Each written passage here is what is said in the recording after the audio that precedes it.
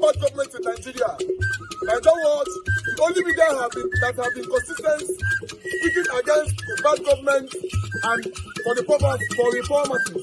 Niger what yo?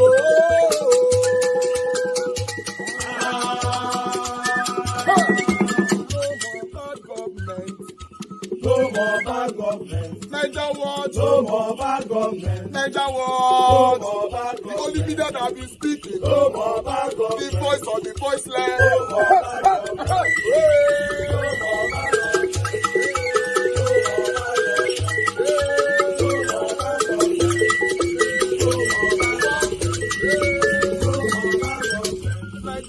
No more bad government. For the poor. No more bad government. Niger what? No more bad government. Niger what media? No more bad government. No more bad government. No more bad government. In Nigeria. No more bad government. No more bad government. No more bad government. The only media. No more bad government. The number one media in Nigeria. No more bad government. That have been speaking against government. No more bad government. Niger what? No more bad government.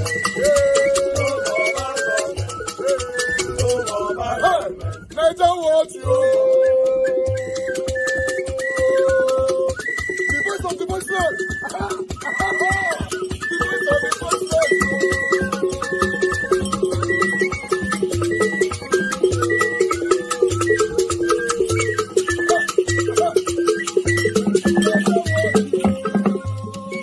Voice for the voiceless.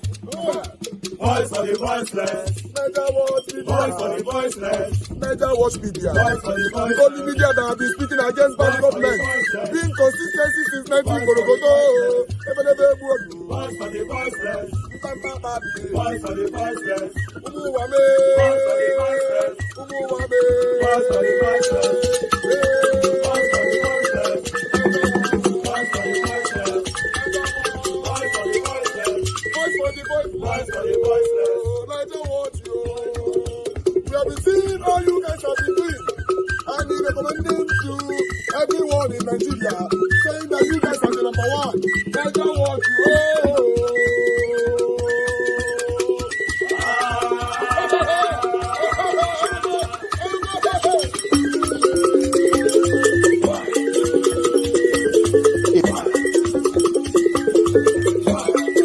Good evening to every one of you. Happy New Week to you all, my wonderful people. Thank you very much, Lucy Eno. Thank you, Agio Deborah. Thank you very much. God bless you. Didi Anthony, Nell James. Thank you, David Offer. Thank you very much for joining us. Good evening to you, Madam Amen Bright. I can see right there. Thank you, Faith Wilfred. Thank you very much, my people. And God bless you now. Miracle B, I can see right there just coming in. Please, guys, press on the like button, help us to share. You know why I have to bring that video from Daddy Phrase? I brought that video because of the hypocrisy amongst us as Nigerians. Yes, some of them are listening to me now. They don't like this kind of video at all because that is how they have chosen to be hypocrite and probably hypocrite forever. Yeah, they don't, this kind of video, they don't like it. And that is the reason why we are where we are today in Nigeria. Do you know what? Some of them that even managed to escape out of Nigeria, they are now living in a better country. They are still speaking to their gullible, listener in Nigeria to be praying and praying and praying and praying. Whereas the country where they reside on right now, not be prayer and I fix that country. Now UK midday, not be prayer fix UK. UK is working and functioning well. Not be prayer the fix, not be the fix them. Many of you listening to me from various countries today, America and Europe and every other any other countries, not be prayer that they fix any of these countries. Till today, instead of us to start telling ourselves the truth, we are still praying. Now, our pastors have capitalized on our stupidity. Our politicians have capitalized on our stupidity. For example, the protest that just ended, bad governance protests. I've reviewed everything for the past 24 hours on my own. Yes, a lot of people lost their lives, which it shouldn't be so. And I felt so bad. But do you know what? After my review, and I get to realize that 45% of the videos that I saw or watched or currently on social media, many of them were protesting with jokes. What do I mean with jokes? For example, in my own state, Edo State, all the protesters that happened from day one to the last day, they were dancing, cooking food and all that. They said they were protesting. That is stupidity. If you are listening to me, I repeat, that is stupidity. They were dancing, they were cooking food. Some part in Lagos, they were dancing, they were cooking food.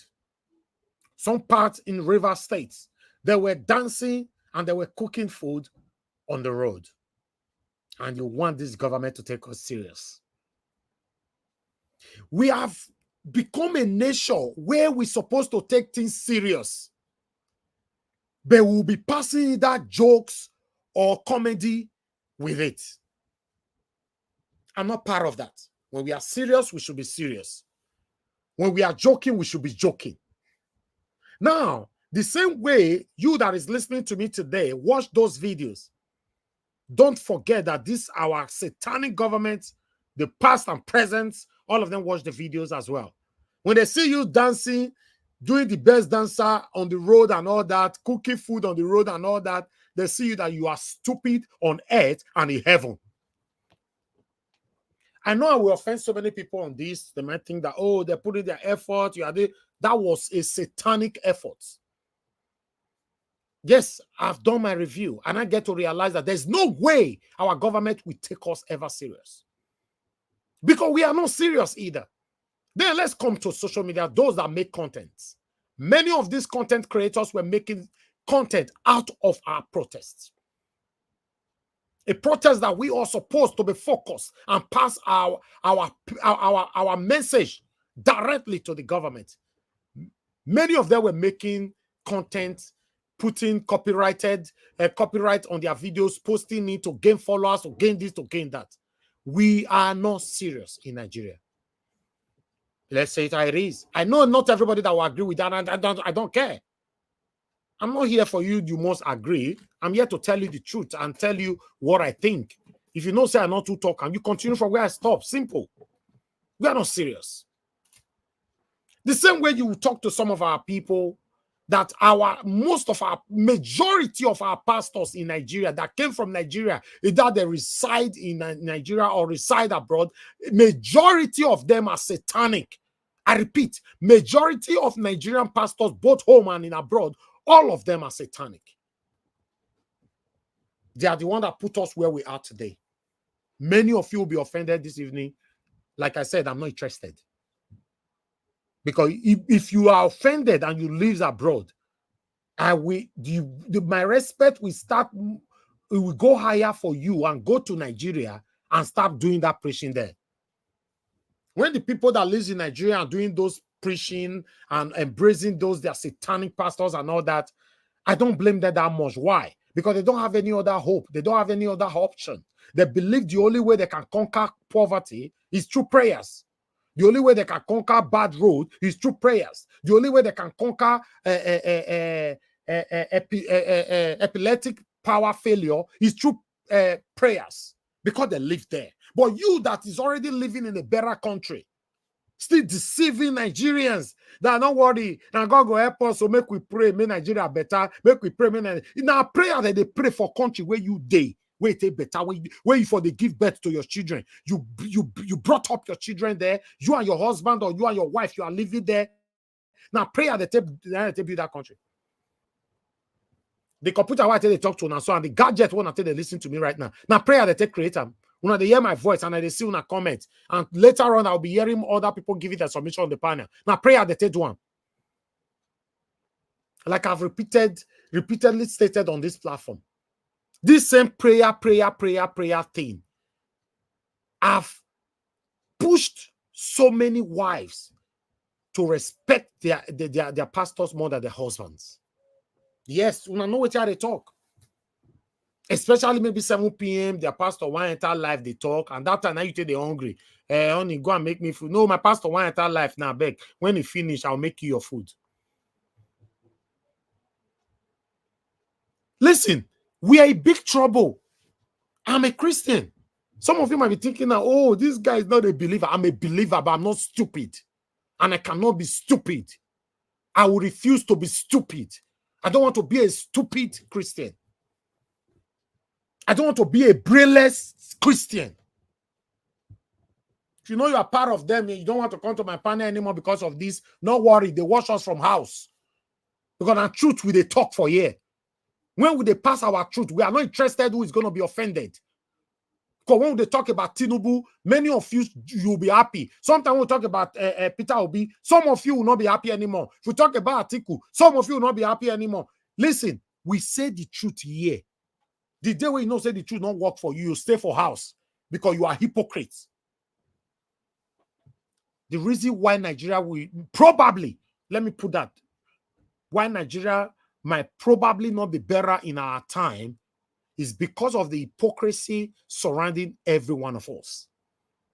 We know what is wrong, but because that thing that is wrong is affiliated with us, at that particular moment, we pay deaf ear to that thing that is wrong because that thing is close to you. But if that same thing is wrong with something, with somebody that you don't like, automatically you will embrace it. That, oh, it is wrong. We must stop it in Nigeria. We must stop it in Nigeria. That is why we are not going anywhere. It's just like sometimes now we'll bring Peter Obi here. I supported Peter Obi. You did not support Peter Obi more than me. We all join head together and support Peter Obi. Sometimes we'll bring Peter Obi come here like we talked the other day, say we are still waiting for the audit and all that, blah, blah, blah, blah, blah. You see, many people were muted. For comment section, they not comment again. Many of them not jump panel. Those who jump panel, they jump the topic. They move to another topic. Some of them use 2 seconds. They talk about that issue. They move. Some of them call in. Leave it. I'll be low. Hypocrisy is what is eating all of us up right now in Nigeria. We are not going anywhere because the problem we have in Nigeria is not just the government. The problem we have in Nigeria, number 1, government, then 2, the people. Yes, equally, 50-50. Oh. Government is not like 80 and the people 20. No, 50-50. We must share it equally. Number 1, government, 50%. The remaining 50% are us because hypocrisy is eating all of us up. We are always swimming when it's working in our favor. The day we're not working in our favor, we'll be angry. Will be bittered. That is why we are not going anywhere. Because at least abroad, I see, by God's grace, to the best of my knowledge, since I've been in the UK, I'll count the United Kingdom as one of the best countries in the world, if not the best. Everything that I want is with me. Everything you want, you have the money you get. But in Nigeria, nothing is working. But what about if you have the money? You have the money. What you paid for, you will still not get it. Then we are deceiving ourselves. I thought I should come in. Like I said, I deliberately brought that video in so that I can express how I feel right now. I know if you are part of the people that have offended tonight, I owe you no apology because you are hypocrites. You see the truth, you cover your head with shame. You don't want to talk about it. But the day they are talking about the person you hate, yes, now you go be the number 1 that day. I don't want people like that around me. I've said it before. I don't want people like that around me. Let's say things how it is. If you criticize A, criticize B when B is doing wrong. If you can criticize A and B, if C is your mother, criticize your mother. If D is your father, criticize your father. If EF is your children, criticize them all. That is the only way we can have a better Nigeria. Good morning, good afternoon, good evening to every one of you. I'd like us to move on. And let me tell you, Rufai, as I sit down here, I am uncle to so many Yoruba people on account of inter-ethnic marriages. And we know that in ethnic marriages in Igbo land, they say, no in-law can harm his fellow in-law. And this is the same principle that is working at the racial level. Miscegenation, intermarriages between one race and the other, that is the ground on which Obama eventually became the president of America. Okay. And so on and so forth. In Britain, in every other place. Some of those people who are claiming... So let me ask you this. Do you think the perpetrators of this act or those that fund this embassy have been properly dealt with? Like, we've not seen the arrest of those that control Lagos. By now, we've not seen those arrests. What do you feel about that? Rufai, it is very disgraceful, to say the least, that even the federal government, the DSS, the police, and all the security agencies that were gallivanting the entire space, when the ordinary harmless protesters propounding different theories that they knew those people who were sponsoring it, that beyond the faces they saw, that none of them. The other day on your station, the deputy governor was claiming that he never heard by Onanuga's rantings. And you were, as objectively as you used to be, asking him whether he had never seen anything on social media or heard. He said no. Okay, give it to him that he's incapable of, like Buhari, knowing everything happening around him. And you put it to him. Well, you could see how feeble he handled it. So the whole thing tells the story that what we call sublimation, you may want some of those people who think that they are doing the president or their governor or anything any good because they think that they are helping them. They are harming their government inadvertently. Now, those people who keep quiet when they ought to have acted are giving the impression that some people were speaking their mind. In the same manner, psychologically, those who go to see wrestling have a tendency for violence. But they sublimate these things through those who are trained to do it physically. In the same thing, those who watch pornography, and so on and so forth. The truth of the matter is that the federal government, the state government has not done anything. Neither of them have done anything that you don't feel happy about this. It doesn't. Sorry, Rufai. Yeah. It doesn't have to take the National Assembly members of Igbo origin to go to IGP. For IGP to do so. What is he doing there as the #1 police officer? He doesn't need to be activated by order.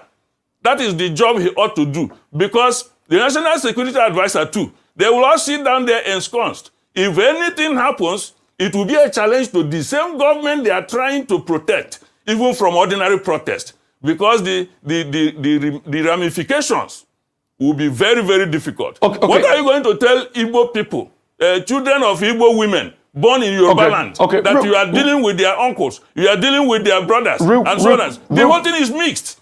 So nobody should go for this stupid profiling. Real quickly, we totally condemn any form of ethnic profiling across board in this country. And it should never repeat itself because we have not still healed from what happened at the Civil War, and I must repeat. Absolutely. Why was the protest not, like they say in Nigerian parlance, strong in the East? They said there's been a sentiment that, no, we are not going to join this because, hey, we don't want to be seen as those that have joined this again. Is that a sentiment you want to, build upon? Why was the protest not strong in the East? Rufai, if you look at me, you see that I'm smiling. The Igbos have become the proverbial tortoise. If tortoise does something, it will be taken. Are you doing the Ngwangwangwa? It will be taken. Are you part of the Ngwangwangwa story? I saw you there. The Ngwangwangwa is an old music that have been brought in now because the setting is about the same thing that Mike Ejaya was predicting or telling about in his... but being very serious beyond that Ngwangwangwa. Like I said, we have been in the cold before the onset of the Harmattan. The Igbo man realized that even if he does anything right, it will not be acceptable. To a certain, not every Nigerian. The discerning ones are doing business with Igbos and they are benefiting. And Igbos are also benefiting in the transaction because transaction is a two-way traffic. Everybody gets something from it. But those who think that they will sit down And when Igbos live in their own warped imagination, they will come and own the shop, they'll come and own their hotel, that is not going to happen. So those ones are not the ones doing any right to the government. And the people in government should know they are not their friends. They are not their friends. So the point is that the Igbos did not participate in the manner that some people were expecting. Because the level of hunger the Igbos have been subjected, the level of perdition they have been subjected, is beyond what ordinary people now are experiencing. I used to talk about the allegory of pot of soup. I said it on your channel, the last time I came on your program. I said it on channels and so on and so forth. The allegory of the pot of soup is that before you make a pot of soup, all the condiments must be subjected to the same temperature, even if differentially. You can start boiling pomo or stockfish, but you end up with vegetable for 5 minutes. But the culmination of the temperature is where the vegetable enters. So the Igbos are already the pomo boiling in the hot water since many years. Okay. So that's why you cannot see them running around. They are fending for themselves. They know now that nobody can fend for them other than their own effort. Just like the proverbial cow that asked God to help it to have tail. Some of them external, but they are in close connivance with local forces because of the greed. It's not today it started happening. You think the colonial masters just colonized us? What about the people that sold their own brothers for schnapps and mirror? That's what's happening all over again. Obasanjo and that refinery, he called NNPC, he called Shell. Shell wouldn't touch it because they knew it was a cesspit of corruption with the NNPC. Guess what? He finally sold it to Dangote. When Dangote said he was going to revamp it, those same people connived to just tell Yaradua that they can fix it. All this while they've been collecting money, they've not fixed it. Now, they've already collected another 1 billion to service it again, or $1 or $2 billion. Nothing is coming out of it. We're still waiting for them. They said this month. So that cycle of corruption continues. And those that want to do it, they will not allow them to do it. People like Dangote that because of that, now said I will go build my own refinery. They are frustrating him. This was the same NNPC that said, okay, we'll take 20% equity. Part of the equity was supposed to also be ensuring that Dangote gets crude. And there are laws on ground. But you can see the frustrating process the man is going through now. See, I'm not saying Dangote doesn't have his own problems. I'm not saying anybody is a saint in this country. But can we allow at least let this man work for the interests of Nigerians? Can we allow this refinery to get to the light of day? You can see all sorts of people talking everywhere. It's because of their own interests. I am talking about the interests of Nigeria. How can we ensure that we have local refining? That's the most important thing. See the illegal refining going on in rivers. See what is happening to Elumelu saying crude oil theft. Is it angels from the sky that are coming to steal the crude oil? Yeah. You think people don't know what it is? But you see, when you have a country where special interest is over the interest of Nigerians, the country can never grow. All of a sudden, these people are so high and mighty, you can't bring them down all this while. Tantita has tried. The Navy will make effort and everything, but it continues. So there is something definitely wrong. It also ties around the international dimension. Look at David Owundeyi talking over the weekend. So there's also an international dimension to all of these things. That's the point. And let me tell you something. Except we sort out the greed of those that connive with the external forces, Nigeria will never move forward. Right. Many years down the line, we'll keep talking about these issues, like we've been talking about refining for a long time. Yeah, I mean, Tony Elumelu's statement where he said, I mean, we're not talking about a bottle of Coke here. We're talking about crude oil theft. How can we be a thriving nation if our, oil keeps getting stolen in the manner that we saw in River State, just in that video right there? But Rufai has mentioned David Hundeyin. We saw that story of investigative journalist David Hundeyin. He had put out a statement saying a London-based NGO was attempting to bribe him to vilify the Dangote refinery. Well, let me read some excerpts of his statement there.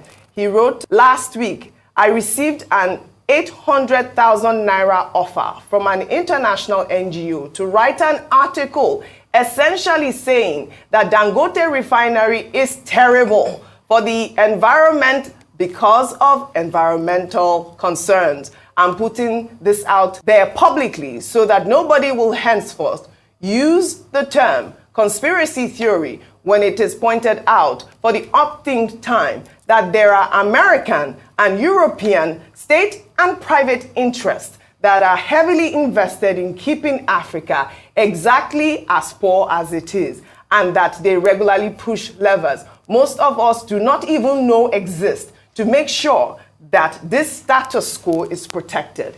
It is not the rich white men hiding behind these climate advocacy NGOs who will tell us what to do with our energy reserves and by what means we are allowed to escape the poverty that they engineered for us. I mean, this is very, very strange because you know that David Hundeyin is a strong critic of the Dangote refinery and all of that. And we've always talked about this climate change and what it means for Africa. I mean, he made a very valid point, which is it's not the white men that will tell us what we need to do. We too, we have our own scientists. We're able to tell what will work for us. Go ahead.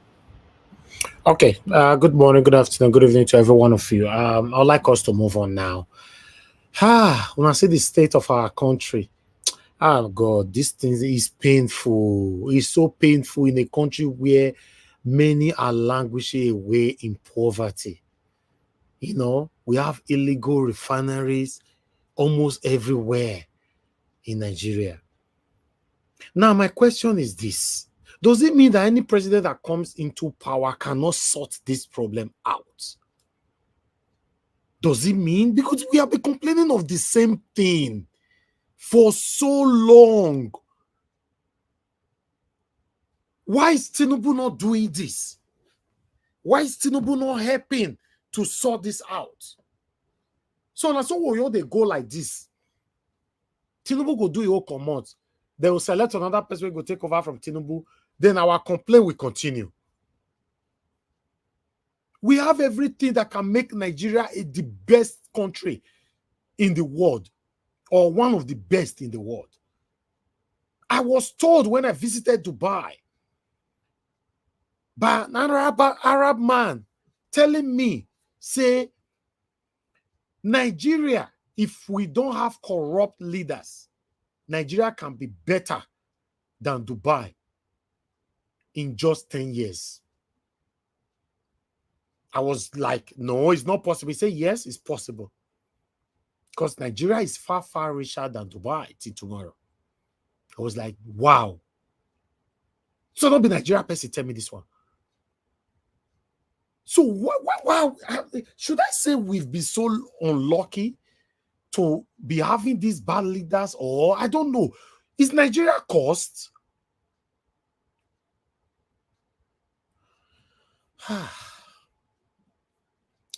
Anyway, let's move on. Let me take my article so that we can start talking. It is wrong for Nigerian lawmakers to determine their salaries, collect pants, defecation allowances. Obasanjo. My question to Obasanjo is this. Lawmakers have been collecting their salary before you came into power and when you were in power. How come you did not change it? No, what is now happening? So sudden, Obasanjo have become a spokesperson for Nigerians. You were given the opportunity to rule. You ruled for a whole 8 years, Obasanjo. Most of the things that you are complaining about today, oil theft, this theft, that theft, lawmakers, how come you did not change it? You're talking about constitution. How come you refuse to change it? You ruled for 8 years, for Christ's sake. So maybe I don't understand. Once they don't come out for power, they'll not become what do I call them? Inspirational speakers, or I don't know what I need to call them. There's a word I wanted to use for them. You were there. If me they complain now, yes. If my panelists or any other fellow Nigerians that have never held this power complaining. People will understand you were there.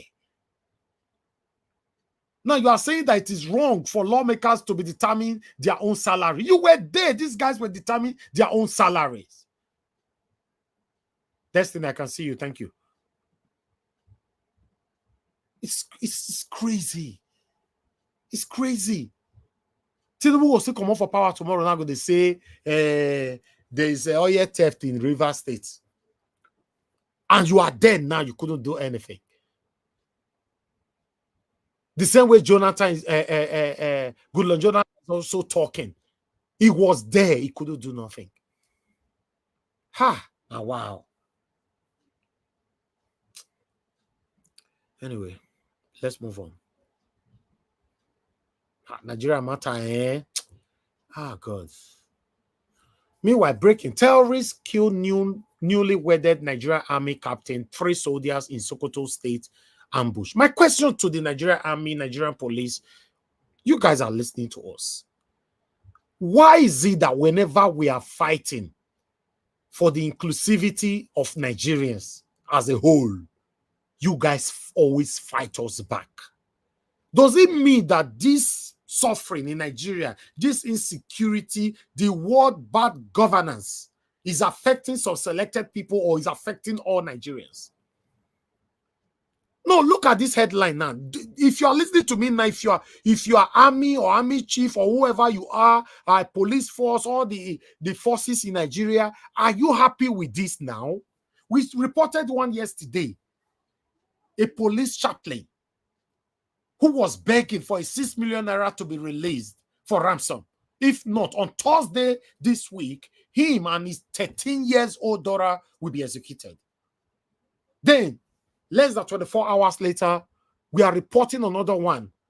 Terrorists kill newly wedded Nigerian Army captain and 3 soldiers. Does it mean, say, oh God, I've been advised that I should take Nigeria matter easy, man, because God, I don't want to seek for this Nigeria matter, man. This is sickening. It's sickening. With people occupying the streets, protesting. The protesters are fighting for everybody as a whole, not just one body. Then you will be pulling the triggers on them. It's crazy. See that, please, always on your camera when you come in. You came the other day, you did on your camera, you left. Please, it's not good to remind you of this. If you come in just on your camera, once I don't see you as I see you, so then you can off it. I'll acknowledge it. You can off it now. Thank you. To be honest, my people, Nigeria matter, they stress me. It distress me. I've tried a couple of times to just start talking about something else, but I could not. That shows how much I love my country. I'm telling you, I love my country than every other countries I have ever lived on till tomorrow. I'm telling you the fact. Despite the dilapidation of Nigeria right now, I still prefer my country. I just want Nigeria to work in my time. That's why I visit my country more often. I love my country, but it's very unfortunate that there's every possibility that we are not going to have that Nigeria that we all are craving for. Just look now, yesterday, police chaplain. Today, army captain, newly wedded. They buy him. They buy him. These same people will be pulling their triggers on protesters. Like, say you are not affected. A 16 years old boy was buyed the other day by the same army. 300,000 naira were paid to the family. Can 300,000 naira buy life? No matter, eh? No matter. Let's move on. This is crazy. I'm feeling so bad today. I'm telling you. I'm feeling so bad today. Let's take this. act fast on North's readiness for peaceful separation of Nigeria. Obidigbo to Tinubu. I thought it's Igbo people that is agitated to move out of Nigeria before. So did they not want to move out of Nigeria? So sudden. Not be the Igbo people, not be all of them they criticize before they say they want to move, they are not going anywhere. Eh? You guys hold these people hostage. You not let them triumph. You not let them go. Now the Northerners are saying they want to move out. Me no understand. I felt talking that the Edo people, we not get the one who go call our own tasty move out. Because me no understand. Nigeria is not working. This country is not working for Christ's sake. Edo State man Chike Obidigbo has described. I don't want to read this, man. I beg. I'm not interested. I'm not interested. I'm sorry. Let's move on. Let me take another one. I'm not in the mood to take that, man. Now, Tinubu's government trying to kill Binance executive, in Kuje prison, hiding medical record. Wife cries out. The Binance executive wife now cried out. That Oyibo man where they catch that time. The wife don't cry out, say they are trying, they deny the husband of drugs, medicine, and all that. The same way they deny now the Kanu drugs and all that, So allegedly, I said we hear that one anyway, but still, and so we see him. I'm not here to advocate for anybody, but if you know you are guilty, Binance, the executive, you should be there and rot there, because the problem we'll get for Nigeria now, we don't even know where they come from anymore. So if you are guilty, I beg, face your music, I beg. We have a lot that we all are facing right now. Then I have this one coming from Vanguard. Nothing to show Tinubu is prepared to solve Nigeria problem. Atiku, please allow me to take one or two paragraphs from here. Former Vice President Atiku Abubakar has said, if by now the President Bola Tinubu led All Progressive Congress APC administration hasn't realized the enormity of the suffering of Nigerians, it means it wasn't ready for the governance from the start.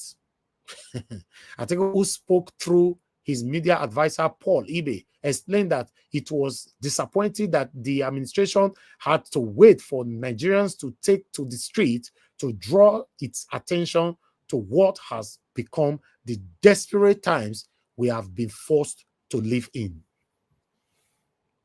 I was part of the people who said people should engage the street because Tinubu is not aware of what we are facing. What do you want me to say? Because I thought he's not aware. Now we've engaged the street. He's still not aware because nothing has changed. None of the demand have been granted. What a country. A country where you will cry and cry, you lose your voice, but nobody is there to answer you. It's very sad. It's very, very sad. Very, very, very sad. Let me take another one, guys. Permit me to do this. We'll start talking soon. Please, always understand with us. In Edo State, reinstated Edo Deputy Governor Philip Shaibu resumes office. Philip Shaibu, the reinstated Deputy Governor of Edo State, has returned to office and instructed his staff to do the same now. As we speak, ladies and gentlemen, Edo State is the first, if I'm not mistaken, is the first or the current state that have two deputy governors. Yes, we have two deputy governors when they speak. And both of them, they're just there. What a country. There's a lot that needs to be changed in our country. But when? That's the question. I don't know. Hunger protest. Enough grounds to impeach Tinubu state governors. Lukma. Former National Vice Chairman, Northwest of the ruling All Progressive Congress APC, Salihu Mo Lukma, has described the recent nationwide protests against hunger and bad governance as sufficient ground for the impeachment of President Bola Tinubu and some state governors. But it not happen now. In fact, I'm not going to talk about this matter. I'm going to talk about this matter, man. The whole matter. This Nigeria story today Although they affect me every day, today, me know you know what they happen, but the matter, you're the tired person. In a statement issued on Sunday in Abuja, Lukman said, due to the mishandling of the protest by the Tinubu's administration, there is information suggesting that the organizers have announced October 1st as a date for the resumption of the protest. He said, a situation where government resorts to cheap campaign of blackmails with argument of opposition sponsoring the protest should simply be ignored. He went on, unquote, in any event, it is legitimate for the opposition to start working for the defeat of a ruling party once they are unable to justify the confidence of the electorate. He went on, though, but I don't have the time. He went on. I wanted to read everything here because this is the kind of things maybe they like to read, though. And if you don't like me, I mean, the people where they support this satanic government, if you don't like me, now the way they like to read, because I want Nigeria to be better. And the way it looks like, it be like, so we go wait. We go wait. Then I talk about religionism and the satanic negative impact they have played on Nigerians since Nigeria was created. I'm happy that Yemi Osinbajo came out now also saying similar thing.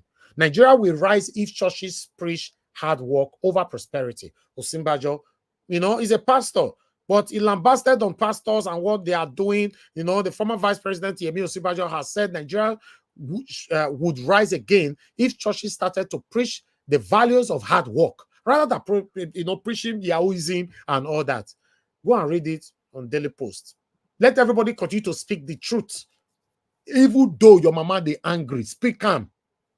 If now they say house now they come up for their go rent house for outside, I continue speaking the truth. If not, we are not going anywhere. We are not going anywhere until we start speaking truth to power. I would like us to move on. That's all I have for you guys today. But I have this video that I'd like us to listen to before I start taking calls. Please bear with us. In Edo State, how they kidnapped a woman, robbed a woman at the same time she was kidnapped, in broad daylight on Sunday, which was yesterday. Watch this. We wait for anybody who want to come out of this house. I first go carry Chima, make come up for them first. You don't test us, Abi. They already did this. They just said this bush. They already mad for you already.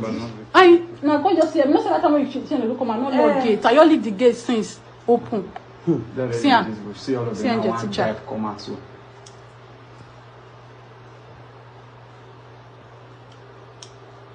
You still have me the for carry let's say before now, the shots will not do this. They want pack come out. Woman don't reach 15. She don't want your knock. She don't want your knock. Angel auntie. Don't consider. See come out now with full force with go. Angel auntie. Jesus. I don't know it. Listen, AK-47 Sunday morning for that matter. Abusa people. See this guy all cover face. See AK-47. Now to call police first now. This one not be si pompi. Si pompi. Make us say vigilante dey among. Now be say vigilante may they work out this one. Cause they don't carry a bag. My bag be this. They don't carry a bag. Bless his phone. His phone, everything. Jesus. Bless she see I not see her. Call them no. They twist the gate. When I take see her. Now this one you see. Now this one they went when the gate. Now call they say. Where? I follow body. Ladies and gentlemen, that's my state, Edo State. Very unfortunate. Broad daylight, kidnappers hiding inside the bush. And if they walk out, they'll come out for bush, they'll carry you just like that. That is the state of the nation. That is the realism of our country right now. It's very unfortunate. Let me take my last video, same from Edo State as well. Yes, good afternoon, my fellow Edolites. I'm back from my overseas trip. Interesting enough is that we're great people from Edo State, we are from the heartbeat of the nation. Everywhere I go, they were saying, how's the election going to be? I said, it's going to be great.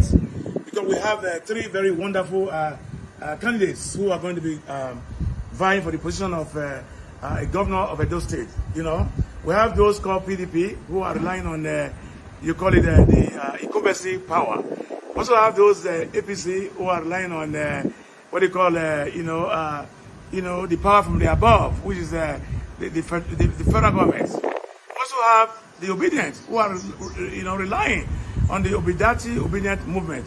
Really, the what they call the Jay-Z, people, the younger ones, who want a rich trend in the history of Edo State and Nigeria, perhaps. But let me see.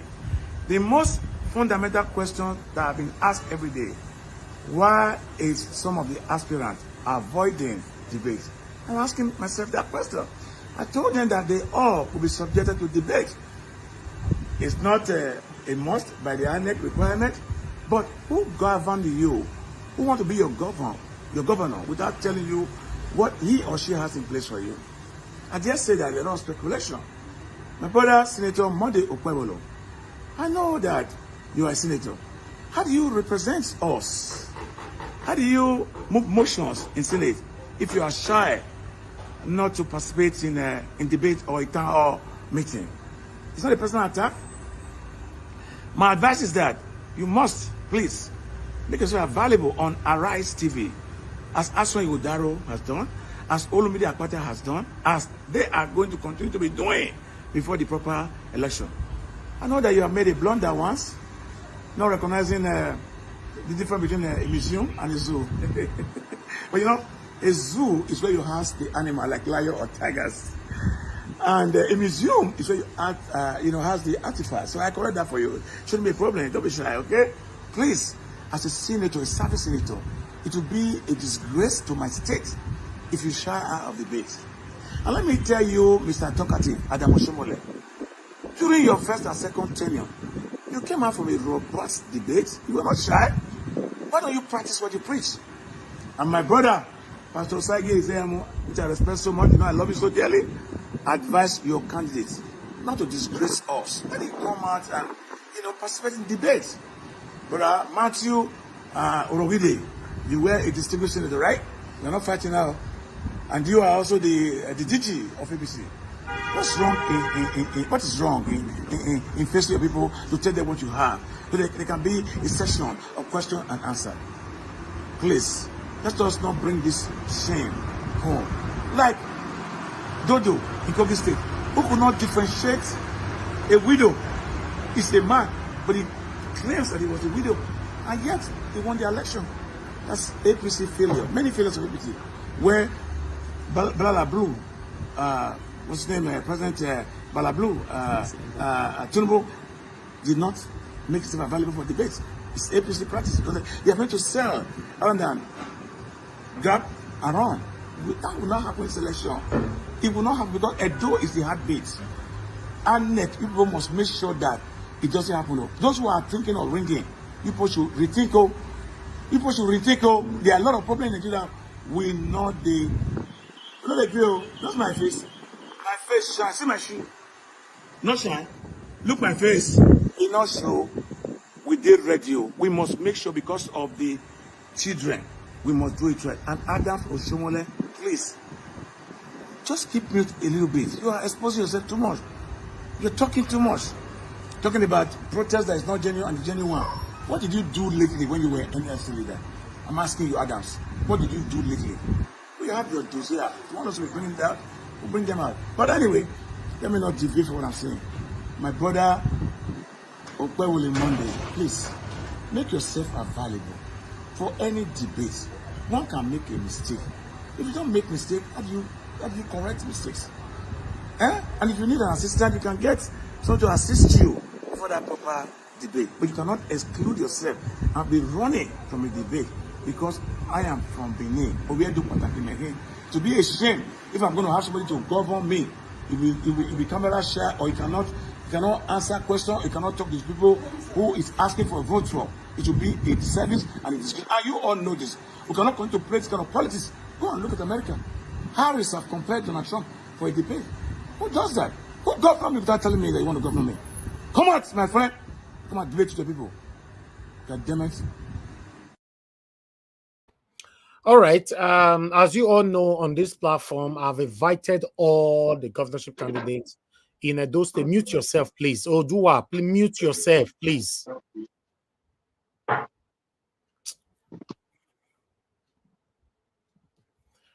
As you all know that we've invited all the governorship candidates to this platform. They don't come talk to us, except the APC governorship candidates who refused us twice. And not just us. He don't refuse all the media platforms for the whole Nigeria. He's trying to do what Tinubu did. You know, that's what he's trying to do. But though people will tell him, say, no, this is impossible. It's impossible. This man is refusing all media. Even ITV don't call them for debate. He refused. We brought all of them here, except him. Some of them have been here twice. Some of them is willing to come back again, except this man, Okpewolo. Thank you very much, my people. Good morning, good afternoon, good evening to you all. Please do your part. Press on the like button, help us to share, and also press on the dollar sign. Encourage our work here. God bless you all. I'd like to encourage, acknowledge those of you that have super chatted also already. Jaja, thank you very much. Victor Smart, thank you very much. Madabella Naomi, thank you very much, man. I appreciate you. Thank you for your time with us this evening. I appreciate every one of you guys. Do your part and encourage our work. I'd like to take the first call for today, which is Madarita on the phone. Madarita, thank you very much for calling in. Good evening to you, ma'am. Please, I'd like you to talk to us. Yes, good afternoon, Mr. Niger Watch. Good afternoon to everybody and my lovely mommy diaspora. Mr. Elvis, I've been listening to you, and I'm calling for just two things. Well, let me start with the issue about having two deputy governors of Edo State. You know, Edo State is the heartbeat of Nigeria. So anything that wants to start newly in Nigeria, definitely it will start from Edo State. It's quite comical. Mr. Egareva from Japan, wherever you are, sir, wherever you are, if you are listening or anybody that knows him, tell him I say thank you very much. Because he said one word or one statement to describe Nigeria is a federal republic of comedy. That is what Nigeria is. It's unfortunate. And do you know why these things are going on? Nigerians, do you know why we are seeing all this kind of Netflix-like series on a daily basis? It's because we have murderers, we have pilfers, we have marauders, we have louts, we have touts in the corridors of power. And that's why everything looks topsy-turvy. Everybody's doing whatever they like. Even if you have laws, the laws are selected. That is the reason why. That is the reason why you see some things are just unbelievable. You're like, does it really exist? Yes, it exists. Yes. That's the reason why we are going through this. If you look at the past life of many of these people, they were all criminals. Some of them came from diaspora, criminals. Look at the one from Bodilon Avenue. Look at the one from Bodilon Avenue, one sitting in the Aso Rock, which name I don't like to call. He was a drug baron. Possibly still a drug baron. Look at Bajabi Amila. Look at what's this? In fact, there's a plethora of them. Go and check it. Even Lagos State government, they all have records. So you can imagine people with those kinds of criminally minded set of people be in the corridors of power, taking the helm of affairs of the country. Do you think you have a normal nation? You won't have a normal nation. Who is Pelishaibu? Who is Governor Baseki? You know, all these people, they don't deserve the position that they are in.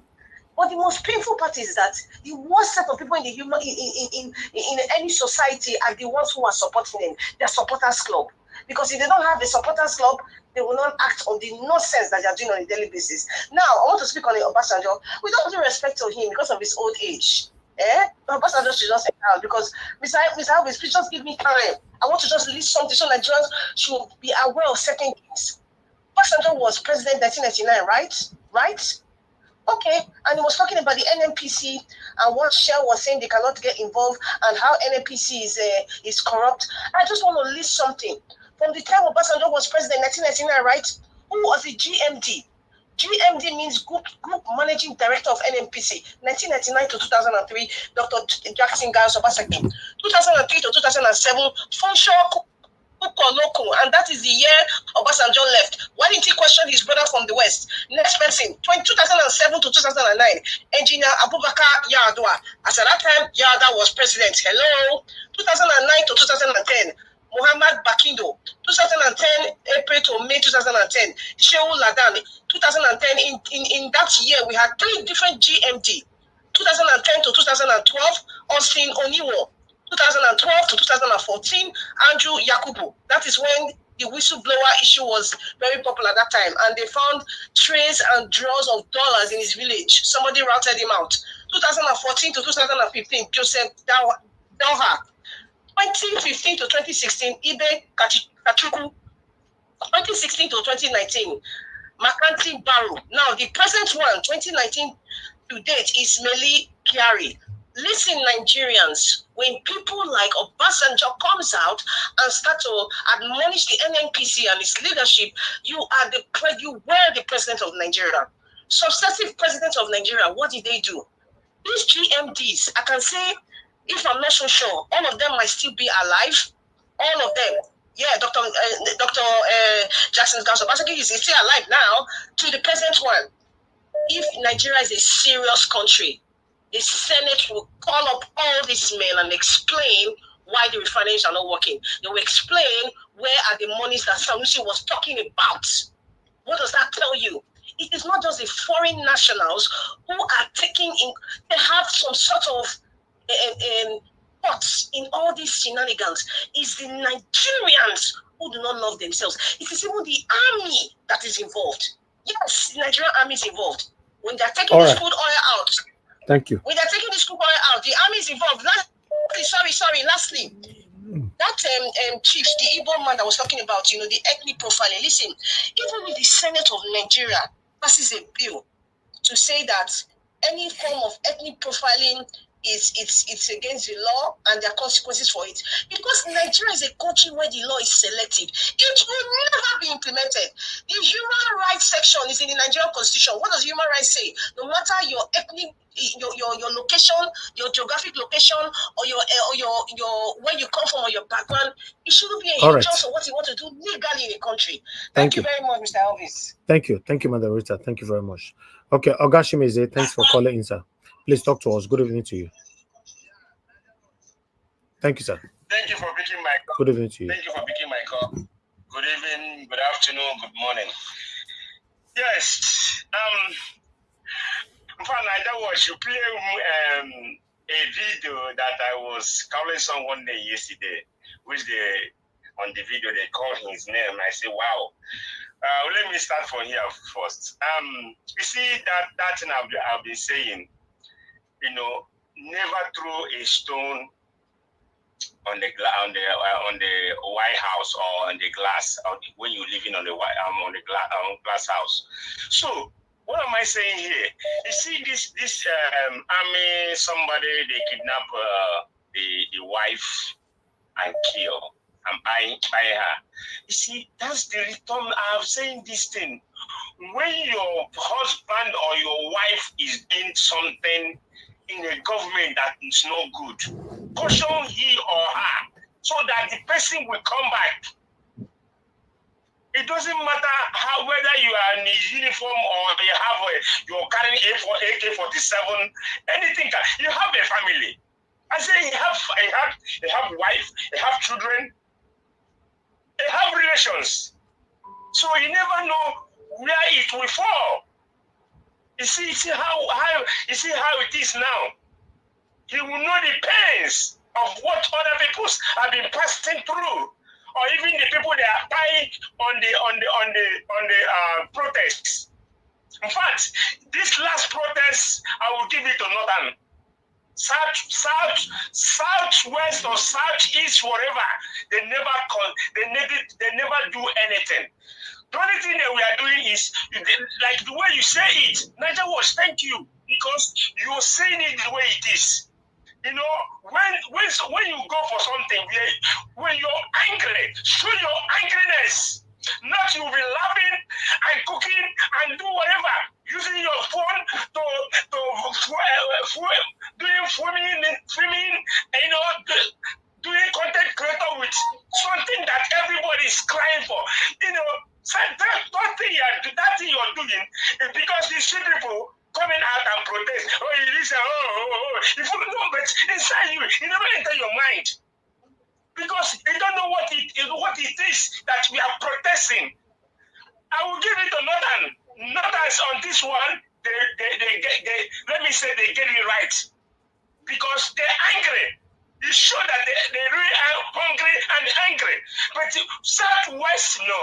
I don't know, it's because of the bigotry the nepotism and the tribalism that make it to be like that.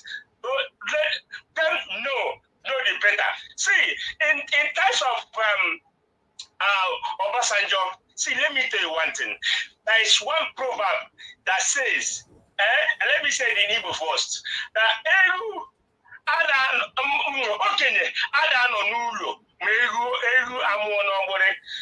that means an old man will never see a goat put to bed with rope. You know, yes. OBJ maybe have done so many things. Yes, have done so many wrong in the past. But this man, maybe he repents and starts saying, let me start talking. Because there's something like old man who stay at home and see some bad thing happening. He never say it. So now he started saying, let me start talking. No matter, yes, during my own time, the corruption is in me. I did bad thing, but let me start talking. And that's when he started talking. I will give it to him. That is where he will start talking, so that those government they respect him a lot, because he governed as a military, then as a civilian man. Thank you. He did too. Please let us give it to him. Let us know. I'm not giving anything to anybody. I beg, please. This is why we find ourselves the same way. Give it to somebody that ruled you for 8 years. Give him what to him, please. No, what are you giving to him? No, neither was. See where I'm going. Not cursing him. Who is cursing him? He ruled for 8 years, Oga. 8 years. Yes, I said what he did. So what are you giving to him now? You telling us to give somebody that have already ruled you for 8 years and refuse to change the things that you are complaining about today? That means you are part of the problem. You Oga Chima, you are part of the problem we are facing. No, giving it to who? No. You are getting it wrong. I did not get. I heard you right. Give it to who? Someone who ruled you for 8 years. He realized. Realize what? He ruled for 8 years, Oga. Oga Chima say, I beg, let me hear from somebody else. Thank you. God bless you. Please, I don't get. Please, I don't want to hear this kind of things, and I will not pretend about it. Somebody who ruled you for 8 years. Now he realized. Nnaji, the second time Obasanjo is ruling Nigeria. The second time. Now he realized. Hello? Yes, somebody calling my name quickly, sir. Was speaking. See, let me help you out here. Obasanjo is an old man. He's closer to his grave. He's trying to mend things. That's why he's talking. He's talking, that is fine, but he's part of the problem we are facing today. Simple. 100%. He's 100%. What should we be giving to him? Let me take this call. Thank you, Tony Africa. Good evening to you, sir. Talk to us. Good evening, sir. Thank you, sir. Go ahead. Talk to us. I salute everybody. Thank you very much, sir. Mommy, that's what I greet you, especially. So I'm very sad because that kidnapping incidents in Edo State. That led me to this question: when is this the so-called Obasaki security outfit of that house when Mr. Valu who give me money they talk about? There are 2 videos of last time. That guy that left America to go and say that this Mr. Valu who give you money. Will say that we had this 112 and then the 367. You can call and then they will come over. What happened to those camera that they were showing us? Those all those CCTV camera that they said that that is spread across the state. I mean or just let's say Benin City. What happened? So then to the second one is the question for Obasanjo. I think that Mr. Chima didn't know how to do that, or to bring that out. Let me tell you guys, that somebody spoke earlier on, one madam spoke earlier on about Obasanjo. No, we cannot be discarding everybody at the same time. We should try to acknowledge that at least some of these people that we call satanic, we have to be differentiating them also from, like Obasanjo is a great leader. He's a great, when I was growing up, they told her that he stole 2.8 billion. That was what the reason that I grew up with about Obasanjo.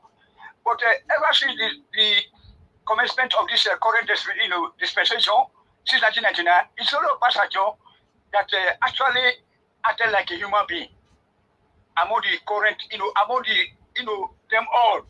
Then I also talk about Donald Duke at governor level and the ex-governor. They did their best. You know what I say? But Obasanjo set up many programs. He laid so many foundations. EFCC, all those NEPA, this National Economic of Africa, whatever. Many things. Look, poor people slow for market women across Africa. You know what I'm saying? And a lot of people were relocated back to Nigeria. But what do we find, still today? What situation we are today? We cannot come to Kodon Obasanjo. We should be regretting for not allowing him to be, a dictator. Because many countries that are built in Europe, they are being said they were all built by dictators, seen by the dictators.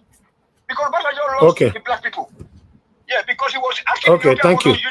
Sorry, sir. That should return the money that have been stolen out of Africa into the New York Bank, German banks, and etc., etc. We cannot just be discarding that. You can call that professional. All right, thank you, Tony Africa. Thank you, sir.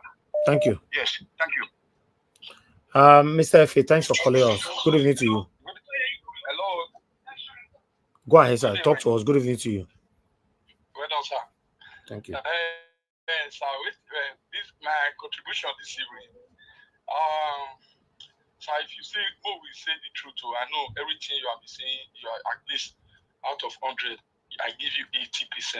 But for me, for my own opinion, for Obasanjo to come out, sir, I will not lie to you. That is my opinion. Everybody is entitled to an opinion. At least Obasanjo should try for it to say, we know, say Obasanjo, when Nigeria, they go down like this, so Obasanjo regime, at least, there's one thing where that man do. Everybody, they use phone for Nigeria today. Now, Obasanjo. And you call that achievement in a post-modernism? No, sir. Hold on, sir. Tell me a country that doesn't use phone now in the whole world. I know. Obasanjo do that thing. I'm going somewhere. So, I know, say, normal thing. We know they go anywhere. All of us don't know what we want. No, sir. I'm telling you, we don't know what we want. All of us, all they beat around. When he favor us, we'll fine. When he not favor us, we'll complain. That's how many of you are living. Sir, say me now fire. For me to even talk like this, if Babangida come out, at least not be Obasanjo be our past president. We get many now. Are they not alive? But they are there. They see they receive, according to my research, they see they receive a pension all till now. They see they receive pension now. Just do your research. Why they not talk now, those people? Why Obasanjo not refusing your pension? Go bless you. Why Obasanjo not answer me? Why Obasanjo, the satanic Obasanjo wanna they praise so? Why you not say, okay, Nigerians are suffering, I don't need my pension anymore? Why? I can never, God forbid, for me to understand what you people are talking about.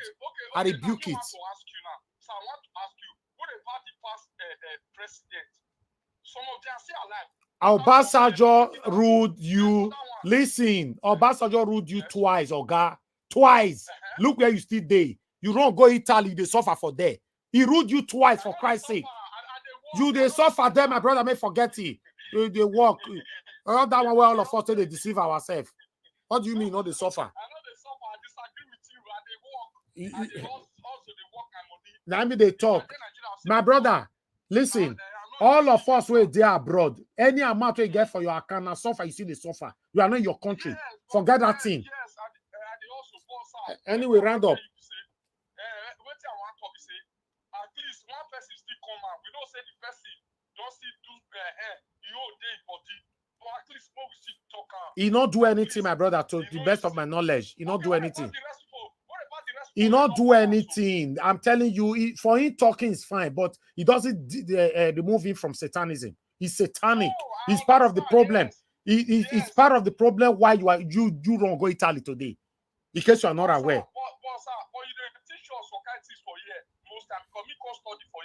Anybody wey fit enter that seat, even though he come with he bribe the election, he bribe anybody. So far, if he come, if he enter that position, he do the right thing. That's what I'm saying. So wait to be the right thing. What Basajo do even they not ring himself. He ruled you twice. Tell me the good thing we do.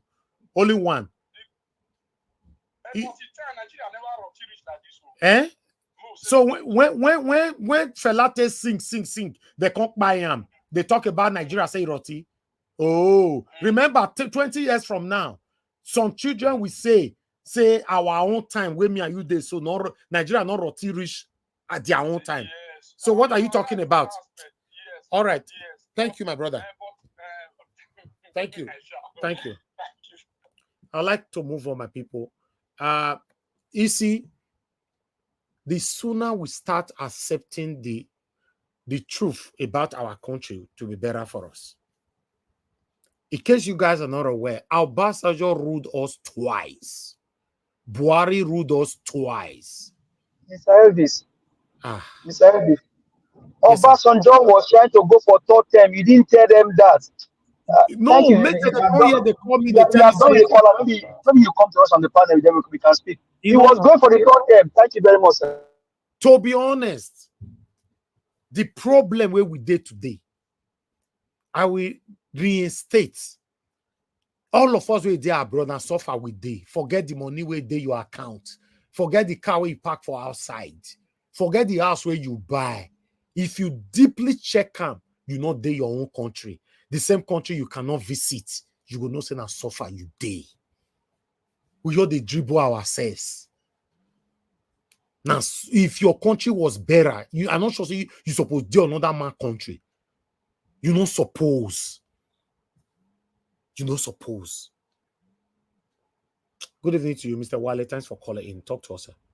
Oh, Mr. Elvis. Thank you, sir. Talk to us. Good evening to you. Good evening, sir. Good evening to everybody on the panel. This is Wale from New York. Mr. Elvis, upon all what people are talking, now don't even concern me. You know, the one that really concern me, the way they are exposing themselves. The way all these big men, how they look at what look at Dangote and the NNPC, and look at what this guy also talking about. So the Nnaji come out say when you want to buy this, so the buyer at that time they don't allow it. And look at what also just was also saying, you know, oh, it is when he was the NNPC. Just look at the way they're just exposing themselves. Look at the way they just yarn. They're exposing themselves. Do you see one woman that arrived this morning where the wait time that is talking about Dangote out? Dangote wanted to be favor him at all time. You watch that interview on channels. Yeah, I'm not sure. Go ahead. That one exposed so many things about Dangote. About Dangote, talking about how Dangote wants to favor him at all time and everything, and which is not good for the country and royal. So a lot of things. I'm sure a lot of people will have watched that interview today. What me I'm really enjoying the way they are journey exposing all their dirty deal, how they already killed Nigeria. That's what is. I'm really enjoying now. That's what I'm really listening to. And I want everybody to just to be looking at that and listen to what they are saying. All of them, including Obasanjo, Buhari, Tinubu, and Dangote, all of them are just coming out now. It's what they are doing, how they've killed Nigeria secretly. Now they're exposing themselves now. Thank you very much. Thank you, Mr. Wale. God bless you, sir. Callers, please let me come back to you guys. Appreciate every one of you. Good morning, good afternoon, good evening to you. I like to hear from my own panelists. May not be like saying, now let me talk here, or my callers. Let's hear from what the panelists have to say as well. Give us a mandate. You're the first on the panel today. Good evening to you. Please, I'd like you to talk to us. You have 8 minutes. Thank you very much, Mr. Elvis. it go better for you. You know, go die young. Your mother will not bury you. You will not bury your own children. You will live long to enjoy the fruit of your labor. God will continue to bless you and increase you in wisdom, because it takes wisdom and understanding to be able to gather people like this together and be able to speak truth to power. Your wisdom will not run dry. I pray that God give you more than the wisdom of Solomon to continue to do this. All this I pray for you in Jesus' name, and I praise Him for myself and for the Thank you. panelists.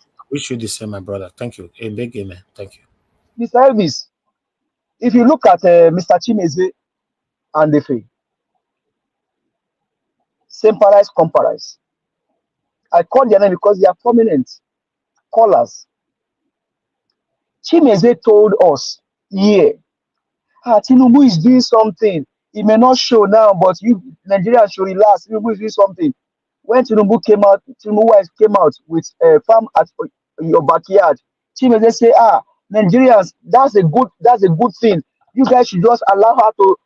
Hey, that Chimeze, you are in America, Las Vegas, California. Obasanjo tried. I'm a Yoruba boy, born and raised in Lagos State. Ogun State is not far from me. I've been to Ogun State. The road that lead to the farm that Obasanjo stole from Nigeria, Mr. Odua, I will call his name again. Whenever he talk about Okwila and that farm, Mr. Odua is entitled. We all as Nigerians should be enriched for that. And Mr. Odua is entitled, and that's why God will bless him. What belongs to all of us, Obasanjo stole it. The road that lead to that farm for 8 years, Obasanjo was there, could not tie that road, sir. Obasanjo ruled for the first year, second year. He was going to go for the third term. Third term. Who does that? Peter Gregory said, at least in 4 years, you should be able to do something. If they give you 8 years, you are gold. Obasanjo got 2 terms. He could not achieve anything. When the bala blue blah said that when Obasanjo tried to silence Atiku ran to him because they are all cronies. They all know what they are doing. Obasanjo is not in any way clean. Nigerians are crying of hunger now. Why has he not tell them, don't pay me this money again? Do you know that Obasanjo also has oil blocks, allegedly? Do you know how much he's making from Nigeria? And you are saying Obasanjo, my brother, hey, we know now. We know who you guys are. Obasanjo is not different from Tinubu. In fact, Tinubu learned from Obasanjo. He learned from him. Obasanjo had the case file of Tinubu, him and Nuri Badu. They had the case file of Tinubu in hand. They have it. Live file. It's left over in their hand. Ribadu would have put Tinubu in prison. Today, Ribadu is prostrating for Tinubu under Obasanjo's regime. EFCC was created by Obasanjo. He was a political. It turned to be a political bulldog that he was using against his political opponents. And you are saying the man tried. The man, because he's old, he's going to the grave. He's now saying the right thing. Also, he just realized that he's going to the grave. After, do you know how many people have died because of what Obasanjo should have done that he didn't do? Now he's going to his grave. He's trying to. You are saying he's. Hey, don't deceive us with grave. We know. We all will go to our grave. If he had done something better, we should do. If they have put our mother behind bars, this issue of Chicago criminality is not today. It didn't start today. If they are putting behind bars, we'll not be where we are today. Everything happened because of us did not do it. Did not do what it's supposed to do. The Badu slept. Is now prostrating for a criminal. Ribadu is prostrating for a criminal that would have put behind bar of Obasanjo boys. So, hey, you can say whatever you want to say about Obasanjo. Obasanjo is old. He's been, hey, if he did something better, if he had done what he was supposed to do, we won't be suffering today. So they are all the same. None is different. Elumelu is all of a sudden speaking. Sebi was one of the economic guys that Tinubu said they are going to form an economic team. What is happening to the Nigerian economy today? My brother, men like you are men that we need. And most panel on this panel, speaking truth to power, these are men that we need to speak truth to power for us to get things right in our country. Not when you see a spade, you are calling it a hole, and you are trying to color it and marrow because you feel you cannot cajole anybody here. Obasanjo is a failure. Obasanjo is a failure because we are suffering from all of these things are built up. What each of them should have done, they didn't do. This is what we are suffering today. This is the effect. And now we are now in the hand of a criminal muscle, a criminal drug baron ruling a sane country like Nigeria. Do you know what it means, Mr. Elvis? That a criminal drug baron is ruling Nigeria. Where you have someone like Mr. Elvis, you have someone like Mr. Jonathan, you have a Brimer like CM. Man, and a criminal drug baron is a president. Is a shame. Honestly, Mahmoud Yakub forever for the rest of his life should man. Let me not say something because of the platform. But Mr. Elvis, maybe I would just end it here and allow others to speak. Thank you very much. I encourage you guys, open your eyes and choose the right person for your state. Thank you very much, Leather. I appreciate you, sir. All right, thank you. Give us some mandate. Good evening to you, sir. Thanks for calling in. Please talk to us. Good evening, my brother Elvis. My name is Tom. I'm calling from Belgium. Thank you. Like they were talking of Obasanjo. Obasanjo is a gorilla, like a gorilla in the forest who scattered the whole thing. During the time Obasanjo was the president, was he not the person who killed all the four refineries? Obasanjo was the person who killed all the four refineries. And from his hand, he told them they would have to import petrol. That was where all this nonsense started. Obasanjo was the person who sold all the Nigerian, all the corporations, all the government parastatal companies, different, like National Stadium. Was it not Obasanjo that sold it? So what is he going to say? Obasanjo was a criminal that spoiled the whole country. So that's why when he talk, I don't give him any credit. I don't give him any respect. Because all these stupid old people who spoil our country, after they eat finish, they clean their mouth. They feel they did not do anything. Thank you, my brother. That's my contribution. God bless you, sir. Thank you very much. Thank you. God bless you. Thank you. Okay, let me come to the next person on the panel. Mr. Osita, thank you, sir, for joining us today. Good evening to you. Please talk to us. Mr. Osita, you're not available. I'll move on to Mr. Jonathan. Mr. Jonathan, thank you very much. I am. Okay, you're there. Okay, talk to us. Thank you. First of all, Mr. Nnaji Watch, I was surprised you remembered that I left the platform the other time that I couldn't get in, and I didn't know it was because of my camera. So I apologize for that. That says a lot about your, the level of attention you actually pay to details. Another thing I want to say is this: if we can have more men like you, if only God can bless us to bring up more men like you, I don't think Nigeria will be the way it is. Thank you. Men like you, men like Rufai Oseni, these are the people we need to get Nigeria to work. People who always speak truth to power, regardless of the situation, regardless of who is concerned. And until we all begin to say things the way they are, without aligning to our sentiments, to our biases, we will not get anywhere. But I'm not here today to talk about the problems, because we've discussed problems for nearly 2 years. And if there is anything about Nigeria, every day the problems will keep on coming up. And the problem there is that we have more problems coming up than solutions coming up. We will not be able to change much by just talking, Mr. Nnaji Watch. Unfortunately so. And we will not be able to change anything if we do not get people with our sort of mindset into the place of power. into the place where we can make those changes. I can say this to you. Tinubu is a promoter of the status quo. For some reason, I was actually hoping, praying that regardless of how he got into power, that in his deepest of minds, maybe he might actually have good intentions for the nation. But the recent visitation by the so-called patriots, asking him to review the constitution, and his attitude of, oh, that is not my priority at the moment. I'm more focused on the economy.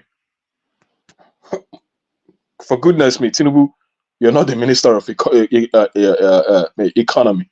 You're also not the finance minister. There is no rule that says you can't multitask. That's why you are a president. But he will know, he will not dare to touch the constitution. He will not dare to review the constitution. Which part of it would he want to review? Is it the electoral part? Of course not. Because he wouldn't serve his interest. And please, do not be surprised in the next 10 years when they interview Tinubu and they could start again telling you about the cabal in the EFCC, the cabal in the INEC, the cabal in the NMPC. Whereas they are all profiteers of the status quo. So what then is my submission?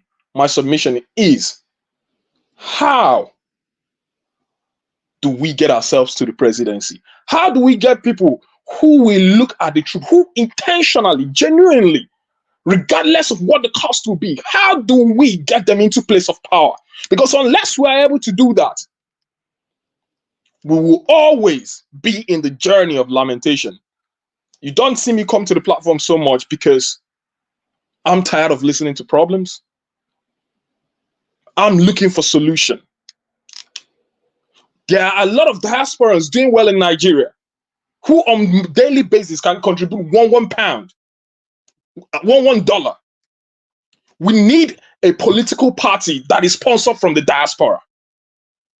A political party that that will be almost incorruptible. Because I know that no system is perfect. But without people who, genuinely want change and who are, sort of impermeable to the corruption in Nigeria, taking a stand, we are not going to move forward. Because look at it, all the political parties in Nigeria currently, even the Labour Party, we do not have any say in them. We do not have any power. We do not have any means of influencing how they elect their leaders, how they elect their card-carrying members. We need to return power to the people. And I dare say it's by us starting to think about 2031. I never think of 2027 because it's already gone. Make no mistake. When you remove when he removes Yakubu Mahmoud when his tenure is over, he will replace him with Yakubu Mahmoud ×2. Let none of us here for a second be naive to think, oh, that the chances of getting Nigeria back into the hands of Nigerians in 2027 is an easy task. From the way I'm looking at it, from my standpoint at this second, I can tell you it's literally impossible. Not with the current powers that be. Even Newton, from his first law of motion, he knew that unless a body is being acted upon a force, it will remain stationary. There will be no movement. Nigeria Watch, you've done a lot of work. But I also hope that you start thinking of how you're going to take this work that you've done into the next level. You've created a lot of people who can even run this platform in your absence. I've seen people take over on numerous occasions doing great job. I don't know if I'm speaking to the right person or the right people on this platform, but I can say to you guys, we need a political party that is funded, that is directed from the diaspora. A lot of the people who are in Adeku, they achieved a lot because they were operating from outside the space. We need a system where we can vet people from the local government level to the governorship level before we even start thinking of presidency. We need to take it to the grassroots. Niger Watch, I look forward to a situation where your channel will be playing on radio stations, just like what Nnamdi Kanu did, all over the 36 states of Nigeria. It is something that is doable. You have the right message. You have the right motive. You have the right direction.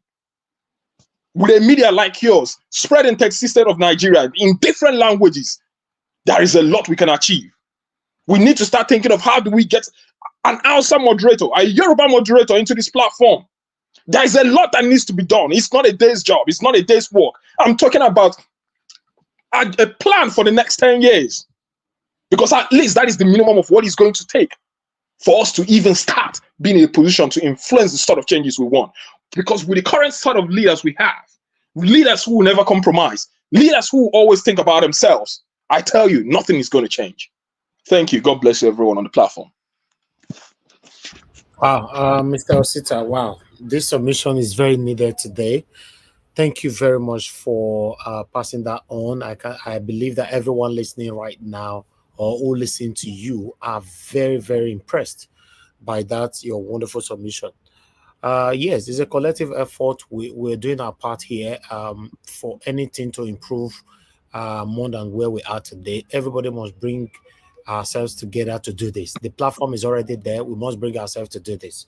You know, I really applaud you. I thank you for passing that on. The main problem that we have in Nigeria is that, you know, for everybody to join head together to do one thing, everybody want to open their own. If everybody have a platform and, you know, we are not getting anywhere, everybody cannot be a president at the same time. If one person have to nominate themselves, they want to be the candidate, they want to be a president, and we all will support the person. That's how it works. You know, so for us to have a better Nigeria, Nigerians, if you are listening to me, we all must come together to have that better Nigeria that we all are craving for in our time. But if we want to continue to be sentimental, want to continue to be selfish, you know, over how we want to have this, it will be difficult for us to have it. In case you're not aware, if I draw your attention back, the reason why we still don't have a better Nigeria now, tribalism have eaten many of us up. When different candidate comes in, some people actually support a candidate just because the candidate is from their village. That's why they're supporting that candidate. That is why we are where we are today. So, Mr. Osita, I want to appreciate you. Thank you very much for that great submission. I'm looking forward to hearing more of these, and fingers crossed, we look forward to sorting out the problem of our country together. Thank you so much. I would like to quickly take this call here before I come to the next person, because love of God is my strength. Is calling in. Love of God is my strength. Thank you very much, man. Please talk to us. Good evening to you, man. Can you hear me? I'm sorry, Nigerian. Thank you, man. I was just calling so that maybe you will call me back when you finish talking. Okay, talk to us. Talk to us. Good evening to you, man. I was on the public transport, so I couldn't talk. And I was thank you very much. And I want to say, you know, when people say we talk too much, that talk is not going to be, you know, part of what is going to solve Nigeria problem. I wonder, and I will say why. Is this same talk that we are still going to come together and talk about? You said it, Nigeria problem. Number one was spoken yesterday, today when I had when I was on the bus. Foreign influence in our country is number one issue. They are all eating. It's like ants. You know, when they dead bodies on the ground, you see one biting it. Everybody want to eat their own flesh. Nigeria is in the center of a business entity for all over the world. Everybody is coming in there. And I will tell you why. Why is it like that? It is because the people that are in government are enhancing and allowing them to do what they want to do. I remember Mr. Peter Obi said one word. He said when they invited him outside the country, they were telling him something, what he will do when he come in. And he asked them one word. He said, you are talking about my country. And he said, no, I can't do that. It's only the person that will allow them to do what they've been doing behind the scene that they can allow to be in Asuro. And that is why you see, and I will say this because I'm not a travelist, that is why you see that most people, they want to work with people, some of the people from the north, and we know them.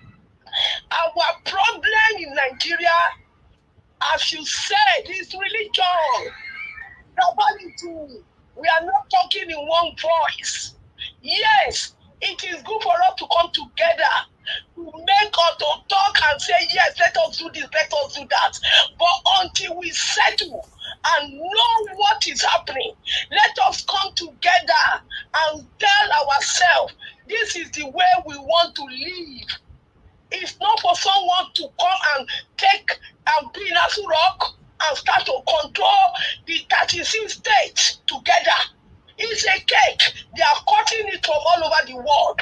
Our petrol was seen in one state in America. Who took it there? Some people are underground doing their own work, selling it outside. A petrol that is not a sweet that you can go and take from the shop and steal, and they'll say shoplifting. It's petrol that can catch fire. And people are telling us, people are stealing it. Nobody can come into Nigeria without the Navy knowing about it. So I'm saying, I'm sorry, allegedly, the Navy, the Air Force, the military, the government of today, they are the ones who have put our country to this level with the foreign influence who are stealing us dry, and we are not able to be happy in our country, and our people are hungry. So that is what I can say. It's good to come together to talk. It's good to come together to say things. But the country, you know when I say you're the sort of the place for us to know who is the person. How did it start so that we can break that thing and say, yes, we are free. We'll continue to Ramora all over the place. Rambo. Another person will come and we start from there. That is our solution. Let's come together and iron things out. And I want to say this before I go. Obasanjo, you are one of those who started corruption in Nigeria, and you have destroyed Nigeria, and you have no word to say to us because you put us, you stole our money to go and do your farm, keep snake, keep lion. So you are number one failure. Don't come out and tell us anything. You need to hide your face. Thank you. Thank you very much, man. God bless you. Thank you.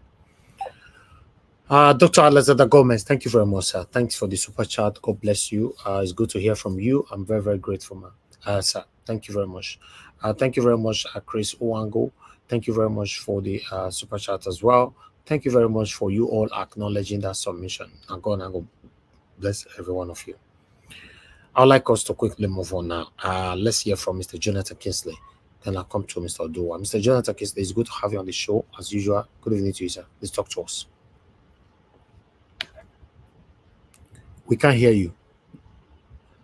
I think your gadget have issue because you already unmuted, so I don't know which one are they connect, but we can't hear you. But while you sort that out, let me move on to the next person. Mr. Oduwa, please talk to us. Good evening to you. Good evening, Mr. Nnaji. Thank you very much, sir. Good evening, all the panelists. Good evening, all the commenters, all the listeners, and all the viewers. Good morning, good afternoon. Depends on your time and your location. Thank you, everyone that has spoken before me, and the one that will still speak after me. Well, for Tony Africa and our brother from Italy, I thank them for their view, because for them to think Obasanjo bring telephone, or Obasanjo name measure the people that make refinery not to work or to work. During the time of Obasanjo, I could remember that there is light in Aso Rock. And during the time of Obasanjo, I could remember that instead of Obasanjo to make sure that Nigeria light work, he started investing money on generator to power Aso Rock. So this is a man that people are calling a good president.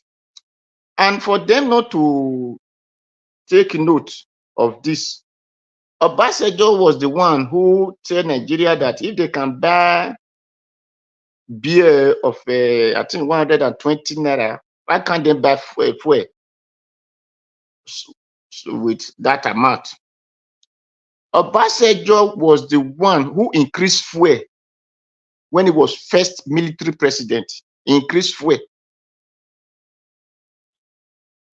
It was during the Obasanjo time again, fuel increased after many years. Obasanjo came as a civilian, increased the same fuel again. And this is what people are saying, that Obasanjo is this, Obasanjo is that. A man who increased fuel when he was in military, he came in civilian, increased fuel. Will that one even have man to talk about anything of the refinery? Because I believe him is a good president or a good person that he want to claim before the Nigerians. If Babangida could not increase fuel for 9.5 years, he became a military president. Buhari and Idiagbon could not increase fuel. Then the man Buhari overthrew, did not increase fuel. Then why did Obasanjo came in? His next duty was to increase the fuel. So this shows that such person supposed to quiet his mouth, like they said, Gunwe, he has to keep quiet, not to talk, because he doesn't have any advice to give to Nigeria. Then for those of them who think Obasanjo brought telephone, oh, they are dancing. Now, such people will have not even be born when telephone will have been in Nigeria, if not Obasanjo. I could remember that our Baba Fela used that to sing during the time that Obasanjo did that. He used it and Yaradua. I forgot the song now, but I know that I remember that our Baba Fela. ITT. Hello? ITT was the song. ITT. So yes, ITT, International Tif. Thank you, sir. So these people who just thought I brought telephone should go and listen to that song and know the years that song. Obasanjo, Baba Fela released that song and know that maybe them, their mother has not even pregnant of them, not to give birth to them. So such a man, they will still say he did. And not only that, did you know that as Obasanjo allowed telephone to land in his time, Obasanjo started collecting one naira from anybody that load NTN. If you load NTN 3 times a day, Obasanjo will collect 3 naira from your recharge card. That was where, before you load NTN, they will tell you put star and put 1. That one was 1 naira to go to Obasanjo from the recharge card you bought. And that was the reason, moment Obasanjo left the office, they stopped adding that one. People did not know.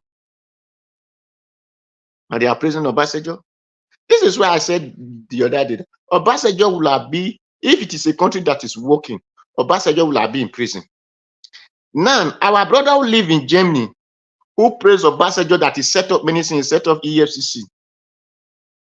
I want to ask him, in the Germany that he lives, is the president bigger than their police, the security office, like when you say the EFCC, who detects all the crime, all the criminal, all the finance and everything? Is their president bigger than it, the one they have? Because I don't know the name they call their own in Germany. But if it is CNN, I will tell you, Guarda the financier. That's Italy. But their place, I don't know it. Is their president bigger than it? No. Nobody is bigger than that. There is even George is not bigger than that institution. But Obasanjo, we are bigger than the EFCC, we are bigger than the RCPC and whatever PCPC they have in their time that they said they were using to fight corruption. Then what did they not set up?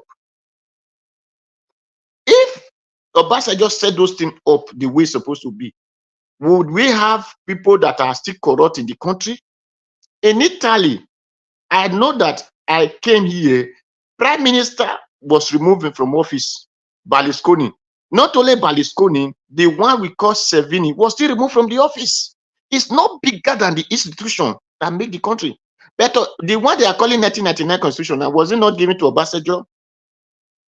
What all these errors that we are now seeing today, did Obasanjo not saw them? Why did he not correct those things? Why did he not say, no, this is not the constitution? Why did Obasanjo not call for a constitution? If really Obasanjo mean well for the country, if he mean well for the people. So my people, for me, and for those who will understand my local English, they have to know that Obasanjo not supposed to talk at all. Because now he kill the country. Now in step, the rest they follow. So now in step Buhari follow. Now in step Tinubu still they follow, they go. So thief not get advice when they give to another thief because all of them are the same gang. So that is all I have to say for now. Then for those who for the kidnapping, when it comes to my time again, I will have to say thank you, Mr. Nnaji. Thank you, Mr. Odowa. Thank you for your submission. God bless you, sir. Mr. Jonathan, let's see if we can hear from you now. We still can't hear you, Mr. Jonathan. What's wrong today? You came in the second time, the same thing. We can't hear anything from you at all. You are muted. We can't hear anything. I don't know what will be the problem, but I would like us to move on. Let me hear from Mr. Abdul Malik. Then I'll come to Mashallah. Abdul Malik, it's good to have you on the show. Good evening to you, sir. Please talk to us. Yeah, good evening, Nigeria Watch. Thank you. Good evening, Mr. Nigeria Watch, and good evening, everybody in the panel. Good evening, Nigerian. When you were presenting your submission, there is something you say. I agree with you, but you said that the Nigeria problem is like 50-50. You blame the government 50%, and you blame the citizen 50%. In that aspect, for my opinion, I blame the government 70%. The only 30% is from the people. You will ask me why? Because the government is a body that make an effort law in a given society. When government do the right thing, probably people under them will do the right thing. Because when they make a law in a country, probably it will bind everybody in the country. Just like example, just like they give you a contract, they awarded a contract for you. You did not finish the contract, and there is a law there. If you did not finish the contract, you will go to prison like 10 years. They will not do it anymore. But you see now, when they give that contract, they will not finish the contract. They will leave the contract to the other government that is coming. You see, that is the problem. We have a long way to go in that country. Government is the major problem in the country because I blame them 70%, while the people only 30%. Yeah, that is my aspect for that. You see this kidnapping of Edo State. How can you say in the daytime, not even night, koro like the afternoon like this, and they cannot even trace those people? You see Nigerian. How can people in abroad, they come home, they cannot come home? They will be afraid to come. Because even though they kidnap you, now I heard that even though they kidnap you, they will be asking of even 200,000, 300,000, 400. Imagine.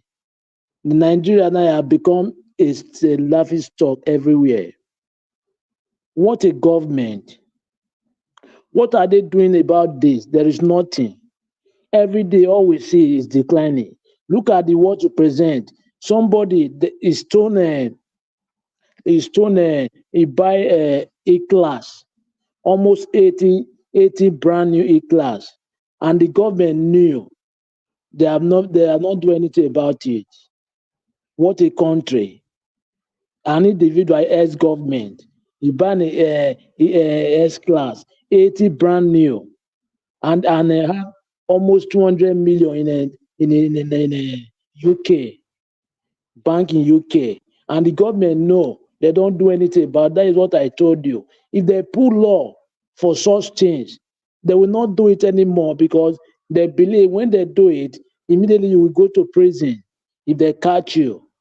The problem it rely on government, our government. They are the one causing most of the thing in the country there. But I still blame the individual somehow. But the aspect of it is only 30% of it. Our government, they are the one that is supposed to play the major role. Yes. Look at what is happening. How can somebody you knew he have so amount in UK, but there is nothing done about it. How? And he bought almost 80 brand new S-class. Still, there is nothing done about it. What a country. How can that country move forward? Corruption and everything. There is no law. No law is working. When government put a law, so if you do something, the law will bind you. They will stop doing all those rubbish. They will not do it anymore. It's just because of when they do, there is nothing will happen. Just like Yaya Bello. Look at till today now. They have never catch that man. Imagine. But that man is in that country. And the EFCC chairman say we resign. They don't brought him to book. But now till now, he have never resigned. He's still there. How can the country move forward? They feel like even though they do something, there's nobody will question that. They will not question that. That's why they continue doing it. But if you have a government that put a law, when you do something, the law will bind you. They will stop doing those things. They will not do it anymore. That is the major problem Nigeria have. Yeah, that is the major problem. But how can look at now? The patron went to go and meet Bola Tinubu to change the constitution, but he's telling them that now he focus on economy of the country. But you change a national item overnight. You cannot change constitution, even though 2-3 months. But you see, you focus on the economic of the country. But the constitution is the bet of the country. Why can't you do it so that the country will move forward, we start growing? But you will not do it because you know it will affect you. We have a long way to go. But Obasanjo, as he speak here, I did not blame him, but I know they are all corrupt, understand? Most of them, they are corrupt. All those past presidents or everybody, the politicians, they are corrupt. But I did not blame him. But when somebody did something, sometimes repent. Just the way you used to say, Mr. Nnaji, say this Tinubu now, even though he start doing good things today, do we praise him? Understand? Something like that. Yeah, I did not blame. I know he do bad thing, but the way he's talking now, to talk so that make government hear his voice. I did not blame him for that. It's good because I believe sometimes somebody do bad, he repent. Yeah, I believe he have repent, something like that. He have realized his mistake. Yeah, something like that. That is what I say. Thank you very much. Thank you, Oga Abdul Malik. Thanks for your submission. That's fine. When it comes to statistic, everybody can assume and give their own statistic. Thank you so much. God bless you. I would like to, Mr. Jonathan. We don't know what is happening. Let's see if we can still hear from you now. We can't hear from you. You need to sort that out.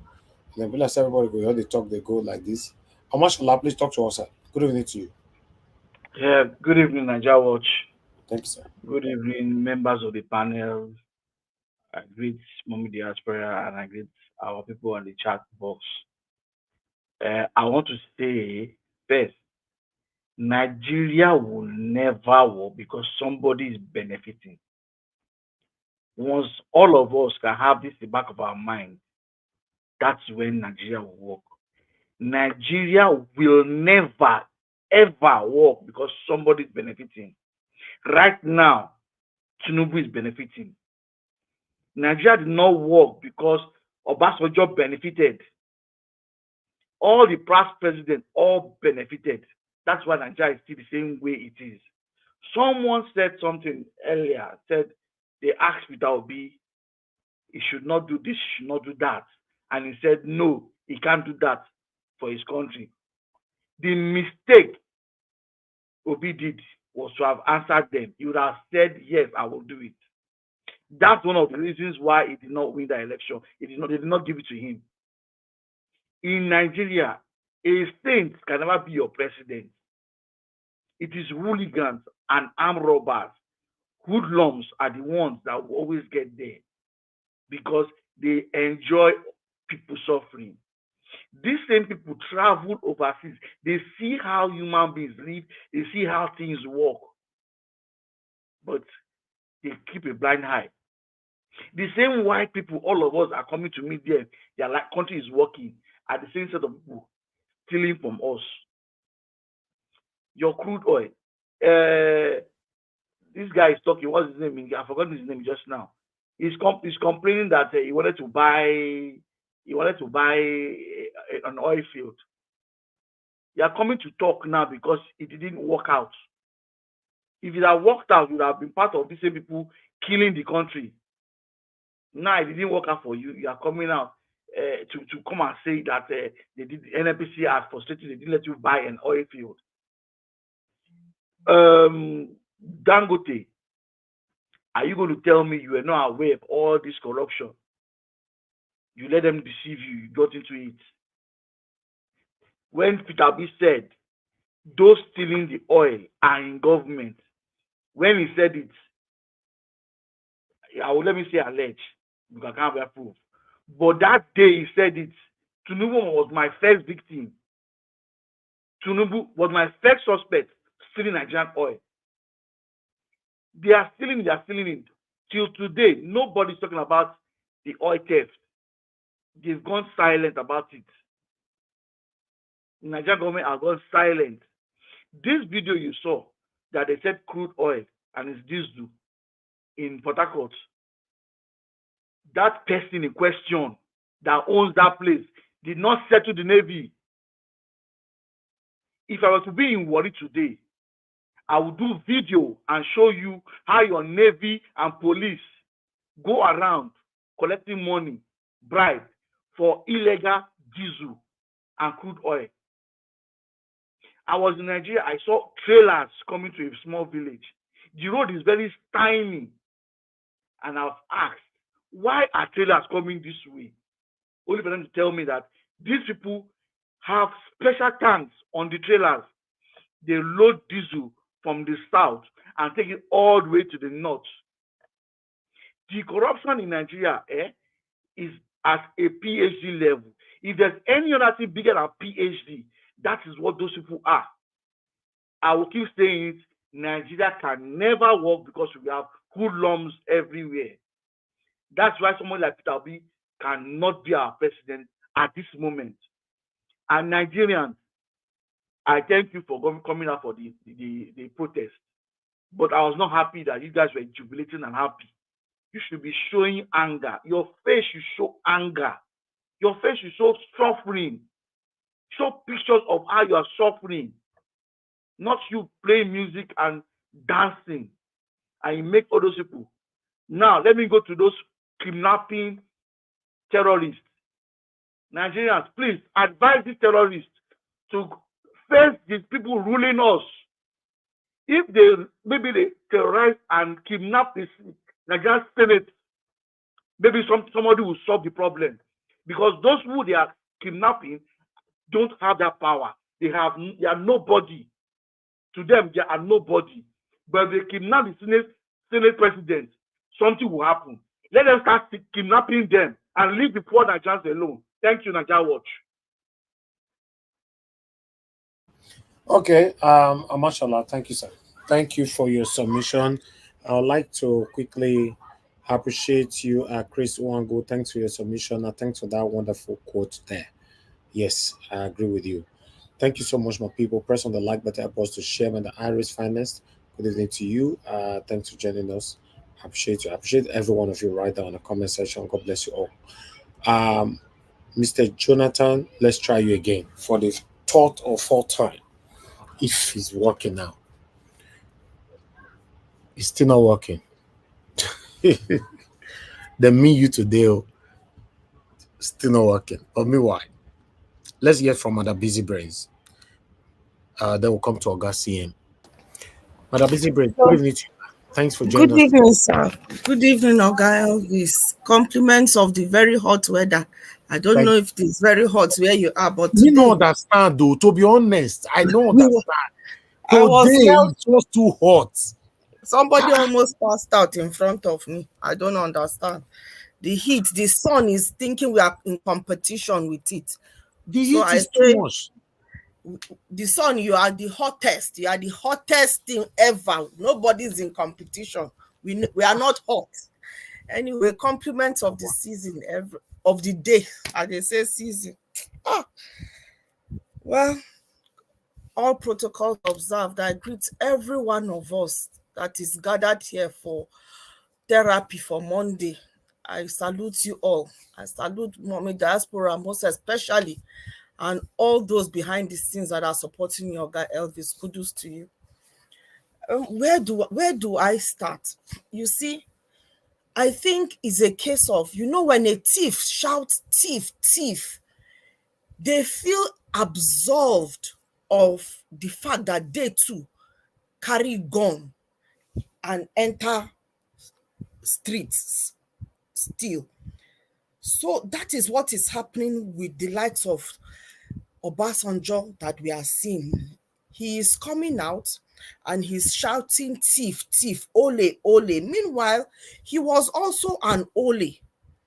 He was also an ole buruku. Once upon a time, he was a parao. But all of a sudden, he's coming out now to call out a fellow parao. If not a parao, he had the opportunity to improve. If there is anybody that knows this man very well, is this Obasanjo. Obasanjo knows Tinubu very, very well. That was why when Tinubu and him were having their clash, when Tinubu was governor, they know themselves in total. They know themselves, enter inside their bedrooms. They know themselves. And the fact that Obasanjo had the means, the power at the time, even, when he was a senator, to do something, Obasanjo did not. Obasanjo did not. And today, he has become a thorn in over 200 million people's flesh. Tinubu has become a thorn. Yes, it is commendable that he is coming out to speak. We need more voices to come out and put pressure on the neck of this APC government. But it does not absolve them of the fact that they put us where we are. Mr. Amashola said that Nigeria is the way it is because they were benefiting from it. If they were not benefiting from it, we would have been in a better position. So the Amechis that are coming out to be talking now, they were once in government. They held very superior positions in our Nigerian government. What did they do with that position? Amechi is coming to tell us that if you see that we need to be stoning them, if we see them, we should be stoning them. That if you don't stone them, they will continue stealing. Can you imagine him telling us that when he's also a babarao, he's also a thief? We should start with people like them. It does not absolve them. Instead of them to come and put their hands up and say, yes, we effed up. We messed up when we should have done this, we should have done that. So we are now standing behind with solidarity to say, these are the things that need to be done. Share the inside information that Nigerians need to fight this demonic government and push them out. But they are coming to come and stand as if they are in a better position to talk to us. And to the person that is in Italy that said, they enjoy. Oga Elvis, I agree with you 100%. We are all slaves to the system. Those of us in the diaspora, just look at it that they are just there for your market and you are going. What makes you think? What freedom have you got? You have no freedom. You have no ability to self-determine anything you want. Granted, at least you will see work to do. But even in your places of work, how do you fare? How do you stand? I know a lot of doctors around here where in their own places of work, in hospitals where they work, the way they treat them, The way common nurses treat a doctor because of what? Because you did for another person land.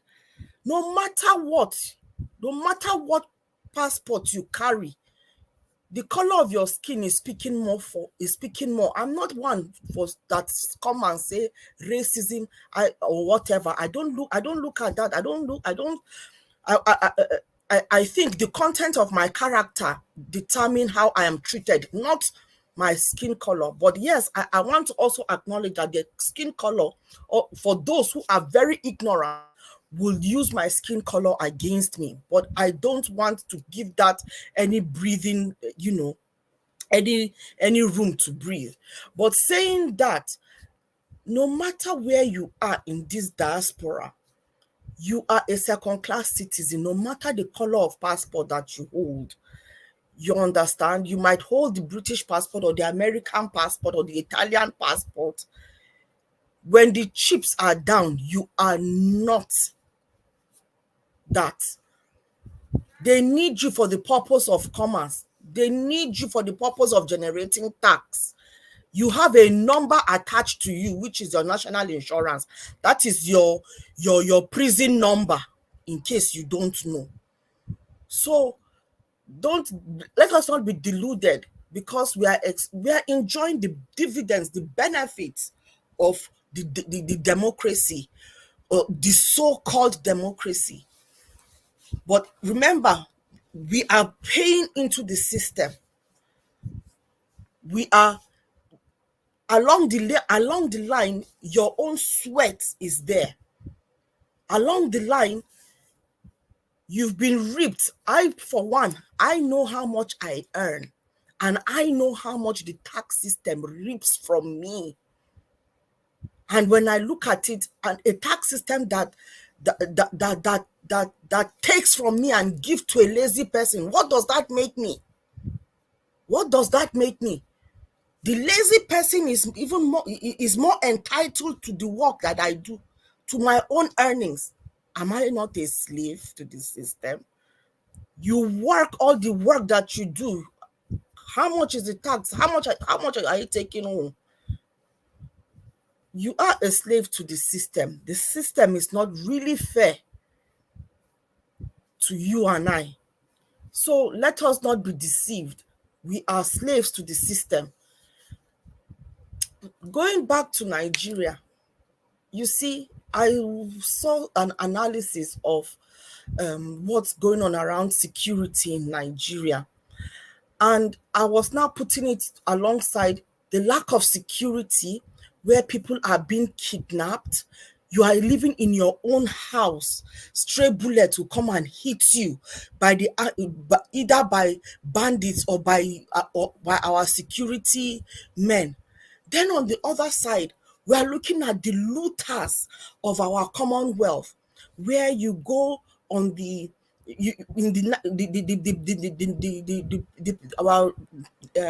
petrol, the black gold is being looted the way they've looted it, just like Peter Obi said. It is not it's not coke that you steal or sweet that you steal and put in your pocket. It is a ship, a barge, a big humongous ship that docks in your sea. Thank you, Madam Irene. Go ahead, madam. Okay. No, not you. Oh, sorry. That docks on your sea, and it is your own our Commonwealth is being shipped out because our government is in collusion with our exploiters, and the government has no plan for us. That is why this protest, and as many voices that come out, that is why I continue to thank God for you, Oga Naija Watch, for the consistency that you've been churning out, and we are seeing your work is reaching far. People need to be conscientized. People need to wake up. I just sent you a video of a Hausa man Yeah, it is on. It was on. Is on Facebook. He was talking of the fact that it is not that he was berating the Hausa Muslims, that when Goodluck was in power, we pushed him out because we are saying he's not a northerner, he's not a Muslim, and then we now brought this man. He couldn't even call the name of the Buhari. He was calling him this man, and he said, and this man, look at how he destroyed all the establishments, and then he now dragged somebody and put him over us again, who has now come to finish us all. And if you look at the comment section, a lot of people are waking up. So this is the pressure that we need to put on these people's neck, because we are not going to get it any better, because it is benefiting Tinubu right now. I do not understand the government that is gaslighting over 200 million people of the fact that they need time. Time for what? When they are enriching themselves. Is it rocket science to be able to secure our commonwealth, our natural resource that is being shipped out overseas? Does it need magic to be able to secure our security, to secure our sovereign territory against these bandits and terrorists? If just those two things, that is so that giving the right, and Peter Obi has the right policies as far as so far that he has outlined how he is going to tackle all these things. Because if we already know that it is the government, those in government, those in power, that are colluding with people that are exploiting us, then is to block all those bottlenecks, is to put all those, is to choke those gaps, block them, block those gape holes that give these thieves, these marauders, these demonic serpents the access to continue to swindle a whole nation, putting us on our knees, dragging us by the neck. Nigeria cannot survive another generation. In fact, in 10 years' time, if we should continue in this trajectory, Nigeria will disappear. Because with each successive government, it has just been worse. We thought Obasanjo was bad. Man, I was still down and I was thinking of it. Then we now got Goodluck Jonathan and we swore for him. And then we didn't even know that the Bambara or the Stamburo Oba is around the corner in the name of Buhari. And listen, and the Northerners are waking up now to the fact that just because it's our own, he did not give us the benefits of what democracy is. We are suffering. So we shouldn't be waking up and be saying that because it is our own. And that is why I detest comments that come from Tony Africa DPT. He is a divisive character. He is very, very myopic in his thinking. He wrote that most Southerners really love their Northern Arewa colonial masters too much. Bro, this is not the time to be having this kind of stupid, smallish, myopic sentiments. This is the time to be thinking of, let us secure ourselves. Let us have a common goal. Everybody is thinking, if you look at the comment section of where I went to, under the Northern Post, you can see that they are all waking up, and the Southern brothers and sisters that go in and join them in the comments, they are all they are all talking and having a dialogue under comment sections. Go and read them, and you see that people are becoming more like-minded. We have a unifying factor, which is the shade day that everybody is experiencing, and we can see we've opened what Obi has done is to open our eyes to what good governance is and what bad governance is. He has opened our eyes to the fact that religion and tribe does not guarantee, does not make you don't get life any better because you are of this particular tribe or you are of this particular religion. Everybody will hear where. So this kind of statements that like this, reading this, is setting us back. We should be thinking of, let us have a unifying goal. Then once we achieve what we want to achieve, then we can now be thinking of how we can, if are we going to tear apart? Are we going to move away from each other? Are we going to all become independent? Then that is it. But as it is right now, there is no way to get past to get to our own El Dorado. I know that there are people that are conversing for for Nigeria to everybody to go their own way. Fine, but it cannot. That conversation will not happen. It will it will only happen when we are able to oust these people. And the only way we can oust them is if we unite, have a common goal, and stick and fight them. When we fight them, we face one direction. They cannot stand us. They cannot stand us. So, Mr. Tony, please curb your negative sentiment and think of the bigger picture. Then later on, you can move your way, because your comments are very, very, once somebody reads it, it stirs the spirit. It is so hateful and divisive that I wonder if you have any love in your heart or any compassion for anything at all. You talk that you anyway, let me leave it. But what I'm getting at is we need to have a common purpose, and we have it right now. Let us not look at the things that will divide us. Let us look at what will unite us, because it's only in that unity that we can push forward and dismantle this cancerous cabal that is holding us, to the ground. Oga Elvis, I will maintain for now, and then on the next one, I'll do my final submission. Thank you for the opportunity. Thank you very much, madam. I appreciate you. Thanks for that wonderful submission. Okay, I would like us to move on right now, my people. Help us to press on the like button and help us to share. Press on the dollar sign to encourage our work if you can. Okay, Mr. Jonathan, okay, you're not back again because your network don't fail you. Did not be smart today. Okay, let's hear from Oga CM. After Oga CM, then we'll come to Oga Chris. Oga CM, please talk to us if you are there. Good evening to you. Okay. Thank you very much, Niger Watch. Good evening, everybody. Wherever you may be, those listening, those on the chat, and my co-panel. Thank you, and my co-panelist.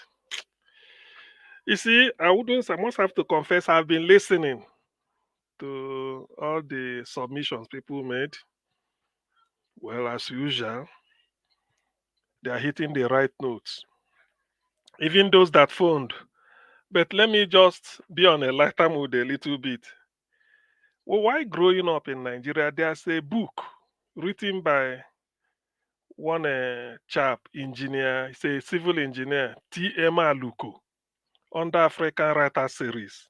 The man wrote a lot of books, so one man, one machete, one man, one wife, all those things. But the one I'm particular about, I read it. I wish I had it now.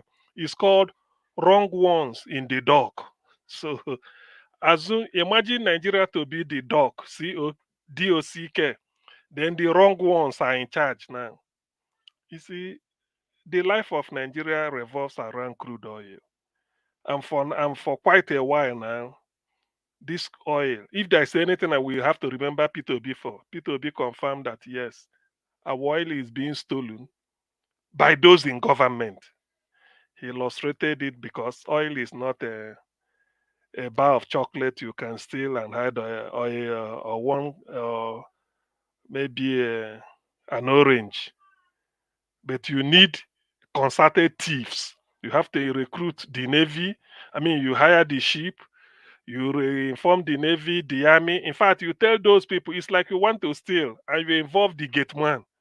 So it's easy now. You don't need to jump over the fence. The gate man has a share. Now I ain't going to even tell you when to come. The dog will travel outside town with the wife, and the children are back to school. And then maybe how to come in, all those things. You see, the predicament of Nigeria is this. Tinubu's hand is tied. Not because people tied it to him. It's not a question of Western world. Tinubu has interest. Like we could see That's why he quickly removed, said oil the subsidy, gone. So then later he will start paying it from behind again, paying to himself. So that is the issue. Now, where does this leave Nigeria? Obviously, we are worse off than we've ever been. We are worse off because it's involved. And at a point like this, I'm trying to sort of juggle our memory. This is not the real reason why, if you are fight, P2B said if you want to fight corruption, when they're asking how do you fight corruption in Nigeria, what do you do? He said, if I do not steal Nigerian money, if I'm not stealing, my friends, those around me are not stealing, you slash Nigeria corruption down by 70%. That is exactly. Let's just discuss it this way. Let's say Tinubu is not interested in stealing. It's not in just his interest, he just export Nigerian crude oil, bring money. Remi Tinubu is not interested, his wife. All those his sons he presents, introduces before the ministers whenever they go out. None of them is shot, nobody. Then Bajabia Mila and Bayo Nonoga, all those Lagos boys, they, according to Jesutega Onokpasa, he said the Lagos boys, Lagos brigade, he took to Abuja. Let's all of them are not interested. Then who are you then to come and tell Tinubu? You see, that is the issue. This is what P2B is saying. This is why our crude oil is the way it is. This is exactly it. The real thieves are now in charge. So nothing will come out of it. It's a shame. Probably this was what elder statesman, with all due respect to him, Payo Adebanjo, very honest man, he said if they fail to elect P2B as next president, say bye-bye to Nigeria. Probably this is what he meant. So tell me, Tinubu, even if they say, that's why people will say you need a strong, you don't need a strong leadership. Is not about, it's not a giddy, it's not by leadership. If you are clean, because you have to accuse the people stealing. If you are clean, that's all. That is the first thing. Then you now have the moral ground to say you are doing this, but you are not. Tinubu has got a front in Chaguri. That's why they want to do the highway to fraud. They asked Dave Umahi, the engineer, say Minister for Works. He said, was there tender? Was it open? Was the Atiku said there wasn't tendered in terms of a contract of that magnitude? You take it to tender, everybody will bid. Maybe 18 companies, construction.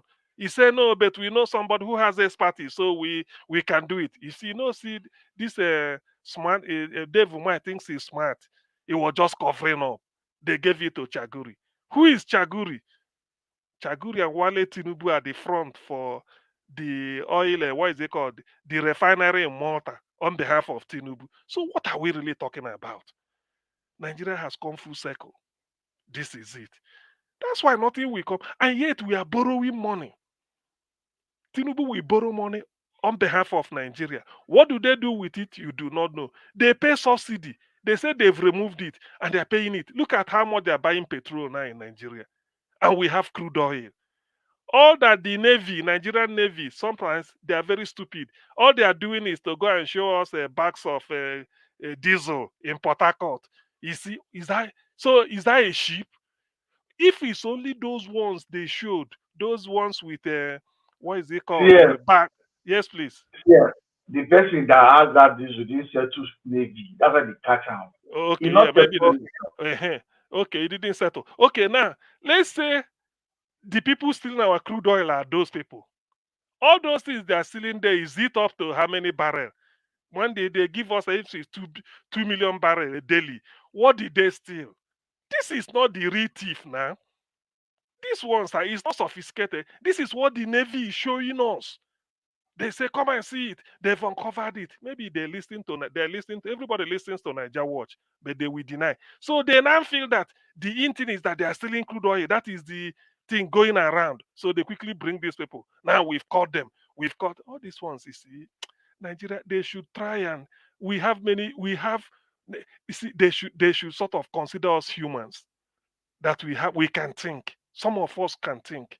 Now look at what they are showing. When the real heavy theft is going on in the middle of the night, they will just load it and go. That's why they couldn't give that. I think somebody said one of the interviewers, he said they've battered the oil with as collateral till either 30 years. So there's no one to give Dangote again. And Dangote cried out. That is the rich also cry. Africa's the richest black man on earth at one time. He's no longer now. The richest black man, the richest man from Africa started to cry. According to them, the head became gray. You see, why we say this is that this is like the here, like they say, we are advocacy here.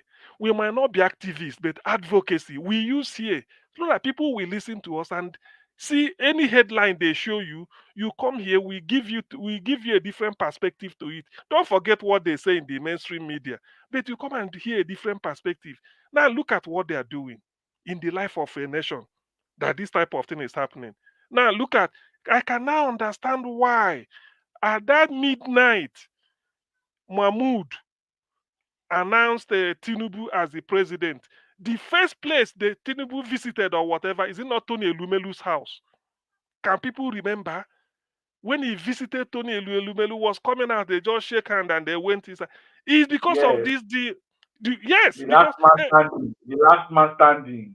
yes, just hey, Tony Elumelu, hey, the last man standing, they shake. You see him?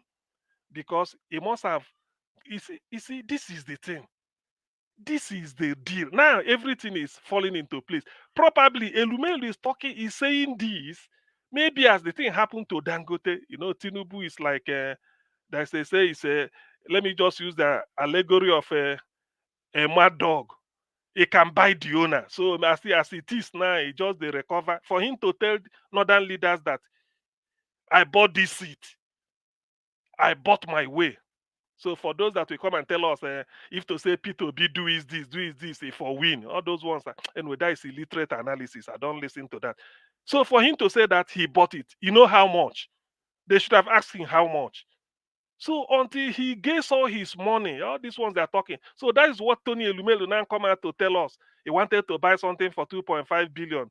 Abba Kyari and Buhari stopped him. So this. Maybe he went to appeal to Tinubu in those days. You see, Nigeria is just PLC. And it's a shame.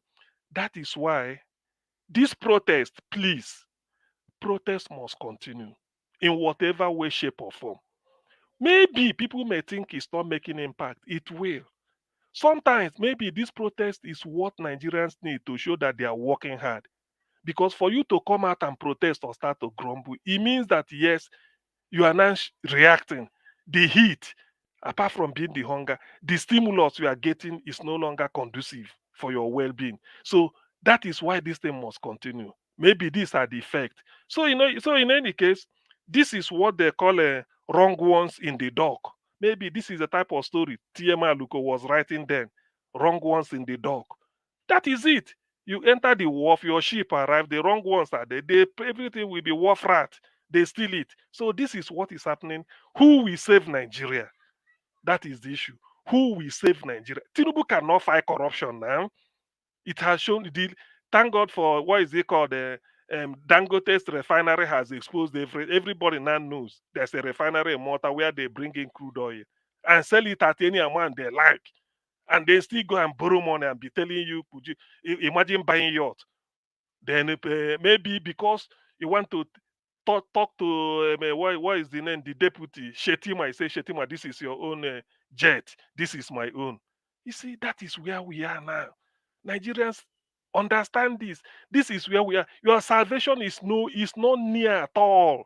It's not. I'm not trying to dampen people, but we have to analyze the news the way it is for those that won't see it this way. This is where it is. The only crude oil that yields money to Nigeria is now in the hand of it's like putting a smoked fish. Tell rat, say, look after this fish as they come. How can you give rat fish to look after? So that is what it is now. And that also underlines the opportunity Nigerians missed. I don't know why. Like somebody observed, I think it's Madam, the love of God is mine. So yes, we know about that. P2B was called. We know the Western world, they have interest. They were called just to protect their interest. What is interest? Maybe to give them all this type of nonsense. P2B is incorruptible. He said no. But one thing we have to understand is this. If the West come to me, I behave like P2B, they go to Madam Busy Brain, who is also running to become president. That one refused. They go to Omoshola. Everybody, maybe 10 people. To be honest with you. But the thing is that when a black man is always willing, what they are asking P2B to do, no European country, their prime minister will ever accept to do it for anybody. They can't, because that is their country. They will say no. Do you want their people to go hungry or to throw the country, to throw them off balance economically? But in Nigeria, they are willing to do that. So that is the situation in Nigeria today. Let me just rest it now so that people should understand where exactly Nigeria is headed, to road to nowhere for now. Thank you. Thank you, Augustine. God bless you, sir. Thank you. Mr. Chris, please talk to us, sir. Good evening to you. Yeah, Domo, sir. Good evening, everybody. It's good to be with you all again. It's a beautiful Monday, and I just want to salute you for all you do. I know a lot of people have saluted you earlier, but I think it's still in order for me to add my voice. And then let me stand on existing protocol, but be that as it may, I want to say good evening, special good evening to you, Mommy Diaspora, for all you do. Thank you so much. We love you. We appreciate you. We value every single effort that you put in to make sure that this program runs every day. Well, and for Nigerians, I think the jury is out on our issue. We need to understand something. This country, we keep saying it's not working. I think that's a big fallacy. It is not working for you and I. It is working for the owners of the country. Immediately we get that clear, I believe we will know what to fight about. Nigeria is working, but is working for a microscopic few, maybe 1% of the population. And those 1%, they are the people that own Nigeria. And like I said, this 1% is not fixed.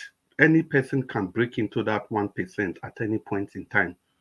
That's why you can have people speaking, Democrats, they are championing for democracy, but immediately they get there, if they break into this 1%, their tone will change. And that brings me to a very important question. I'm shocked that this issue of Obasanjo came up again.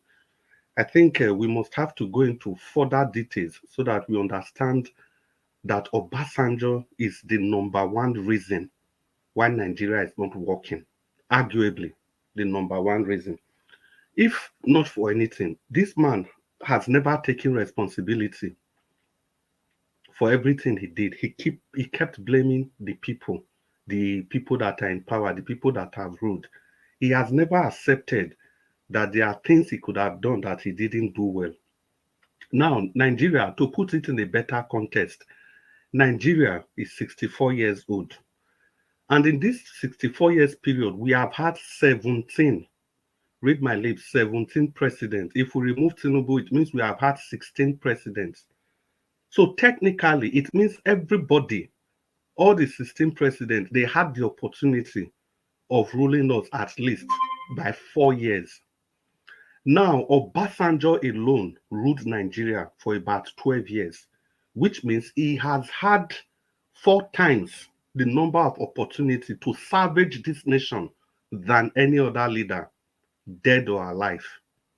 And again, the other person that had something close to Obasanjo was Buhari.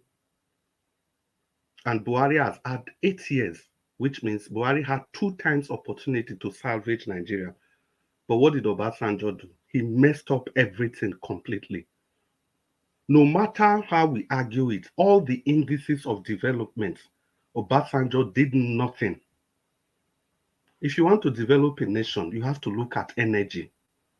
0. NNPC, 0. Corruption, 0. Electoral reforms, 0. Judiciary, 0. Rule of law, 0. Infrastructure, the strength of industrialization, which is steel. We have a steel in Ajaokuta. For 8 years, Obasanjo couldn't revive this steel manufacturing company. For steel, it's 0. Whereas in India, They are building steel upon steel upon steel every time. Steel industries. Now, it will interest all of us to know that in 1976 to 1979, Obasanjo was in power. And when he was leaving power in 79, he conducted the same election you and we are crying over today.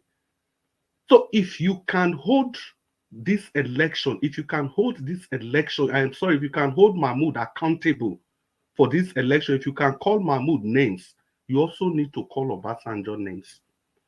Because there was a controversy then also to TED of 19 states. They had to get a professor to explain that away, just the same way they did with Abuja, the 25%. Then somebody talked about GSM. Now, does it interest you all to know that when GSM came to Nigeria, they were selling SIM card for 13,000 naira? And that was the equivalent of 160 US dollars as at then. Tell me, we that live abroad, have you ever bought SIM card for 160 US dollars then and now? And compared to the quality of life we live in Africa, all thanks to Obasanjo.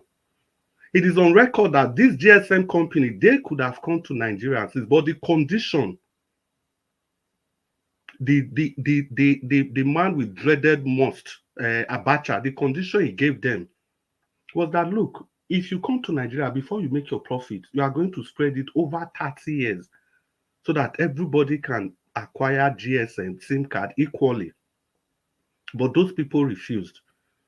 Abdul Salam gave them almost the same condition, but Obasanjo came. Of course, something changed hand, allegedly, and he allowed those guys to come into the country. And he did that. I'm surprised that people are praising him for that. When he brought a company that ripped everybody off. Some people even bought more than 13,000 naira. To the extent MTN, they have to relocate their headquarters from South Africa to Nigeria. We've already talked about electoral reforms. And if only Obasanjo has allowed the rule of law to work, if only Obasanjo allowed a free and fair election since 1999 to 2007, the thieves, the witches that we have in power today, maybe 80% of them could not have been able to come to power. The people we are crying over today, if Obasanjo allowed the rule of law, if he allowed electoral reforms, maybe we would not see any of these people because the system could have taken care of these people. What about NNPC? What did it do? We've all argued here, we've all talked about that. NNPC, the stealing in NNPC cannot be done by you and I. It cannot just be done by any person in the society. You have to be in government. You have to have connection. Is it not in Obasanjo's tell you that two sheep full of crude got missing? Na kara, abina moi na beans. Sheep full of crude got missing. And yet he was the NNPC. NNPC was directly under his watch. He refused to appoint a minister of petroleum. And it is that corrupt practice that all the other presidents maintained when Obasanjo left. Because when Yar'Adua came, the same thing. Jonathan, the same thing. It was even Jonathan that appointed the Izani, somehow, NNPC. Then Buhari came, the same thing. Because Obasanjo started it. And yet, for 8 years, he couldn't give us a functional refinery. Then you turn around, you are talking about people are stealing oil, they are doing this, fuel subsidy. In the first place, if the refineries were to be working, if they were working, are we even going to be talking about fuel subsidy? Not at all. Then electricity. Just one thing. Yes. Obasanjo spent 16 billion, not million, $1 billion on power. Yeah. Sorry, I didn't know if I said million. 15 billion. Now let's put that in context. 16, not 15, 16. 16 billion. That extra 1 billion, they claim that they were this NPP infrastructure that they brought to the nation. The truth was that when Obasanjo left, some of those things actually came, but it was already too late. So that's why the controversy is still there between 15 and 60 billion. Now let's put this in context. South Africa, when they were hosting that 2010 World Cup. It was only 3 years that it took them to generate 30,000 megawatt. And listen, and 30 megawatt, do you know how many megawatt we have in Nigeria? Just about 4. So imagine if we had 30, it means we'll be having electricity. This man had all the opportunity to do that. And it cost South Africa just $10 billion to do that. And then it would have even been cheaper for Nigeria to do it. This man could not do it. Then Ajakuta still, I talked about that. What about the EFCC? This man created the EFCC. Instead of allowing that institution to function, he was using it as a political tool. Imagine if Obasanjo had allowed EFCC to be so independent that EFCC is an institution of its own. So tell me, all these corrupt politicians we are crying of today, this one takes 60 billion, this one take this one minister of this one go paint plane, this one buy bus, this one do this, Obaseki do this, yeah, all these governors up and down. Do you think they would dare? They cannot. Because in the US, they created the same thing, exactly the same thing. These Oyibo people, you people keep blaming. They created the FBI, and the president that created the FBI was the first person that had a problem with the FBI. The FBI became an institution of its own. Edgar Hoover took the FBI to a different level, and we notice today nobody in the US is bigger than that institution. But what do you have in Nigeria? The institution Obasanjo created to fight corruption is the same institution that he used to be witch-hunting his political enemies, any person that shared a different opinion to him. He had opportunity of putting Tinubu away for life. He had opportunity of doing the current EFCC chairman, Ribadu. Did he not tell Obasanjo that Tinubu is the most corrupt governor out of all of them? In that 2007 election, what happened? If Obasanjo had allowed a free and fair election, Nigerians, Yar'Adua was not even on the ballot. Yar'Adua never wanted to contest at all. He didn't even buy nomination. Yar'Adua, it was all the leader was the front man in PDP. It was Obasanjo that went to go and drag Yar'Adua from his sick bed, come and become the president. And he gave him the ticket. If you can blame Mahmoud Jega, the current INEC chairman, so why will you spare Obasanjo? That was how Yar'Adua was forced to become the president of Nigeria. And when Obasanjo was leaving, as wicked as he is, because Nigeria refused to give him third term, Obasanjo went ahead to increase the fuel price from 60 naira to 100 naira. When he was leaving, 2 weeks before he left office, to tell you his wickedness, the way Yar'Adua was sworn in, Yar'Adua reduced it back to 60 naira. Just the opposite of what Tinubu did. Tinubu said it was Buhari that removed fuel subsidy. So he just continued. But Obasanjo increased it for Yar'Adua, and during that time, nobody even protested. But when Yar'Adua was sworn in, he removed it because he knew it wasn't good. Obasanjo did it out of hatred for Nigerians. Then that third term, if we can blame political party leaders, how come we cannot blame Obasanjo? He took Ghana must go. That was what they shared at our National Assembly because of his third term bid. It was because of that he couldn't focus on giving us a proper constitution. Obasanjo had all the opportunity to change that 1999 constitution, but he refused because that constitution gave him so much power to do and undo. We are talking about party politics. What about the PDP? Do you know how many PDP chairmen that Obasanjo single-handedly changed by himself? If we can call Julius Abure a name, if we can call all the political gladiators today names, I don't see any reason why we should spare Obasanjo in any way. Then, let's talk Transcorp. You see, Transcorp, you were talking about Elumelu not long ago. You see, there was a share that they sold in Transcorp, and Elumelu was part of it. Transcorp shares in 2005, 2006. Do you know after they finished selling those shares at 10 naira as at then, 10 naira per share as at then, which was almost the equivalent of $10, $12. they came out and they tell us that they told us that one thing, and that was the end of that Transcorp deal. Do you know how many shares people bought? Allegedly, it was the proceeds from that sales that he wanted to use for those third-term agenda to recover whatever they lost in third-term agenda, and that was how it went.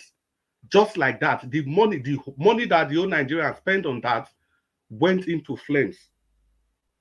So we really need to be, I think it was Nigeria that said it earlier, we really need to be clear of what we want as a people.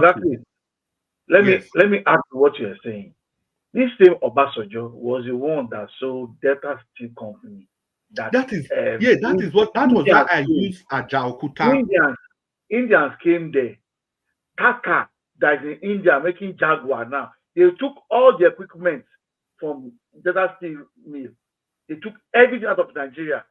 Yes, it's because of time. I didn't even know how much time. I don't know how much time I have. You see that carcass. When he sold that carcass to the Indians you have 1 minute left. 1 minute left. Okay, I'll just round up. The Indians, they dismantled everything. The money the Indians realized from just selling the irons and the equipment there was more than ×4 of what Obasanjo sold that company to those people. That is how wicked we are. That is how stupid our leadership are. Not until I repeat. Let me just round up, please. Not until we start holding ourselves, mark my word, ourselves responsible. There is nobody, there is no leadership that the Western world are not trying to influence.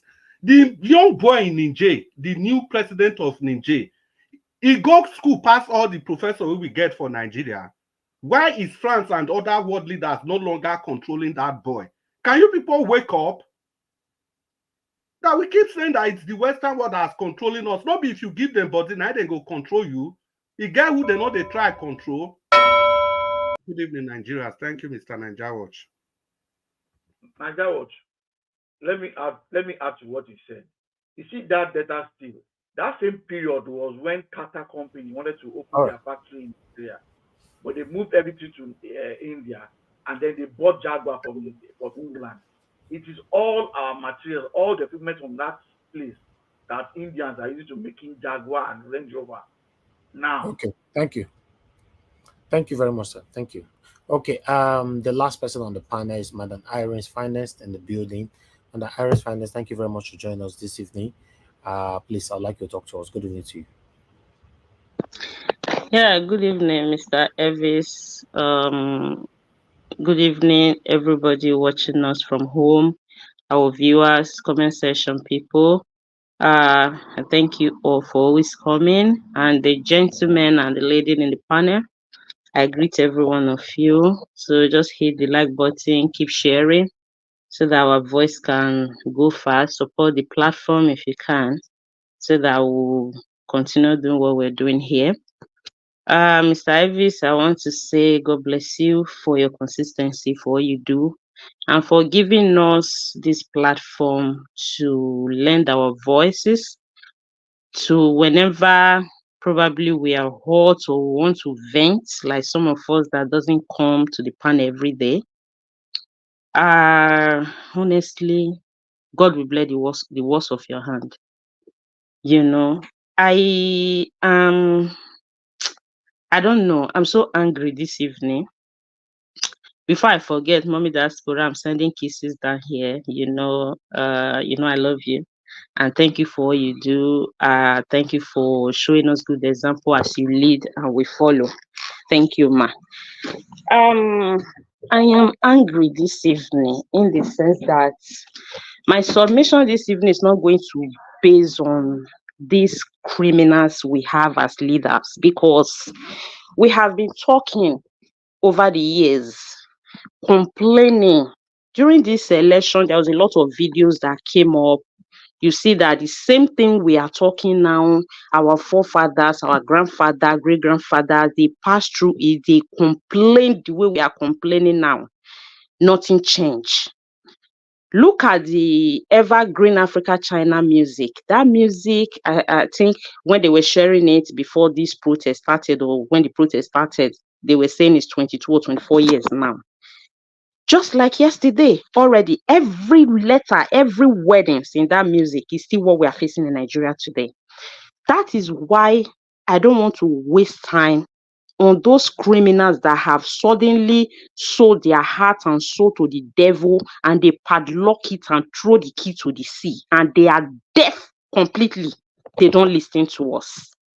That is why I will shift my own submission to we the people. And I always say it in this platform. Most time I come here to talk about Nigerians, we as a people, our mindset, our behavior, the way we see things, the way we relate to things that have to do with our country is what I want to talk about this evening. I'm going to base it on 2 videos, because earlier on I was on the road listening to when Mr. Elvis was playing one that the freeze video and all that, and I later play back. I saw one video that he also played, one interview with Shehu Kimbaloyi with one man or boy or somebody that was doing a certain investigation. I was specifically touched by that interview. That interview is why I am angry this evening. I'm going to base my submission on those 2 videos. First of all, I will start with the religious aspect of it. And Mr. Elvis, I will thank you again, because I was listening to that speech even though I was on the road when you were talking after playing that the freeze video. You see, this religious issue is a cancer. I used to say it's becoming cancer. Now I can tell you it's a cancer in our society. Why did I say so? The people that brought this thing, this religion of a thing, nobody should quote me wrong. I believe in God. I'm a Christian. But you see, this religion thing, the people that brought it, we are living in their country. We can see how they are handling it.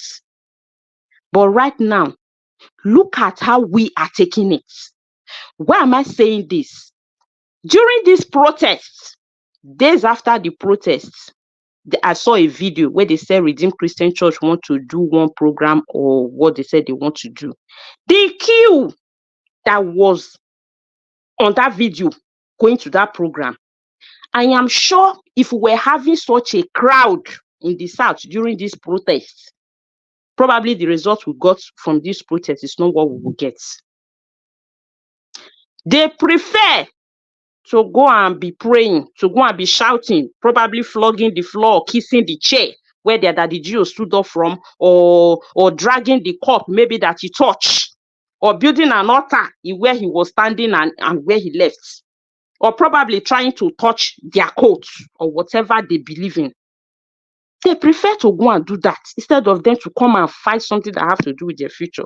And I want to use this opportunity to give kudos to our northern brothers and sisters.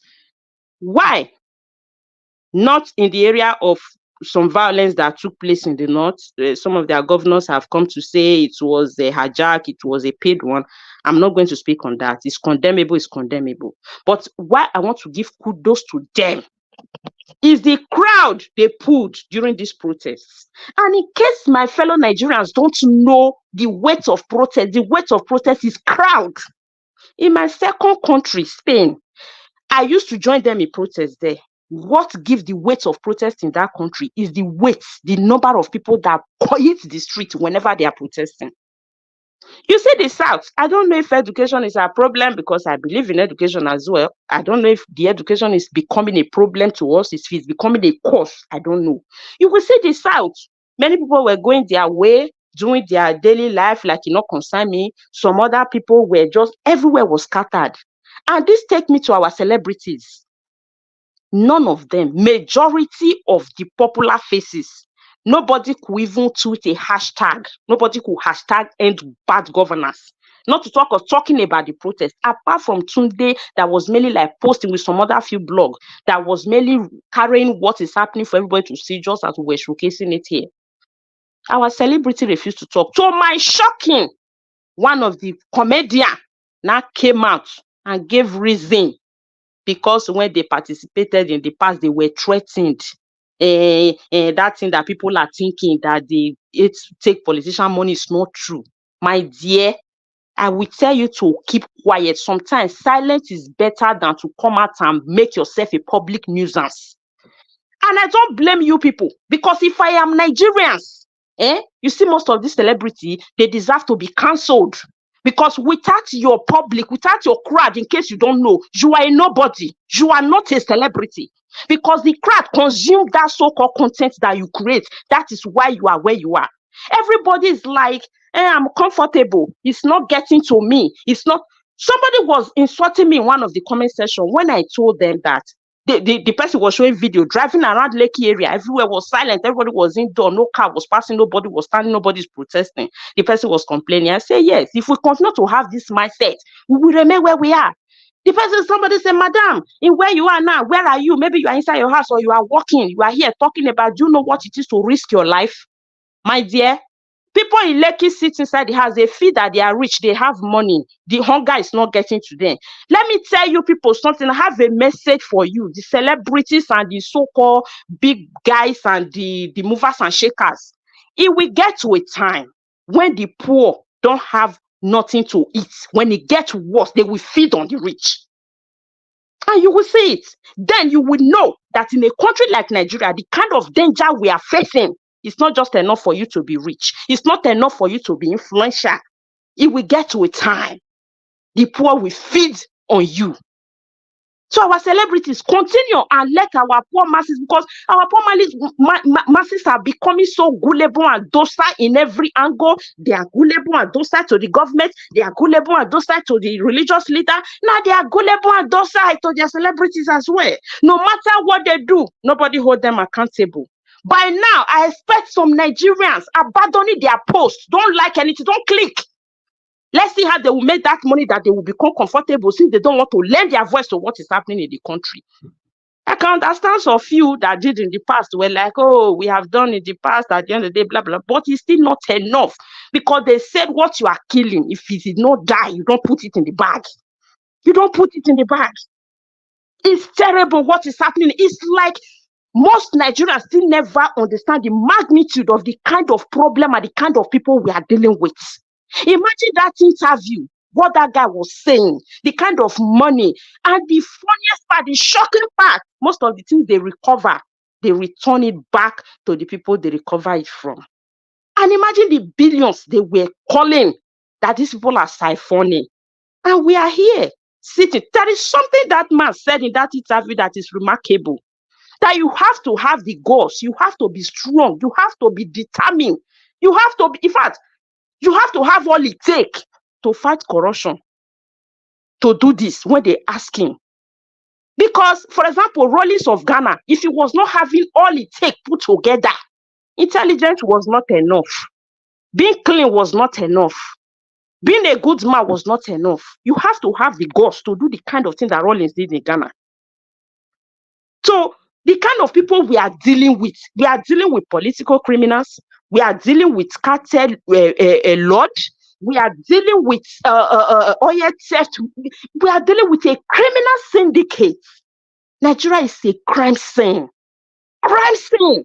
And anybody that is not benefiting, we at some point will come out to speak. When they are benefiting, they don't say anything. To Melu that is talking now, Abba Kyari and Buhari blocking, it's because he didn't get that oil well. If he got it, then he will not come out to say anything. Even Dangote that was crying about his refinery, but Dangote has been in the system. He cannot say you don't know what is happening in most of all this sector. But because it was not directly affecting him, he has to cry out. We can't continue like this. We can't continue like this. Because you see these people, you see the kind of money they are calling, that these people are siphoning, keeping in, only God knows where. You can't fight these people with anything. The only thing we have is our force, our number to fight these people. It's unfortunate that this 10 days protest go the way it went in the South. Majority of our people were not serious. You see 10 people going this side, 20 people. That is why I keep saying it. I give kudos to the North. People will say, they are not educated. They were doing Russian flag. People will say, that is why you say they should go to school. And look at, it's telling us there because there are people lack education. That's what they are doing. Zero. And most people were thinking, most people believe that they were politically motivated. See, let me tell you, you have to live with those countries that is more or less like the northern country, like the Niger, Burkina Faso, Mali, Senegal, to understand sometimes how these things work. You see, they are close to them there.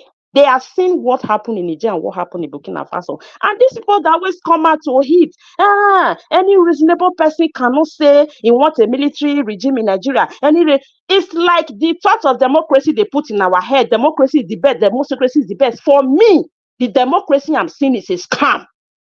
Because right now, Ibrahim Traore of Burkina Faso is a military guy. Go and see what that guy is doing in his country. He's a military guy. You can come out and say, okay, what military did in the past, it make you to be saying nobody should say military to come or nobody should say anything. My dear, if we can have a person that can rescue, Rollins that sanitized Ghana was a military man. If we can have that one person, whether civilian or military, that can sanitize Nigeria, that can rescue Nigeria, honestly, I don't mind, I don't care. Don't come with the manipulation of because of what have happened in the past. Maybe because if you look at it, the bloody military criminals that were in there, they are still the civilians ruling us right now. So I can understand when some people are saying, oh, we don't need them because of the experience of the military in the past. Really?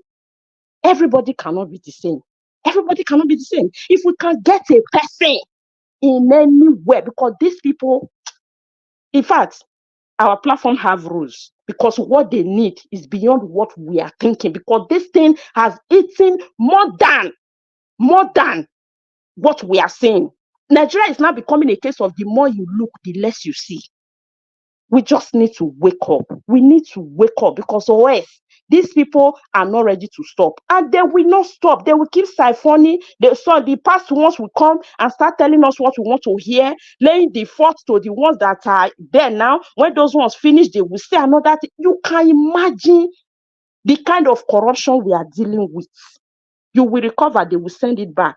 Somebody will even see you or your family on the way and make it jest of you. You want to fight corruption, continue sarcastically, as in nobody is holding anybody responsible. And we are here. All we do is to laugh away social media. Some people will carry the thing to do skits. Some are talking rubbish. Some are doing what I don't know. We are not ready. We are not ready. And the diasporas, they're supposed to be sanitizing those people in Africa, because I can understand the environmental and psychological social influence that is on Nigerians. I can understand to an extent. But you that is outside there, that should be sanitizing those people, telling them that life you know for 25 years, that darkness you know, that economic stagnancy that you know, it's not supposed to be, it's not a normal thing. Because some of them are not seeing it like a norm to live the way they are living. You that's supposed to be telling them, educating them. You will come and be saying, the government is trying now, no better policy that could do it better. I was ashamed to hear Sheila saying that in one video. The wife and the children is living in the same city with me. If it's easy, why not take them to Nigeria to go and live there and come and tell me that the economic policy is good? You could have come and do that. Our diaspora people are busy, still playing tribalism, still playing a certain level of blame game, accusing the other one. Is Peter Obi, is Showore, is the other. Excuse me, and you are in another mass land raising your children, living well. So in this case, who will not educate who? Who will not educate who? Because it's our responsibility that have seen a different kind of lifestyle, that have seen system that works, that have seen government that care for their people. Look at the riots that happened in the UK recently. You see, some policemen will even be beaten up. They could not raise their hand on any citizen. But our own, nobody have even said anything. They have opened fire, killing sporadically. We have a lot to do, and our people need to wake up. The little bit ones that are experienced, that are advanced, that think, okay, at least they can see a little bit beyond what others cannot see. We need to work on it. We can't continue like this. It's like they are busy. Anyone that is coming up a bit, they will corner the person to their group. They will give the person certain money or give the person certain position. They will close their mouth. We just can't continue like this, because these people are not ready to stop. Some will do it till they die there if we don't do something. We just need to do something, because this is getting out of hand. Look at how this protest just went. Yeah, it's off. And you can imagine the level of incompetence we have in that Aso Rock. And I can tell you, even that speech that the Mr. President came to give during that protest, he did it because of what they were seeing in the north. I can boldly tell you, most of the Southern protests didn't make them to move a finger. They were scared of what was happening in the north. The crowd, the numbers. That was even one how they came out with their miserable presidential speech that leaked a night before the day they gave that speech, that they could not even able to change in as much as it was leaked. They could not able to amend it or do certain things. That is the height of the incompetence and the criminal syndicates that we have in that Aso Rock. They don't care about anybody. They don't care. So Nigerians that are scared, they will do this, and they will buy us, they will send military. My dear, you keep buying on a daily basis on different things, on cholera, on ritual, on hunger, poverty, kidnapping, harassment, name it. Name it. It's better to buy as a hero than to buy one cheap, miserable, meaningless death. In case you guys don't know. I know it's easy for people to say, if we're in diaspora, they're talking, come back and lead, we'll follow you. My dear, in the society where I live, I contribute my quota to it. What you people are supposed to do, if they say they have a protest here, I can go and join. If they say, okay, this is election, I'll go and add my own vote to count. So I cannot be doing the one I'm doing here. You are still waiting for me to come and do your own for you in Africa. I'm not the one hungry there. I'm not the one living there. I know that is our country, yes. If diaspora now say, oh, we don't want foreigners, say, oh, yeah, we people should come and go. Yeah, we have no other place. We have no choice than to come and join you people there. But as of today, it's not the case. Work on your country so that you people can be comfortable and give us a little bit of space, because we are also suffocating. We can't breathe. The level of begging. Sometimes you share and share and share and share, multitude. You'll be looking at the breeze. We are not also finding it funny. We are not finding it funny. You people can say, oh, diaspora, they're only making noise. I can boldly tell you in some states in Nigeria, if not for diaspora remittance, I don't know what could have been of them. So don't see it as if we are not doing anything, we are just talking. Even the talking, I know it's getting to some of them. That is why they are saying that the sponsor of protest from abroad is blacklisted, is whatever. They are threatening fire and brimstone because they are frustrated. Just add a little pressure. These people will run it all SI.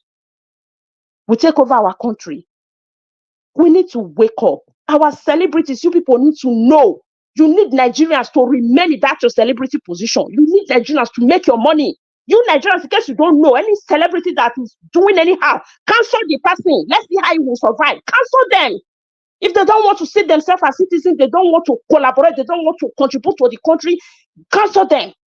The religious leaders don't even know what to say about those now, because they have so pocket our people, they have so blind them with brainwashing, our people are so docile with them, gullible to them. I don't know how to even rescue our people from those ones. Sometimes you can even try to talk to people on the political side, they will like understand you, the social system and the society, how it's going. Once you go to religion one, no. Many don't even want to hear that. That is why I say it's a cancer. It's a cancer. I don't know how we handle that aspect of it. I don't just know. They believe that prayer will do everything. My question to some of them in diaspora, you that was in Nigeria, you go to church 7 times in a week, 5 times in a week when you were in Nigeria because of joblessness. Now, you travel down to UK or other part of Europe. You are busy. Both Sunday, you are collecting shifts. Sometimes 1 month you have not entered the church and you still live very much more comfortable than when you were in that country going church 5, 7 times in a week. What does that tell you? What does that tell you? I see some people say some things they used to pray for in Nigeria. Once they enter abroad, they are no longer praying for it. They used to pray for light. They used to pray for, they are going out, they are praying, God, not let me get accidents. Now you don't pray for things like that. Is it not enough to volunteer yourself to educate people as much as you can? But you will still say, God will do it too. Let's be praying. I'm not saying there is no God, but the Bible also says God will not do what he expects you to do for yourself. That he has given you the power to do. He will not come down, do it for you. Nigeria is thinking, if we continue like this, very soon there will be no country. There will be no country. And all of us, irrespective of where we live in the whole world, we are the ones to lose. Because we can't lose our identity and lose our purpose and lose our heritage to some few criminals individuals out there. Look at how we are lamenting that children we are having here. Most of our children are getting lost because we can't take them home because of insecurity, because you can't show your child your alma mater. This is where your mom is school. This is where your dad is school. This is what your mommy was doing when he was small. This is your grandfather's house. They know nothing. They have no idea. Many of them cannot even speak their maternal language. They can't speak most of our language. We are just having children, giving them to the Western society for free because of some clueless and heartless criminals out there. And we think it's a joke. I'm here to tell Nigerian citizens this is not a joke. Wake up, wake up, wake up, wake up. Stop creating content. Stop shaking bubbles. Stop doing rubbish online. Sit tight. Sit tight and let's work with one man. Leave tribalism, leave religionism alone. Leave it. It's not helping anybody. They are using your head. In case you don't know, your oppressors are using you. Don't be in love with your oppressor. Don't have a Stockholm syndrome. We have to wake up and fight this because these people are not ready to give up. They are not. We will fight. Let's fight. Wake up. Thank you.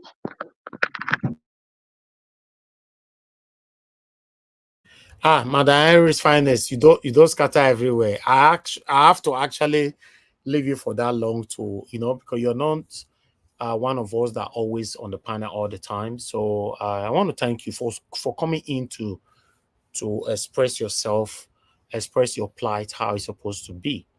Yes, we're talking about the state of our country. This is where we all find ourselves. Let's continue to speak truth to power. God bless you, man. Thank you very much. Everybody on the panel have given their submission. We're going to have our final submission now so we can round up. Well, we're exact 4 hours right now. So I'd like to go back to give us a mandate again. Give us a mandate if you're there. Remember, this final submission, whoever that missed it, your minutes automatically reduced to 2 minutes. Give us a mandate. Your final submission, 4 minutes. Let me come last. Okay, you have 2 minutes when you come last. Thank you. Ogama Mashola, please talk to us, sir. Your final submission, 4 minutes. Thank you.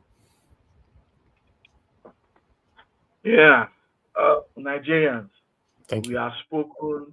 We have all given our opinions about the way Nigeria is. And I'll keep saying Nigeria will not work because somebody is benefiting.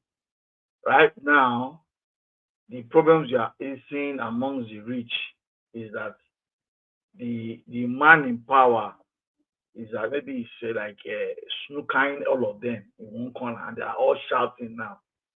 Even the northerners, the elite in the north are also making noise. The truth is, we have done protests. They feel is not strong. The next protest they will not announce. They don't give a date. And please, when it starts, we should all please come out. Celebrities, they are talking. People are saying it now. You shine your eye. The next protest, you should be in forefront of this protest. If we don't protest, there is no 2027 for us. This same hoodlums will still take it. He was not in government. He was not in power. He rigged it. He has finally said it. He bought it. The next election, he doesn't need to buy it. He will claim it because it is right. So the only way we can change things between now and 2027 is for us to protest and demand good governance and make things change. Electoral reforms must be done before the next election. If not, we will have the worst election any human being would have conducted, because I know Peter Obi will contest and I know he will win in a bigger margin, but they will still want to do their magic. So Nigerians, please, any protest now, it is our right to come out. Nigerian police, Nigerian army, your colleagues have been killed, they have been kidnapped, they are asking for ransom, you cannot help them. When they come out for protest again, please behave yourself and be like human beings that have sense. Thank you.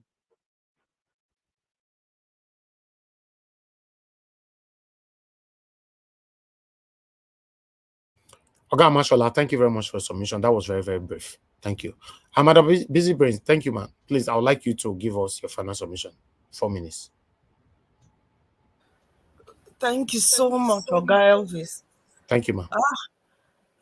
Madam Irene has scattered the table. She has chewed everything. She didn't leave any crumbs behind. Kudos, honestly. She articulated all those, it's like she's just summarized everything, addressed every area, every person that is involved in this our corrupt Nigerian mess, either actively or inactively, And I really agree. The distractions that is being brought, like for example, with the churches, with the protests going on, people are, instead of the GOs to let their people know that, look, go on the streets, let your voice be heard, because God has already given it to you, but your leaders are holding on to it. They are stealing from you. Go and take it. Because if we are going to also use the word of God, it says the kingdom of God suffering, is it violence, or the violent take it by force? So it is for us to take back what is belonging to us by force.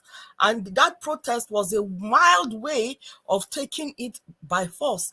Just the show of number will show force. That is it. We don't even have to do anything. Just the number will show force and deter whatever plan the government has with the military or the police force. The reason why they've been able to scatter people is because the numbers were not much. If the numbers were much, the force will be intimidated and they will push back. And also, I back up 100%, articulated what I've been thinking of very well. These are our celebrities, where they only benefit from the so-called masses that they claim to, that they caught. But when the things that affect their masses, their fans, the most, they don't stand up and show solidarity with their fans. And it is up to the fans, really, to stand up and say, no, enough is enough. You cannot be using us to enrich yourselves. Look at what is happening right now. They are creating more celebrities in the Big Brother house. That national porn show, where they are creating platform for people to come and derail other people, and a lot of Nigerian youths are glued onto that screen. Another form of distraction, taking them away from what they should have done. A whole 10 days that was set out for this protest, they tied themselves in front of a TV.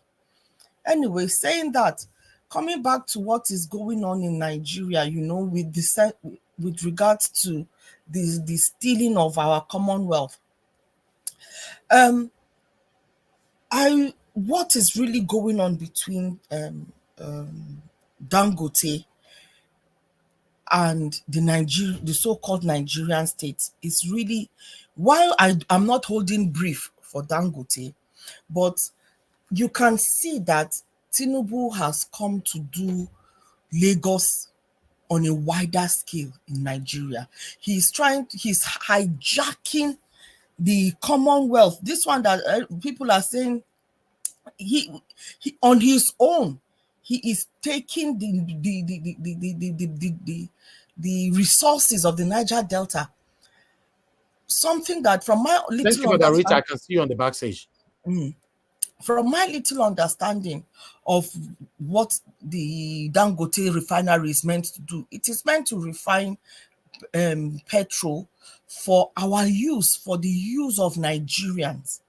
Is that not, am I wrong? Or was it for export? Please, can somebody, if anybody is aware of that information, can they just educate me? Madam Busy Brain, it's completely a personal business. And Nigeria is supposed to have 20% shareholding in Dangote refinery, but Dangote came back to tell us that because Nigeria failed to keep up with their own payments, so the shareholding of Nigeria has dropped to like 5% or thereabouts. It has nothing to do with Nigeria. It has nothing to do with you and I. It has everything to do with Dangote and the owners of Dangote. Okay, so he's whipping sentiments to drag the rest of Nigerians behind him. It's obvious. Okay, then it is well, when two elephants are fighting, let us see. And unfortunately for him, he does not have the state apparatus behind him to fight this kind of battle. And that is why we can see people like Elumelu coming out to lend his voice to his fellow billionaire man, because he is very aware that when he turns the next corner, it could be him, or it is already happening to him already, but we don't even know. Because I don't see why he did not lend his voice when all this, he knew, just like somebody was saying, that he knew that Obi was saying the truth. He knew that this man was not coming in for any good, but because of his own personal greed, he turned a blind eye, even going to go and shake and congratulate the thief that stole. Yeah? Somebody steals and you go and congratulate them and laugh and mocking personally, I felt mocked by his action. I really felt mocked. I never really cared for him. He's a globalist stooge anyway, So this one that he's coming out now to talk is because it is going to affect his pocket, or it has affected his pocket. And no, I'm not complaining. Let him continue to talk. At least it adds more pressure on the neck of the person that is oppressing everybody, And I hope that a lot of the billionaires will be coming out to come and talk to, because I'm sure their pockets have been impacted by the actions of this one man that they allowed to take root, to take hold. And now he has become their nemesis. I just pray that they will rise up. They will find the courage to speak up and be loud about it. Thank you very much, Oga Office. I rest my case. Thank you.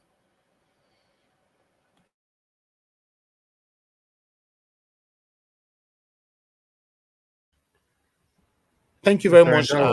Thank you very much, madam. Busy brains. God bless you, man. Thank you for your time with us today. Thank you. Oga CM, if you're there, your final submission, please. 4 minutes. Oga CM, you're not available. Oga Chris, please. Okay, you are there. 4 minutes, Sorry, sir. I'm trying. Okay, thank you. In my final submission, let me recall what Atiku said that today's this thing that Tinubu has shown no sign that he knows what to do. Of course, well, he's saying the obvious, because to me, I think we've said it here. Personally, I've said it. Sometimes somebody might like to go for, will be looking for a job, but hasn't been successful. When you ask him or her, he said, well, I fidget at the interview. I don't know what is wrong with me. I can't stand this, but I know I can do this job. So in that case, the person is now called and handed over appointment paper. Say, look, no interview for you. Just go and start with, fill the form and start. And yes, and yet you can't perform. So that is the case of Tinubu. But people should not be worried. Should not be surprised. The man never spoke to Nigerians at all. Not even to debate with his contestants. Not even to have the opportunity of being interviewed by any mainstream media, including his own TVC. Let them even organize an interview for him in his bedroom or in his sitting room at Bordelon Ikoyi and let it be aired. Record it and then bring it. Nothing. So that is the disdain to which he held Nigerians. Maybe he knew because he's going to buy everything, so it's as good as no need. But now that he's trying to recover the money he spent, so when people now talk, he said, I bought the seat. Well, that is the tragedy. So to me, I'm not expecting anything, but it's disappointing. Now, what options do we have? Yes, as I made something about the protest. Protest is good. If that is the only language he will understand, Nigerians should continue to do it. But as far as I know, the future looks bleak. Not only that the future looks bleak, we are seeing it day by day, but we can't continue like this. something must just surely have to give. In this case, people should not, I mean, those around Tinubu should not take Nigerians for granted. Probably this is they just tested the microphone or what may be regarded as the first salvo. I understand that by 1st October, another protest will take off again. Well, maybe because that is a national day, people are expecting Nigeria to be celebrating independence on the road. I mean, people will pour out in the street. What I really want to say is this. You see, at every point in time that somebody is faced with a problem, like my father told me when he was alive, he said, think critically, the solution might not be far off, or look around you. I have always believed that Nigerian situation needs to be restructured, irrespective of whatever they are doing. This man, the visit of the patriot to Tinubu, let him not take it lying low. That might be the balm that he may need because nobody can foretell. Given the way, like somebody commented, the crowd that came out from the north, which we know we shouldn't have. I mean, we don't usually expect such things. Given the crowd, I don't think they are quiet. It is even better now that this protest is taking place now because of the hunger, which is now the unifying factor. Sometimes I cast my mind back and say, what if it will be like we are all expecting? The moment Mahmoud announced Tinubu as the winner in early 4 a.m. and the next day or two, the streets were filled up. So many permutations quickly come to my mind. One, the North might not join. The northern people may not join because the likes of Rufai and all these, what is it called, the Tambuwal and all of them that gathered to put Tinubu, we say it should not be that the man we had the magic wand. Why are they shut? Why can't they go to court? Why all this? And then the usual Nigerian rhetoric. Of course, the Southwest won't join. Tinubu will still use his influence because people will look at him as, well, this man is really, I mean, he hasn't been tried. Why are they protesting? Is he in why have they gone to court and they didn't win? And then the usual Nigerian rhetoric of blaming everything on the Igbo, you never know how it's going to descend.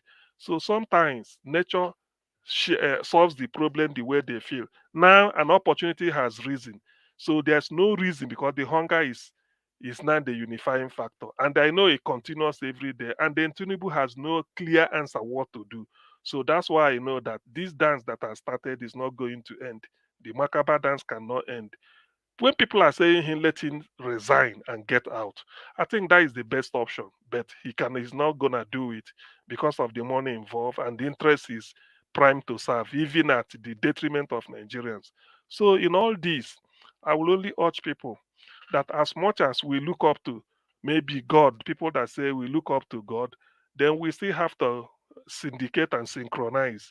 By that I mean people should be able to know that yes, the next push will be harder than this and will be more sustained than this. The one of Bangladesh was happened almost the same time with that of Nigeria. But the president of Bangladesh or prime minister just disappeared, just left. He thought it's something he could have, she also, the prime minister could have sustained, but it didn't work. So in this case, democracy has failed us quite all right because it's corrupt. Now, the next push that will come, this is what I will wish. It will be more severe and sustained.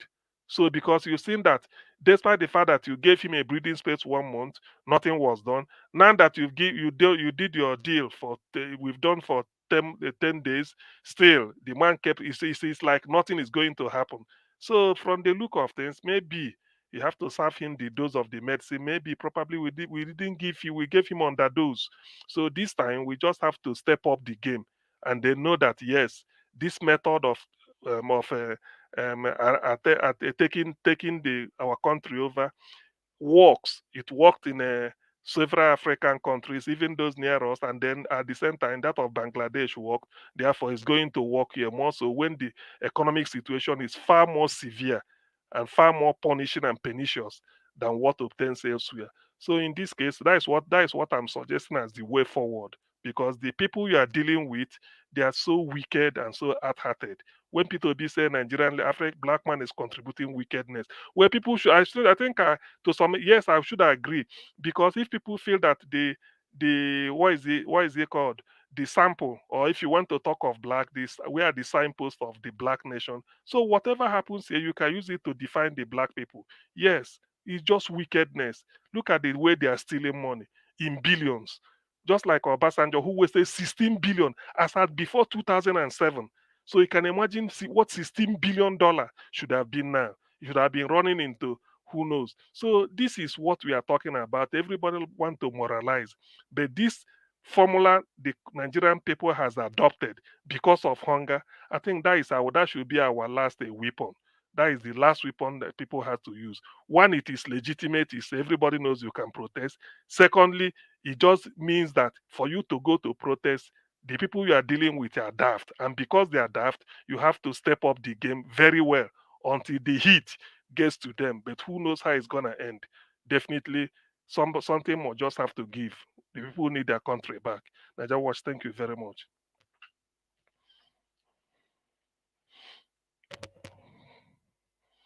Yeah, so Oga CM, thank you, sir. God bless you. Oga Chris, please talk to us at your 4 minutes. Yeah, it's good to round up this show now. Well, as for me, like I've always said, it will be a big fallacy for any person to think Nigeria is not working. It's just that it's not working for you and I. It's working exactly how the people that own Nigeria want it to work. It's a feudal state. It's a captured state. It's a personal enterprise. And for the likes of Dangote and the rest of them, they are all in this together. They know exactly what they are doing. And yeah, I'm very sure Dangote wouldn't have said a word if not that it personally affected him. And it's obvious. He has said more words in 2 months than in 16 years of we having democracy. So that's just the way it is. And yeah, you if you know the number of industries that have been destroyed for Dangote to be able to survive and the product that he sell, how does Nigeria benefit? Let's even leave the refinery. What about the other products, the cement, the noodles, all those other things? How does Nigeria benefit from those products? And what is his social corporate responsibility to the communities where he lives, where he does his business? What are they? Real tangible benefits. So for me, they are all just the same, and I feel zero empathy or pity for any of them. The only thing I care about is Nigeria, you and I, the common man on the street, that is suffering from all their gluttony, their kleptomanic attitude.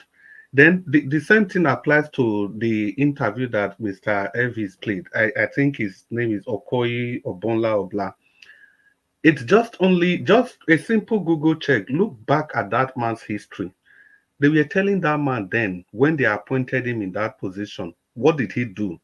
It was only after the people that were speaking up against the APC. It's there. Those were the things the man did. Every time he was always very, very partisan. If you listen to all his interviews, 2015, 2016, and today he's crying. And moreover, let's not forget that this man never resigned. They didn't even sack him, they suspended him. He's still a member of the APC. They suspended him. So if those accusations that he's talking about, why did he not resign and tell us the people? He had to wait for 7 years till the end of Buhari's administration. Then 1 year later, and as we speak, still a member of the APC. So what is he really looking for? That is the question. What is he looking for? These people, as for me, there's a way I look at them because I'm not just knowing them today. I follow their history. I saw this man, then he was breaking all the rules. He didn't care about the rule, arresting people the way he likes. And they were all the people from the other parties that were speaking up against the Buhari-led administration. And when he wanted to cross the boundary, they gave it to him and they suspended him. Like they say, the rest is history. Why did he not resign, if I may say again? So that is the issue. That is the issue. So Nigeria, not until we wake up and understand that these people, when they cry, you have to look very carefully why they are crying. Are they crying because of you and I? That is the pertinent question. That is why people like us will continue to follow Peter Obi as long as he has demonstrated that most of the thing that he talks about is not for his personal gain or aggrandizement. It's for the people. This is who he has been. So it's not these other pocket-sized politicians that just come out at any point in time when the thing is no longer favoring them. And they start, look at Amechi, for example. He's talking about it's because they refuse to stone them. The problem we have today, Amechi was part and parcel of that problem. The excess crude fund, was it not Amechi in collaboration with Oshomole and Fashola in Lagos State that led that onslaught against Jonathan? That those the funds in that savings must be shared. This was the fund that was carefully crafted by Okonjo Iweala. And yet these people fought Jonathan to a standstill, not until they dip their hand into that funds. And again, like they say, the rest is history. See, Nigerians, we should be ready to either do this democracy or not. And that even reminds me, I think Madam Mary's finance mentioned that democracy is a scam. Yeah, you had a very beautiful submission, I must agree, but I don't think democracy is anything close to being a scam. It is the operators of democracy that are scam. Because democracy is working for every country that operates democracy properly. It's working in the European Union as a whole. It's working in North America, Canada, and the US, with the exception of Mexico. It is working in places where people follow the rules of democracy. But as long as you don't follow it, it's not going to work for you. So that doesn't make it a scam. It's the same thing as kitchen knife. You can use the knife to cook, but you can also use it to do dangerous things. You can use it to do very dangerous things. It's the same thing with democracy. And unfortunately, we are operating democracy just as if we are fools. China, that we talk about, they have their own form of democracy. But it's not democracy as we know it. It's not representative government as we know it. They have their electoral rules that they follow to the letter, even more than what happens in the US. They follow their own rules. For example, in China, they have 40 wise men. Those people are ready. If anything happens to the Chinese premier today, Xi Jinping is the current premier. If anything happens to, there is a succession plan that they will follow to get the next person. They are all ready. If anything happens to that one, the next person is ready. That is their own type of democracy, and it is working perfectly for them. So we have to devise a system that will work for us. And no matter how we divide that system, as long as we refuse to follow the rules that we created for that system, it can never work for us. Any system you create, you must make the system fair, if you like, but the most ultimate is that you have to create rules that everybody must come under. The rules shouldn't be interpreted according to the whims and caprices of just one or few people. It must have to be all-encompassing. That is what governance, that is what gives rights to good governance. Because when people in power, if they understand that the rules supersedes all their shenanigans, they are forced to act well. They are forced to do well. They are forced to act. They are forced to take action that will favor the people that they govern. And let's not kid ourselves. The typical African leader lacks empathy. And as long as you don't have empathy, there's no way you can ever govern well. It is only when you have empathy that you always put your people ahead. That is why you see people, instead of having chaos in their country, they quickly resign. That is what leadership is all about. You see people, when it becomes so difficult to move forward, they know that any attempts to put their own personal gains ahead is going to affect the vast majority of the people they govern. So they quickly resign or take a bow out or just put themselves under the rule of the law. But what do? We don't ever do that. We remain there despite criticism. They will say it's their enemy. They will say it's their political opponent. They will look for all names. And we have a way of clapping for these people while they are there in power. But immediately they leave. Sorry. then we start pointing to everything they've not done well. The same thing happened to Buhari. Is it not shocking that the same people that clapped for Buhari, Oshomole #1, for 8 years, they are the same people telling us today not to blame Tinubu because it is the rot that Buhari left that Tinubu is trying to clean. Go and look at the people saying that today. We are the same people that defended Buhari all through his 8 years of leadership. So the truth is that we really need to be truthful to ourselves. I've said it several times. This accusation, this finger we keep pointing to where I don't know, it's not going to help us. No matter anything you say in the Western world, tell me, for those of you living in the Western world, tell me one thing that is happening to you there. That worst thing is not happening, that same thing, the worst part of it is not happening to you in your own country. If you can point to one single thing. I'll just round up by saying this, let's be retrospect. Let's be very retrospect. It is only we that can save ourselves. No amount of blame or complaint can do that. Good evening, Nigerians. Good evening, Sir Naija Watch. Thank you so much. Thank you very much, Oga Chris. God bless you, sir. Thank you. Mr. Oduwa, please, your final submission. Thank you, Mr. Naija Watch. Thank everybody. Well, Mr. Naija Watch, I want to answer the question you asked because you said Okay. the Igbo telling Buhari Tinubu to take Northern serious, and the Igbo were the one people thought is agitating to leave the Nigeria, and they not. Now, where the Benins are not agitating. Where in the Benins, they are agitating, but the people that are agitating in the Benins are the Izom extraction. So they agitate it as Niger Delta or Sarsat, whatever they will use to agitate it. They are still agitating it. But the truth is, where the Edos or the Deltas are not in the forefront, it is because they lack vision. These two brothers, they lack vision, they lack dreams. It takes a multitude of people that have dreams to agitate for freedom. And that is why you see the Igbos agitating for freedom, because they have dreams and they want to achieve it.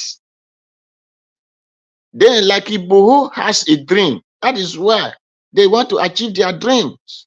But this Benin, this Edo and the Delta of the Benin extraction, apart from only the Zona who has a little visions, these two brothers doesn't have visions, because go to any place you find Igbos, they always had meetings.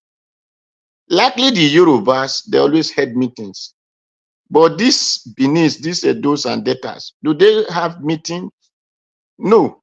If they even have meeting, ask them what are they discussing that they are meeting? There is nothing. Apart from we want to do party, we want to do this one, we want to do party, come, we want to do culture, come. That is only the two things they have. Then forgot that the technology we are talking about, that the white man modernized today, that we have it before the white man came. Those carving that they were carving in our land, those mold they were molding in our land, it is not the white man who taught us. It is because we lack vision to build it up. Even today, the Igbo will produce tank. They will tell you that the Igbo are the Japanese of this world, they are the China of this world, they are the America of this world, because they have visions. Then tell Edo man or the Delta man to do something. The next thing, I beg you, Jare, the thing too hard. No, do they create Igbo with those things? No, because they determined to do it. And when you are doing something great and another person is holding you back, what will you want to do?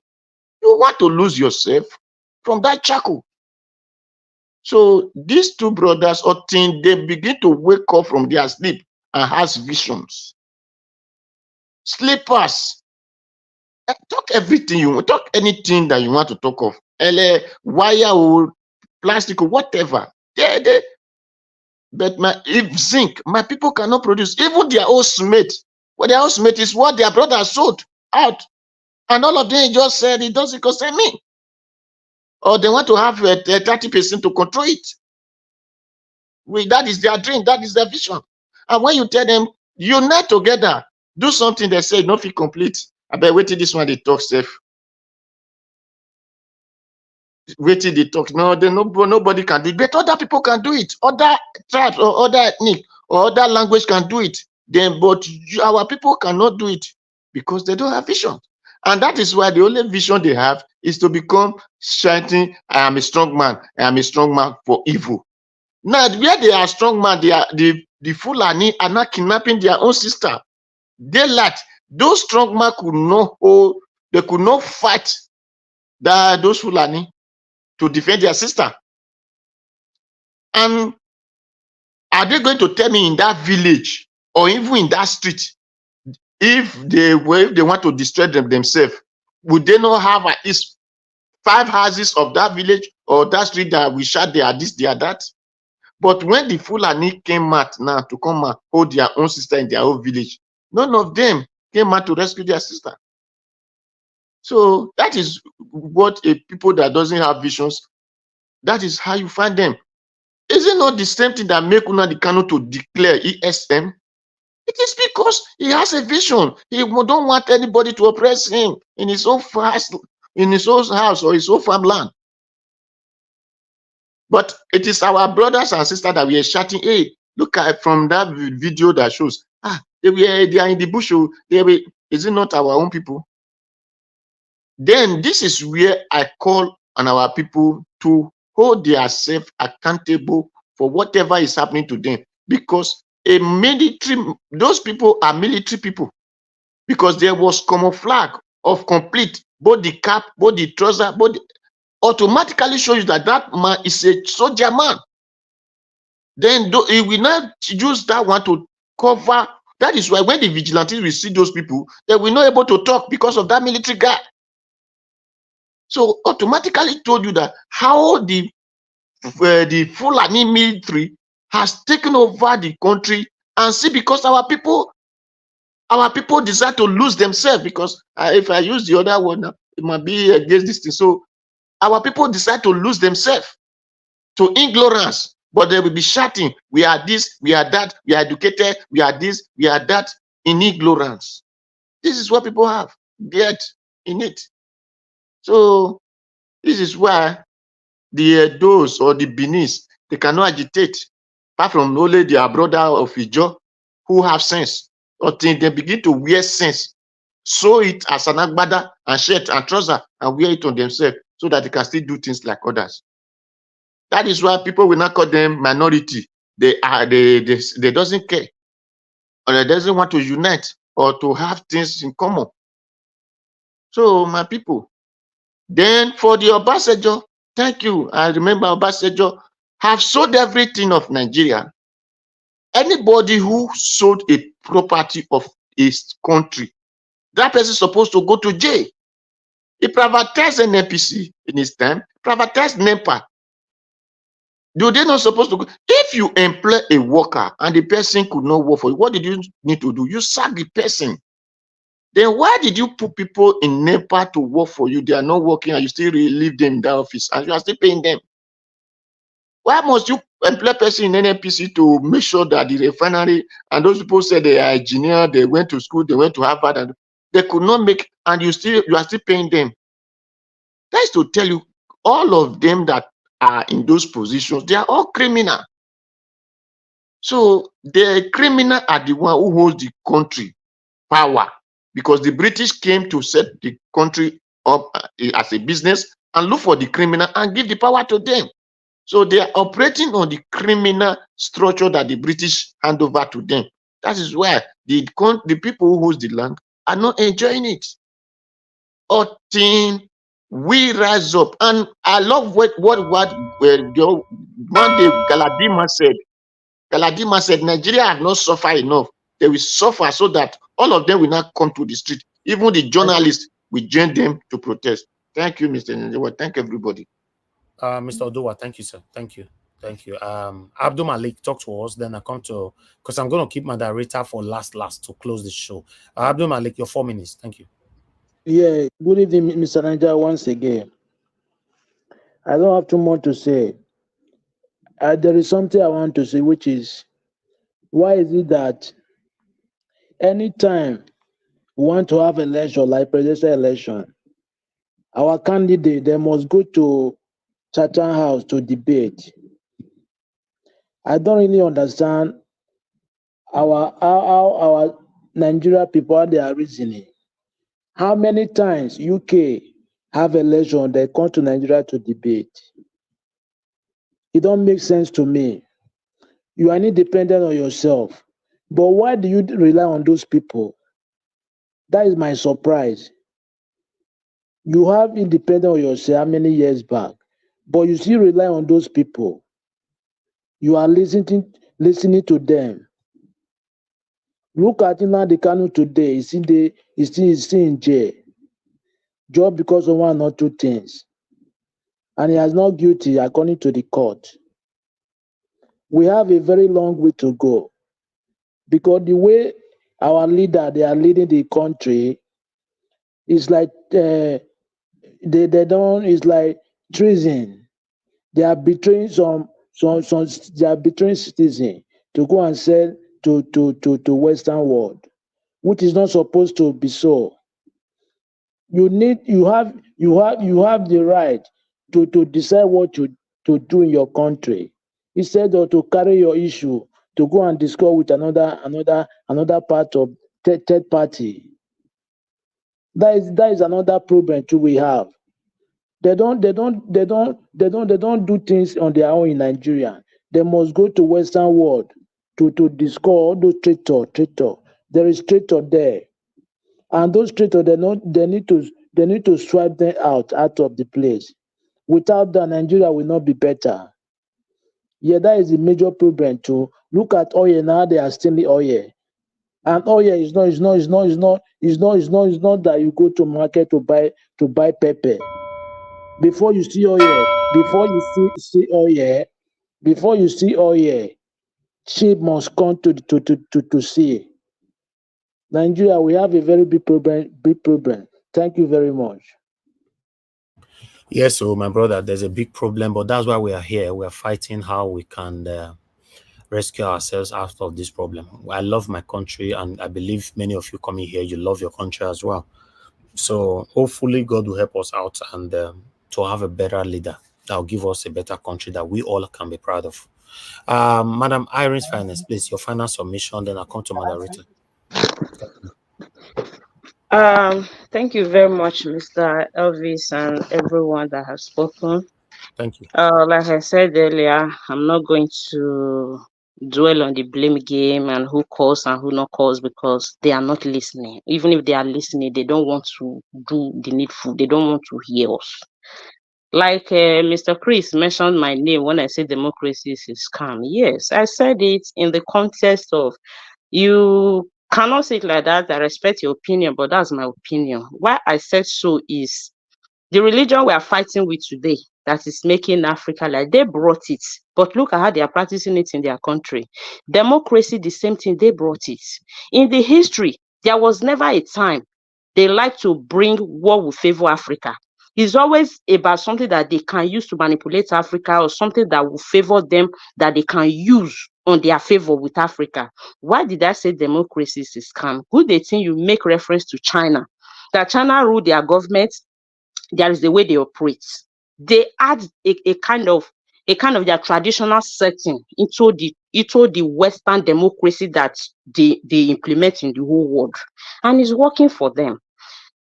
We are black people. We are not white. Our mindset and their mindset is different. The way they do things is different. The way we do things are different. So you don't expect us to dwell in what they brought to use it and get it exactly right the way they are getting it. Yes, democracy is working for them. It's designed for their kind of system. It's designed for their kind of system, and they can use it very well in their system, in as much as it's not so free for corruption, but at least they are using it very well for themselves and it's working for them. But in our case, it's not working for us. As far as I'm concerned, anything that we are doing or that we are using that is not working for us is a scam. See, they are busy telling us, the military, you can't compare military to democracy. You can, okay, just check a history coming. For example, I will go back to Burkina Faso. Thomas Sankara was a military guy. Today, we are still talking about all the good things he did in Burkina Faso. And as a matter of fact, his death was traced to them that brought democracy because they never liked the way he was going. Same way this sitting Ibrahim right now. He's a military young guy. He's trying to repair his country. He's fighting seriously against them, and they are also after him. So now, Rawlings of Ghana, was he not a military man that sanitized Ghana? But every time we come and say, no, democracy, we must put democracy on top of this. What am I saying? Getting it right have nothing to do with whether this person is a military or whether it's a democratic government. Our leaders have taken advantage of democracy. We have a tradition, we have a culture, and we have the way we reason, we have the way we do things on our own. If we are able to implement a little bit of it into democracy, create a certain law, a certain rules that is outside everything the West wants us to do, how we want it to work. My brother, it will also serve us, just as China creates a certain extra one and add it to their democracy is working for them. But the problem is that we throw away everything that has to do with us and embrace the democracy they brought. We are fighting with it. The religion they brought is our problem. We are fighting with it. Just name it. So many other things that come from them, that came from them, that we are fighting with. So I respect if you don't see it like that, but that is the way I see it. As for today, democracy have never favored Africa. It's a scam. They said democracy is the best. It's not good. What make you think? If it's actually the best, is the thing to shaping the world outside the military zone? Why do you think all the military men are throwing away they throw away their uniform and come and wear agbada and come into the democracy? I can tell you, outside Abacha in Nigeria, aside the record we have about Abacha, I can tell you the democratic government that we have had in Nigeria, I can tell you the corruption that have eaten deep into the democratic government might be worse than what happened during the military. People might not like their certain kind of fashion or the way they determine things because it's a one-man squad, they can wake up and take decision one morning. But there are some times that certain things go wrong, you need order. You need order. Nigeria today is scattered. There is no order, there is no nothing. It takes me back to the people. I would tell them, we have to be serious and be focused and know what we want. We need to change our thinking, our mindset. And anybody that is not ready to work with you to make sure the country work, be it celebrity, be it the business elite or the political class or whatever, learn to cancel them. Learn it. Learn it. Learn to know that these people, they are your servants. They are supposed to be there to serve you, not for you to be worshiping them, my leader, my God. No, they are your servants. You are supposed to hold them accountable. They are supposed to be accounting for you, not you begging them, romancing them. No, anyone that is not ready to work, the celebrity, cancel them. You can cancel them. Naira Marley is an example. After Mohbad's death and all the cases that happened, did they not release the music? They play it. I saw how Nigeria reacted when that video surfaced online that this is new music. Since that day, I don't think I've heard it again somewhere. Heard it again in anywhere. We can do it if we have the determination. Cancel anybody that is cancelable. Both the politician, the business, the business class, the elite, business elite, the celebrity elite, anything that is our problem. It's time for us to wake up and tell ourselves, we are not slaves. We cannot be slaves to ourselves. We cannot be enslaving ourselves. Because all these things, we are doing it to ourselves. The politicians are Nigerians. The business elite are Nigerians. The celebrities are Nigerians. The religious leaders are Nigerians. What are we gaining from them? Nothing. The traditional rulers are Nigerians. It's like we, the normal people, we are under a spell on other these people. So we need to wake up and do the needful. Your religious leaders you are running after, that is touch not my anointing. You people don't want anybody to touch them. Their school, your children cannot attend it. Their hospital, you cannot afford it. They would tell you not to not to take drugs. Some of them, if you are sick, many of them have a European hospital card and passport that they fly. They have headache. They are here to come and take their treatment. How long will you people continue that gullibility? How long? They are flying private jets, the best cars, the best. Look at their bank accounts. It's a business enterprise, selling handkerchiefs, selling water, selling apples, selling wristbands, selling anything sellable, and you will be buying. And what all these things that you have been buying, what has it done for you? I'm not saying don't pray. Know your God for yourself. Read your Bible for yourself. Know God for yourself and pray for yourself. You don't need to wait for one man to come and lay hand on you. And as a matter of fact, I want to give a shout out to Prophet Isabuba. If everybody could stand, if most of all these our religious leaders they are like that man, I can tell you, this protest, I think it would have been the last protest we will have in that country. The result it would have brought. Look at how it's mobilizing. Look at how it's coming out to speak truth to power, telling them to their faces, not the rest that are busy laundering money for them. Or did you not hear it from EFCC? I'm not the one saying this. EFCC has said it, that they have traced some money laundering activities to some religious leaders, to some churches. So I know people don't like to talk about it, but it's a fact and it's a reality that we need to treat. And it's a cancer and it's eating so deep. I will keep saying it. And it's keeping many people in poverty because it doesn't make any sense. You go to church Monday to Sunday, and every time you see them in church, pastor will say, hey, prosperity is coming to you tomorrow in Jesus' name. They will shout amen when you are not working. You don't have CV. You are not even looking for. All you do is to go for evangelism, go to church and start. In fact, I don't know. I think there should be a session for that, to be talking to Nigerians about religion, because that is one thing. Religion and tribalism, that's one thing they don't want to hear. They can even manage to listen to you if you are complaining about their leaders. You see these two things. They don't want to hear it, and they will need to hear it, because that is where the spare is. That is where the bondage is. They will have to. They will have to, and I'm on the celebrities cases especially. And I will be one of the people, when there's anything like this happen in the country, they did come out. I will personally join the campaign to hashtag them, to cancel them, because they need to know the power of the people to their profession. Because without the people, they are nobody in every part of the world, not only Nigerians. We need to know our strengths, because we have lost it with our politicians. We don't know our strengths. We don't know how powerful our voices and we don't know that these people, we place them in where they are. They are working for us. We don't know it in the politician. So since we don't know it in the political space, it's like the celebrity space. You guys don't also know that you made them. If they if they do their movie, you are not watching, they are nobody. If they create scripts, you don't share, you don't watch, they are nobody.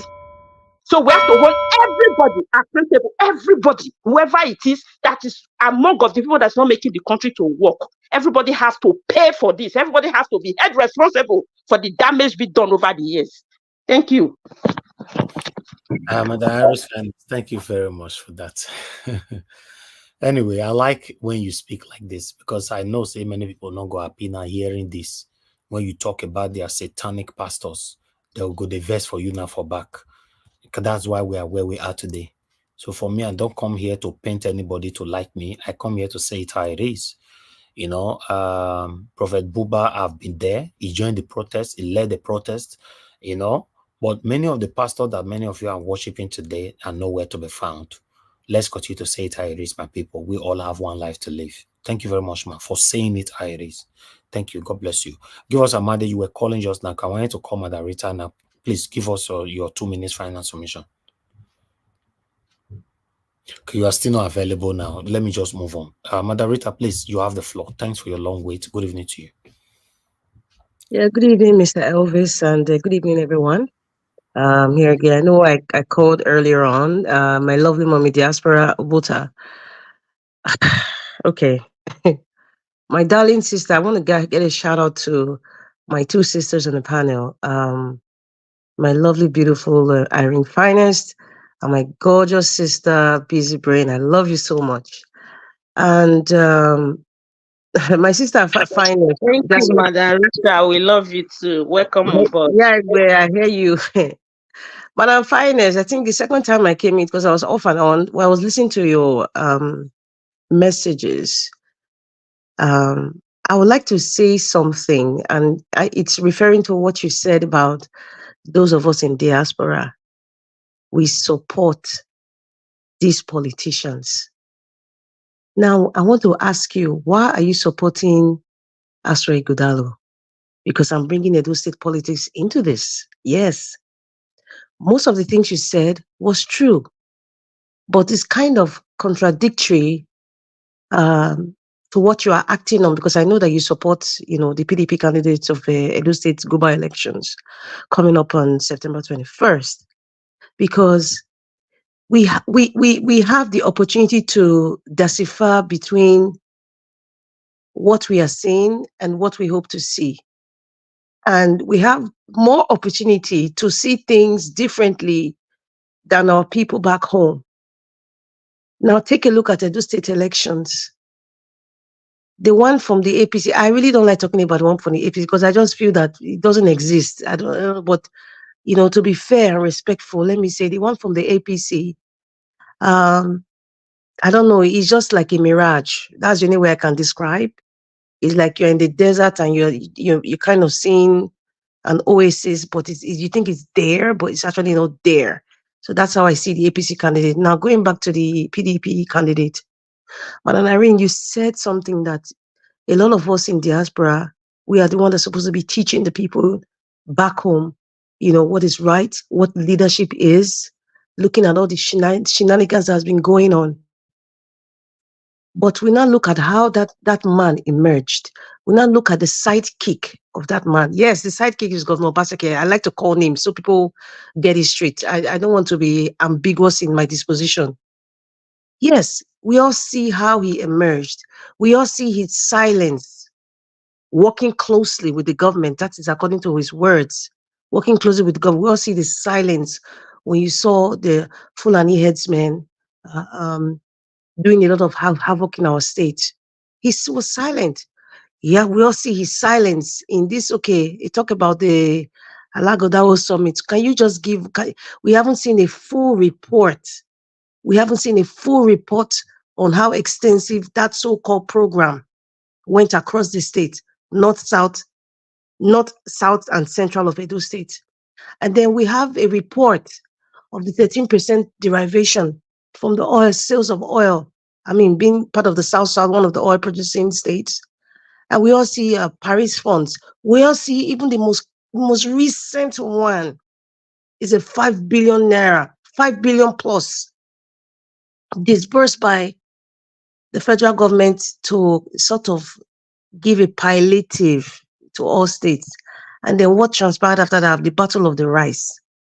Now, when you see such a person, and you see such a person who is bringing in his sidekick, yes, his sidekick. Nobody should tell me I have nothing to prove. We all know that the way he emerged, all the shenanigans going on, the way the deputy governor was, well, we have two now. I'm talking about the first one, Captain Philip Shaibu, the way he was kicked out.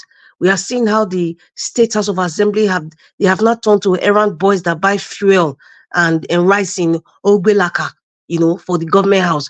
We also saw how, Anthony Enaro complex was taken down just because of one selfish man's ambition.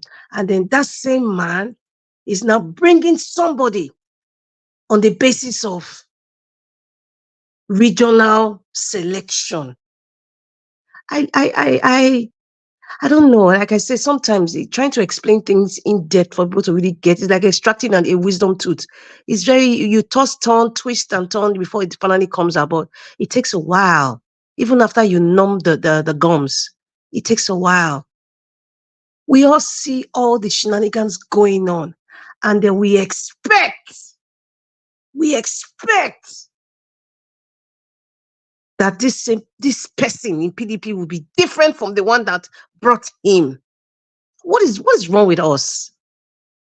Really, what is really wrong with us? And I've stated my reasons why I am supporting the lady candidate of the Labour Party, Olumide Akpata. I have said it and I will continue to say it. The PDP and APC are the same. This is Edo State. Nobody should come and tell me about Alex Otti was in PDP, is now Labour Party. That's not the bone of contention now. I'm talking about Edo State, the present Edo State, the people, the players of the PDP and the APC from 1999 till date. They have swapped themselves. They have used the people to fight against themselves. They have divided the people. I have never seen politics with so much hatred right now the way it is in Edo State. They have divided people with religion. They have divided people with tribe. They have divided people with political affiliation. They have divided people even with money. With money. So we are the problems of ourselves. Conclusively, we are the problems of ourselves because Mr. Elvis has said something. We don't like truth. I think when Mr. Elvis started this program, you were talking about, sometimes people don't want to hear the truth or they get upset because maybe one person is from my tribe or the person is my brother or my in-law, or, I have a job or something, or my sister, my whatever is affiliated with that person. You kind of get icky. You kind of get all over sensitive because somebody is spilling out some truths. We are the problems of ourselves. Look at it. We have seen the battle of lies back and forth between APC and PDP. The lies, the propaganda, those in diaspora, the pictures and the videos they are showing, the statistics they are showing from God knows where, generated. They pay media rats, all over social media platforms, WhatsApp platforms. They keep pushing out the demonic messages to the gullible people. Even some people in diaspora are actually really gullible. Yes, truth be told, some people in diaspora are very, very gullible. You'll be so surprised. But nobody actually sat down to say, wait a minute. Since 1999 to date, what has changed in PDP and in APC in Edo State? Okay, this person now that the PDP wants to present, his master, look at how he came. And nobody should come and tell me proof, because me, I have proof. Because we're in social media, I don't want to, nobody should come and tell me, bring your proof. I have proof. I have solid proof. And then look at the way the person can, look at all the shenanigans going on. The same circle of people. And then we have the secretary to the government all of a sudden becoming the deputy. Like, what do they have to provide, for crying out loud? It's laughable. I just don't get it. Do you know what is wrong with us? Some of us, not all of us. We are so tied and stuck with our tribal beliefs, religious beliefs, that it's like the umbilical cord is hard to cut. Because if you don't cut the umbilical cord, the child will remain in the mother's womb, will never see the daylight, will just be okay in that warmth of inside the mother's womb. You don't want to come out, you don't want to grow. And that's why I keep saying, Nigerians, grow up. Edo people, grow up. Just grow up for once. Grow up. We're all getting older. 4 years' time. Okay, when Adam Soshomele was governor, how old were you? How old are you now? He was there for 8 years.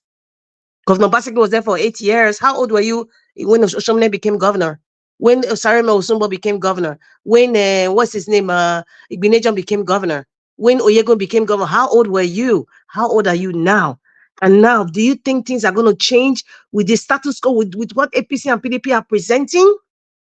That is why I keep saying we need to bring a fresh blood. We need to, listen, if you want to open new doors, you got to get open. You got to get new keys.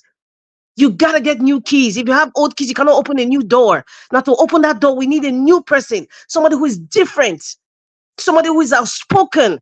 He may not be 100%, but let us try this one, because the other ones, they are not different. They are the same. They got nothing to offer, and you know it. But because you are so stuck with that umbilical cord, you just don't want them to cut it so you can see the light. You just don't want to cut it. Some of you are not even truthful to yourself. Both home and abroad. I'm not just talking to people in diaspora.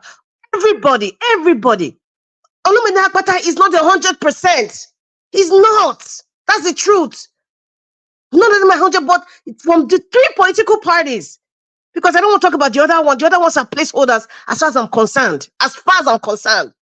Some of them might not even be in the ballots. because of a corrupt system. But this is what we have to present, the lemons that we have, that is in our face right now at these three political parties. But if you now break it down, do your mathematics, everybody. Write things on a piece of paper. How is Edo State? Look at all the shenanigans and the lies so far that's been going on within PDP and APC. Let me tell you, wake up and smell the coffee. APC and PDP, you see all these people fighting? They are all friends. They've worked together. Respond to you, You cannot respond yet, my sister. They are all friends. They have nothing to offer. So if you think they have something to offer because of maybe the education, or you think they've been to ABCD, wake up and smell the coffee. Grow up. Tony Elimelu, that everybody is talking. He's just coming out to talk. Thank you, my brother, that mentioned about Tony Elimelu. I forgot who was talking about that. He has nothing to offer. Jagaban stole this money. He was. I think it's my sister, Busy Brain. He stole it and he was laughing. He said, "Yeah, the man of the moment." Whatever he was saying. That's a slap on Nigerians' faces. That's a slap on the woman who was almost blinded. It's like, yeah, you won the game, even if you cheated. Yeah, the best man that cheated is the best man. And he has no moral right to even come. These people are part and participants of all the corruption going on in this country. All of a sudden, they all became billionaires within the space of 15 years. How do you think that came about? Were they such a good bankers? Were they such fantastic bankers? Hello? Nigeria should just grow up. It's painful. It's just like an extracting a wisdom to this difficult. People just don't get it. Even as I'm speaking now, some people will be insulting me. Well, you're insulting yourself. I mean, I'm thick-skinned. I'm not even moved by it. But I got to say what I got to say because I need to break that code that is so tight in that umbilical cord that has made you refuse to reason and to see the tricks these people are playing on you. Please, my people, Edo State, please, my people, please, I am begging you, open your eyes. APC and PDP candidates have nothing to offer you. They wouldn't make any changes. They're just there to eat their cake, cover up from their previous friends. That is it. Nothing else to offer. Nothing. Nothing anybody would tell me. Nothing. They have nothing to offer. And those state people, you can do it. Show them that, listen, we are sick and tired of your games. If it's not Basaki, it's Oshomole. If it's not Shomole, it's Philly Shaibu. It's not Philly Shaibu, it's so okay. If it's not that, it's Isa Yamu, or it is one Agbero, or it's Sonny Kabaka. Man, what the hell? What the hell? Is this what we have become? And we are allowing them to use us? Back and forth? Lies back and forth? Nobody is questioning. I'm just talking about the latest 5 billion. Nobody wants to talk about it. Nobody wants to talk about it. And look at the state of Edo State. Most of you who haven't gotten home, do you know the state of Edo State? I have gotten home this year. Do you know? I don't know if Mr. Alex is here. At least he lives in Amagba. He lives in Benin City. Do you guys know the condition of the state? Do you think it's what they're showing on TV that's a real deal? Do you know the state of Edo State?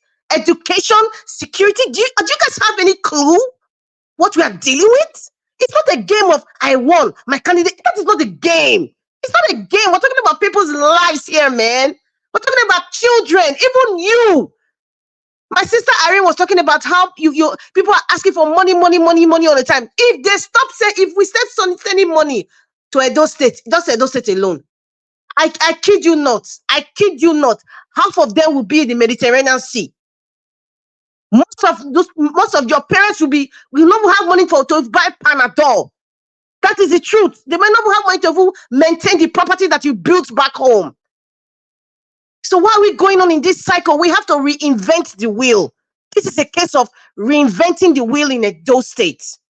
I'm sorry, Mr. Nnaji, I don't talk about Nigeria right now because election is next month. And if I come here, it might talk about Nigeria, but I have to go back to my state because that's very, very important to me. Besides, it's part of your topic, and I didn't hear anybody talking about Edo State politics. But I really, I feel it's my duty to actually tell people, like, open your mind and really, really think deep of the decisions that you're making. It is not a game of chess. It is not Panya game. It's not a game of basketball. Which team is winning which team? That's not the point. APC and PDP, they are friends, they are brothers and sisters, they have the same DNA, they got nothing to offer. They use the people, they use religion, they use ethnic bias, which they've been using for years, and people are still falling for it. It's annoying, and that's why listen, my voice can be cracked, but my brain is sharp. and is very, very alert. I need to tell people, wake up, Nigerians, wake up, Edo people, specifically. Wake up. This election is no joke. This election will change the trajectory of all these criminals that come in the disguise of angels, that come in the disguise of most educated, most experienced. This is the time that we need to set the record straight. So anybody coming from any political party, henceforth to know that Edo no really no be Lagos, and Edo, we don't play. We don't play. So if you want to make yourself used, good luck to you. Good luck to you. But I will ask you, how old are you now? How old were you when Oyegun was governor? How old are you now? Oshomole was governor for 8 years. Governor Baseki was governor for 8 years. What did he change in your district, in your constituency? What has changed drastically?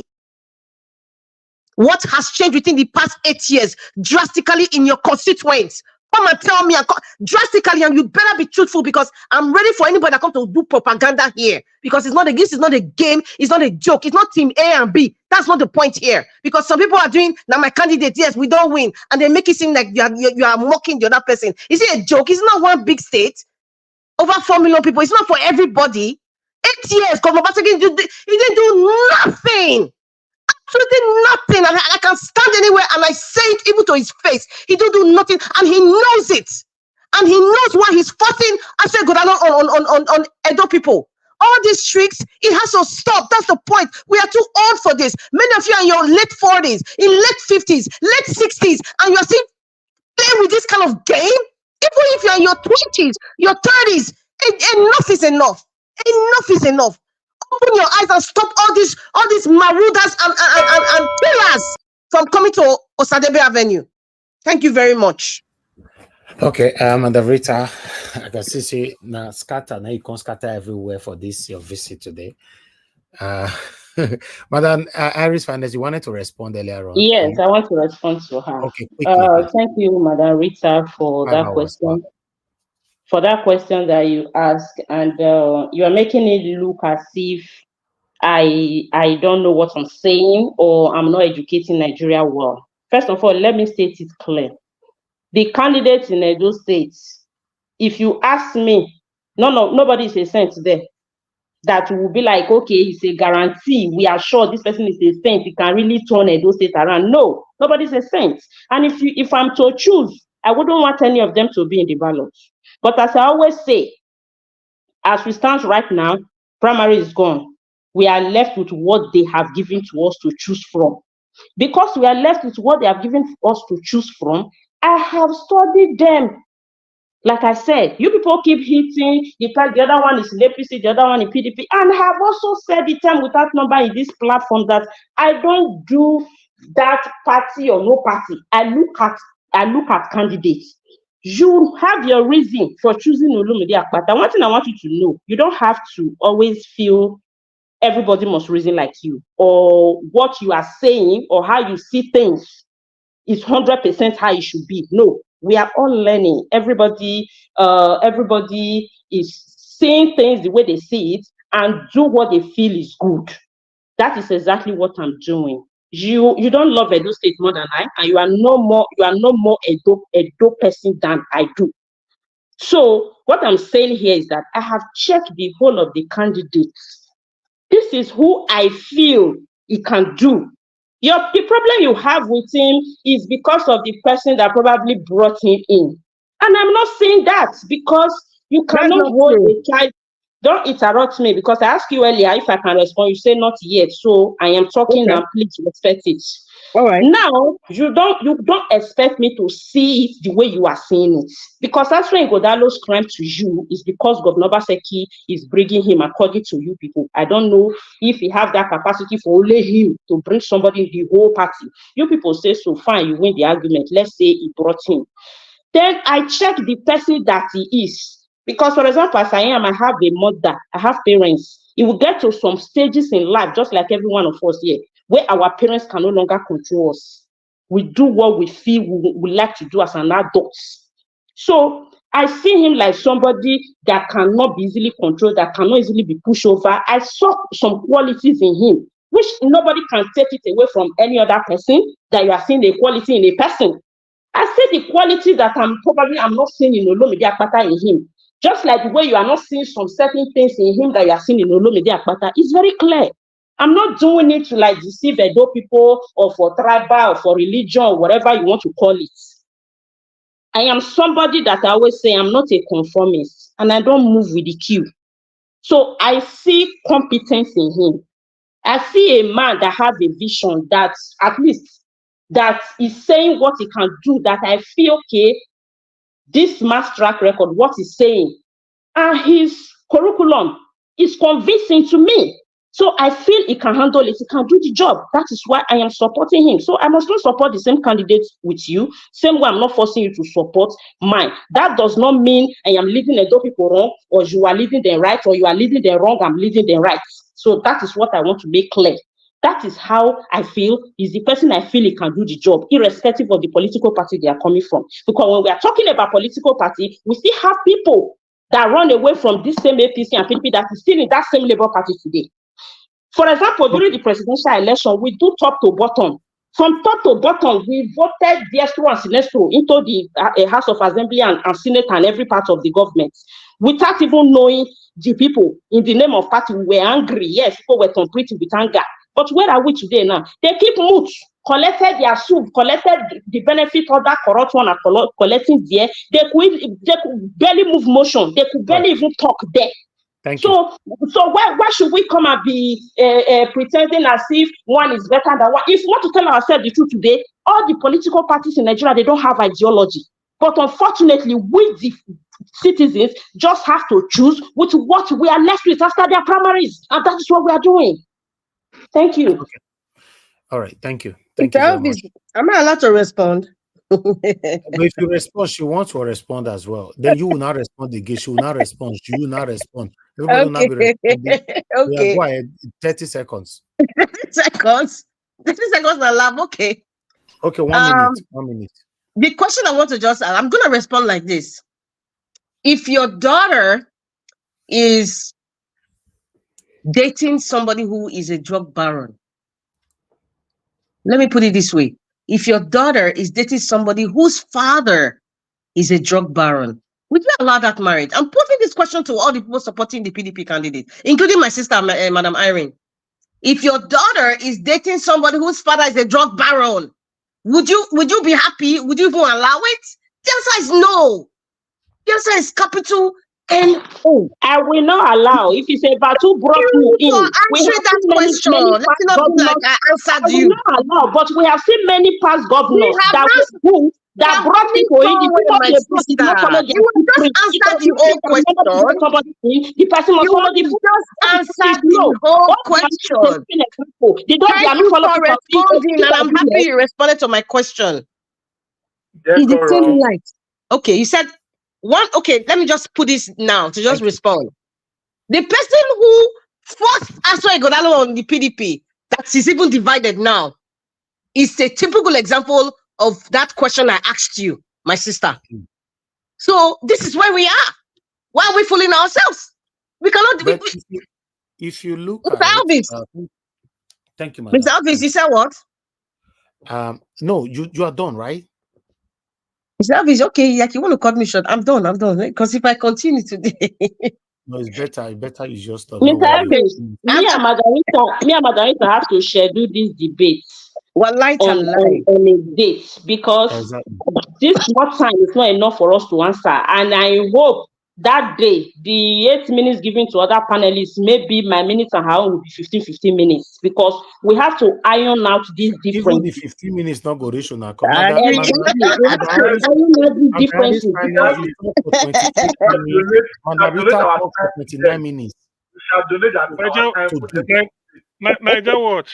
Niger Watch. Sorry, yes, can I just put in something? Yes, sir. Go ahead. The example you gave, who is the drug baron and who is the daughter? But no, basically the drug baron now. You know me, I don't waste time. And the daughter is the Aswa Igodalo. What are we talking about here? Okay. Your eyes that's what it is. I'm coming. I'm not saying he is, but I use that as an example. And my sister responded, she said, no. I'm coming. She will not allow her daughter do that. This is where we are. Today, But you just call him a drug baron. So no, we have to see, be because conscious of I what use we are that saying, hypothetical. no matter the anger or the support or the See, it is not. bitterness or whatever. Listen, I am We not have to be angry. I conscious can never about get angry because of any No, but man. It's not that worth it. example is not right. You Okay, can't say excuse the me. Obaseki is a drug baron. Wait. I'm No, going see, you guys, you are trying to know me, Dr. CM, please allow me, because I use that as an example, and I'm not saying, I did not say Governor Obaseki is a. I use that example. Then Dr. CEO asked me, who are these characters, live characters, right now? Just like saying Don Vito in The Godfather. Who is Don Vito? Governor Obaseki. Who is what's the other guy's name? Michael. Michael is what's Godalo. You want to use The Godfather as an example? just repeated that he's the one before you change your mind. So we have to be What are you conscious talking about about? I did not change. people I did are not looking change for. my mind. I did not change my mind, Madam Irene. Please listen carefully. Dr. CM asked me a question. I used that as an example. He asked, who would you refer to as the drug baron? And I said, Governor Obaseki. Who would you refer to as the one that wants to marry the girl? I said, Asoy Godalo. It doesn't mean I'm saying Governor Obaseki is a drug baron. Let us not get it twisted, fine. please. You've clarified that. Okay, yeah. Because the question is, will you allow your daughter? So, Margarita, I can never have a daughter who will ever date a drug baron. That is a simple answer. Because to marry, I must look at the family. So it goes in the lineage. I can never have a daughter, even if I'm dead, who will even date a drug baron. Dr. CM, please use this in the context of Edo State. Let us know about flog it with daughter. Use that's the context in which I used it. And I want you to stay on that lane. Stay on that lane, sir. Thank you. Okay, because in the context you use it, you say, if I have a daughter, because that is personal to me. So in that case, I tell you I wouldn't have that daughter. Now, so another area even you go exist. so. Huh? Dr. CM, you are digressing, sir. No, I didn't digress. I'm trying to make it easy so that you are digressing. And I just gave you the example of the people alive that we know. I know. Margarita, it's not digressing. The problem is that you always want everybody to talk the way you want it. That is the issue. Margarita, not me born the picking, not be my blood. Madam Irene, I believe in dissenting views. You don't have to agree with me. But it's my duty to convince you to see where I'm coming from. That's why we're having a debate. But it's not digressing. You must follow me. It's on the same track. I am opening the minds of Nigerians to think beyond tribe, religion, or whatever these fake people are coming to present themselves. That is my duty. You don't have to agree with me. It is good when you are doing that your duty. You have to be objective about it. Because, for example, I am being factual because I have information. I am being factual because I have information that these people are not capable of leading Edo State. That is why I'm being factual here.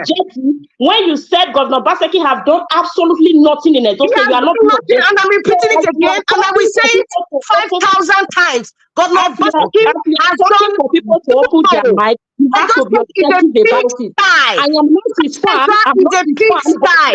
Edo North is a pigsty. There is nothing he has done. Nothing. Edo State is 100 years backward.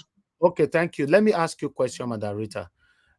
How is it possible for a governor to rule for 8 years and they have not done anything? How is it possible? Mr. Elvis, he has not done nothing. Everything that you see are cosmetic work. Everything that you see are low quality work. I beg, Nnaji, I need to step in. Everything that you see is all twisted and turned in. For example, let me just give you an example. But you cannot say you have not done anything. Mr. Elvis is not doing anything. Renovating Ogbe Stadium that has been renovated by 2 successive governors, 16 years. You come here to renovate the stadium. Who is the fool? You pass Alagodaro. Where is the red roof of government? How is the educational level in Edo State? Come on, man. How are the roads in Edo State? I'm not talking about the federal roads because they will not say Sapele Road is federal road. The inner roads, how are those roads like? The ones that they say they don't. What is the quality of the road? Our sister, we're talking about Otote Road. Otote Road till date. He came into the government, he dug it. There's erosion. A young boy has passed on over there. He wasn't discussed. The women that were murdered in the bush, our mothers and sisters in the bush that were murdered in their families, they said he kept quiet. He up in Edo State. What did he do about it? The $5 billion he just received. What did he do about it?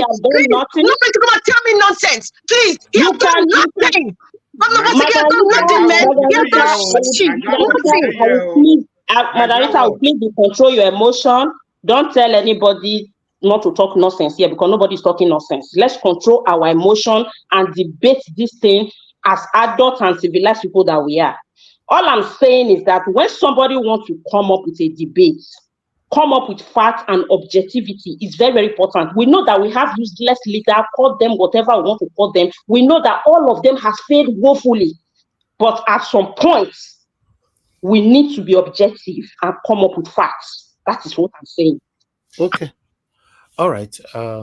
Oga Chris, you wanted to say something quickly. Yes, Mr. Nnaji, I want to say something. You see, when we say somebody has done nothing, and I like the final words that Madam Irene Finance used now, that we know all of them have failed woefully.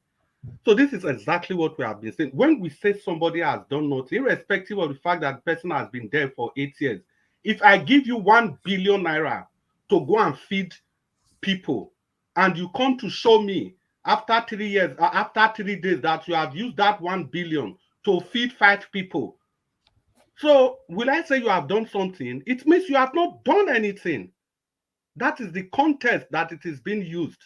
It is not a matter of whether it was there for 8 years or not. No, we are comparing what Edo State has gotten and what we can see on ground. So if you put them by side, pari passu, we can confidently say that Obaseki has not done anything and he has failed. He didn't only fail, I have said it several times, he failed woefully. We are opening the second chapter of this campaign. Before this election period, how much was the budget to the office of the Secretary of the Government of Edo State? How much before this election? So how much did they budget this election year, this particular year? How much did they budget? And Osaojogi has just left that position. They replaced him with another person. So what's going to happen to that fund? Why did they budget that fund? So when we keep talking that there is no way you can separate Asue Godalo from Obaseki, we know what we are, and it is shocking. It is shocking for we to say here that we don't know if Obaseki can single-handedly make Asue Godalo the PDP candidate, when we know it is so possible. Because Oshomole single-handedly made Obaseki the candidate, Obaseki single-handedly made Asue Godalo the candidate. Mr. Chris, because you know does not make it a fact. No, please, Madam Irene, please. You said we should be objective. I don't think there's any person that wants to be objective on these PDP primaries, and the person will tell me the primaries was free and fair. You just talk about, let's be objective, please. The primaries was never free and fair in any way. And we know Obaseki did what he has to do to make sure that Asue Godalo. Tell me who contested against Asue Godalo in the primaries. Please. Let's be objective. Apart from that, why is there division? Where is Obede Ihama? Where are all those people? If we talk about they are still in court. I'm coming. We have to be true to ourselves. The reason I'm not even focusing more on Asue Godalo, but focusing on Olumide Akpata, is that the court case that Asue Godalo has, he has to win those cases first. And I've seen people writing on the social media that he has. No, there are a series of court cases. The one he won is the one with Philip Schreiber as an individual. The one with the delegate is still pending, for God's sake. Please, if we want to be objective, we have to be objective. If we say that we don't think Obaseki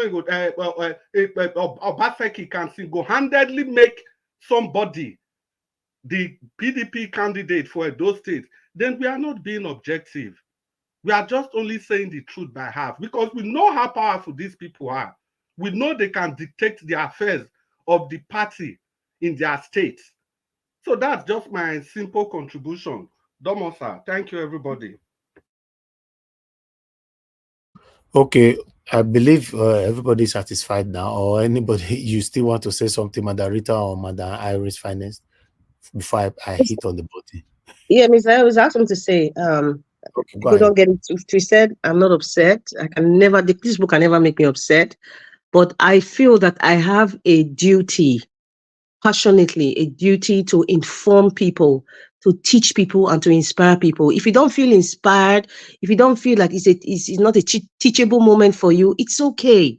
If you feel that you're not convinced enough, it's okay. But however, tomorrow or, subsequently, God willing, I'm still going to be here, still speaking out until the 21st. Even after the 21st, whoever becomes governor, if Olumide becomes governor, I will, in fact, excuse me, any decision he makes, I would definitely criticize it, positive or negative. I will be there.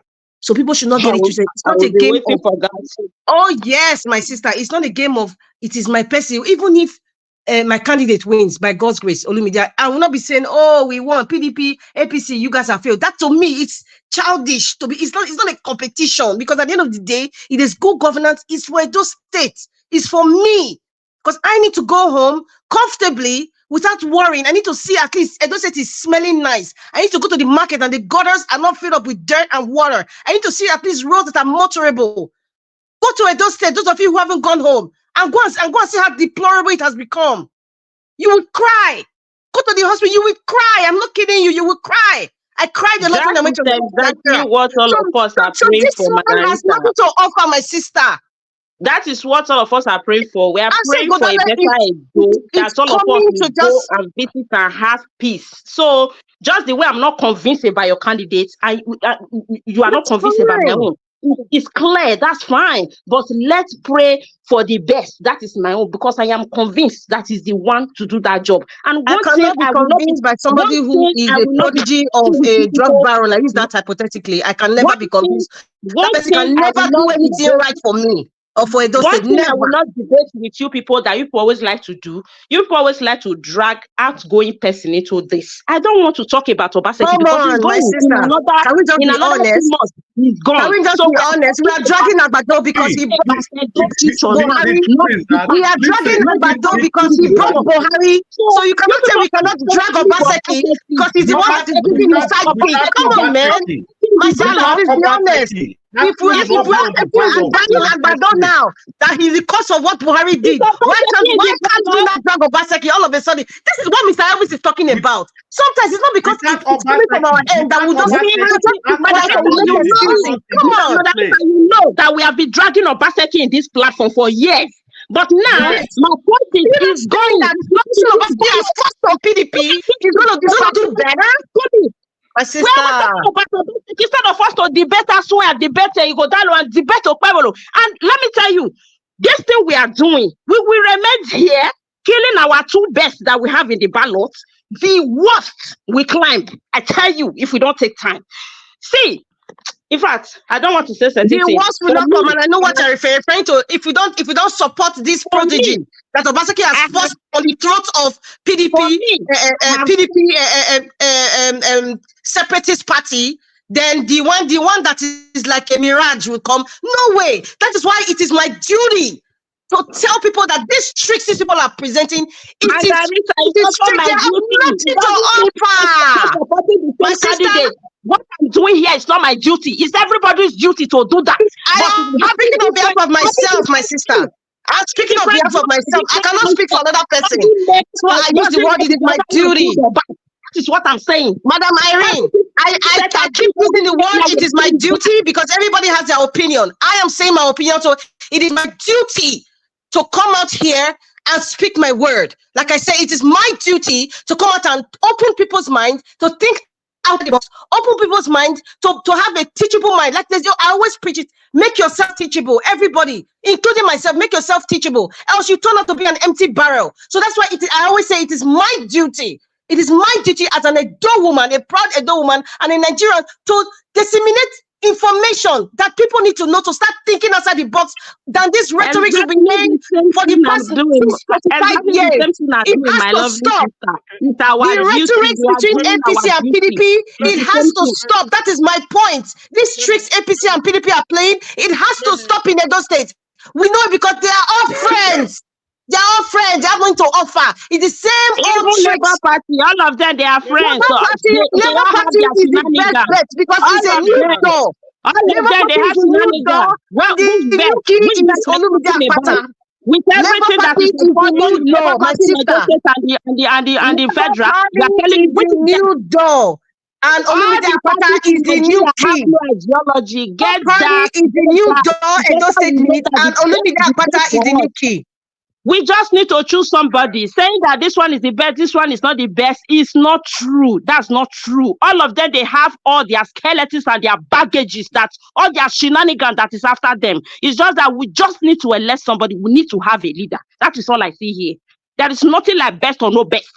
What is best with all the shenanigans, with all the corruption, or with all the problem that is ravaging all the political parties in Nigeria? What are you telling me about best? Is the best candidate amongst all. Is the best one. Even if this thing that you are saying, you are talking about what brought the primaries that brought us way. Have you read about the election that Olumide used to win NBA? Where's the proof?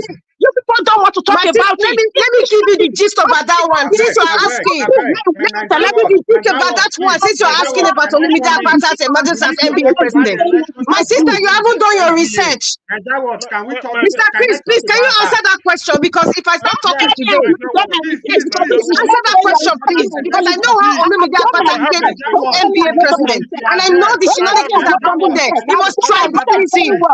It was tribalism, my sister. And read the text. All right. I know what I'm saying. Please, I need to talk about that election, please, so that we get things right. You have been talking about it, Mr. Chris. You will come with the same propaganda. It's a fact. It's there. It's there. Yes. You can see on this program. I have dissected that election. It is there for everybody to see.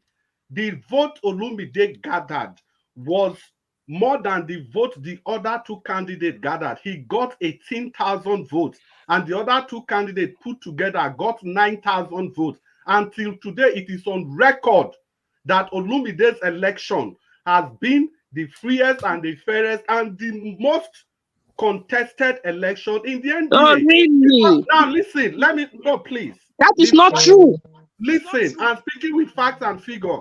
If I finish tomorrow, I don't know if we are going to continue on this, but tomorrow I'm going to share the page I did on this broadcast before. Now, before Olumide's Akpata's election, the previous election, it was just like about 4,000 people that took part in that election. But because Olumide came in, he even he so reformed the electoral processes to the extent that when he left, it was 35,000 people that took part in the next election. And after he has gone, what has been the story?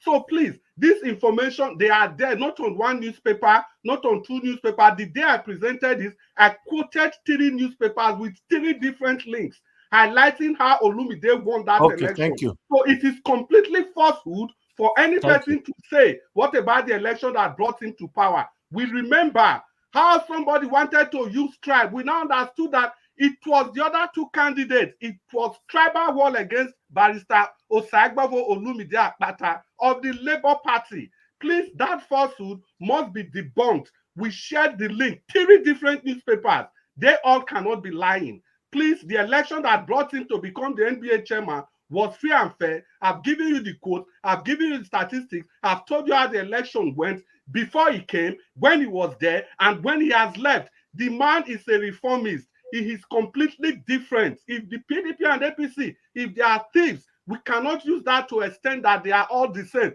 No, I disagree. They are all not the same. Barrister Osagbavo Olumide Akpata of the Labour Party is completely a paradigm shift from all these people, because the rest of them are businessmen. They are putting profit before people. Thank you, Mr. Chris. Louder. To take Edo State to the next level. He's different from those people because he's not a pocket, he's not a portfolio politician. Can we not get it? The other people are private people. They are corporate people. Thank you now, Chris. Thank you. Thank you very much. Thank you. Thank you. Niger, please. Let me just go ahead, sir, quickly. The question. You see, this forthcoming Edo election, all the candidates on the ballot, they've never been a governor for a day. I stand to be corrected.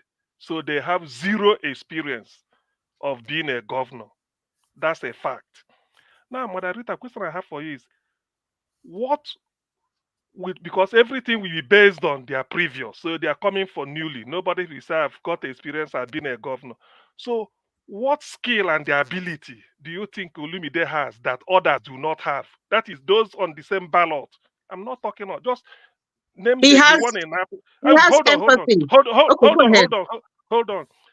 The one in Apga, the one in NNPP, the one in YPP, the one in APC, and PDP. 5 of them, okay, including him, 6. So 6 of them, what quality that is necessary, skill and the abilities that you need, that will help for the job that is going to do, to be a chief executive. So what quality does he possess that others do not have? Thank you very much, sir. That will be used. That if we deploy that quality, then Edo will be better than it is today. Thank you very much, Dr. CM. The Labour Party candidate, what makes him tick from the other candidates? Because I have seen his antecedents in how he has handled the intimidation from Governor Baseki in this campaign season, and I have seen the kind of character he possesses. I have seen how he has, even during the NSAS protest, Madam, are you the one on the backstage?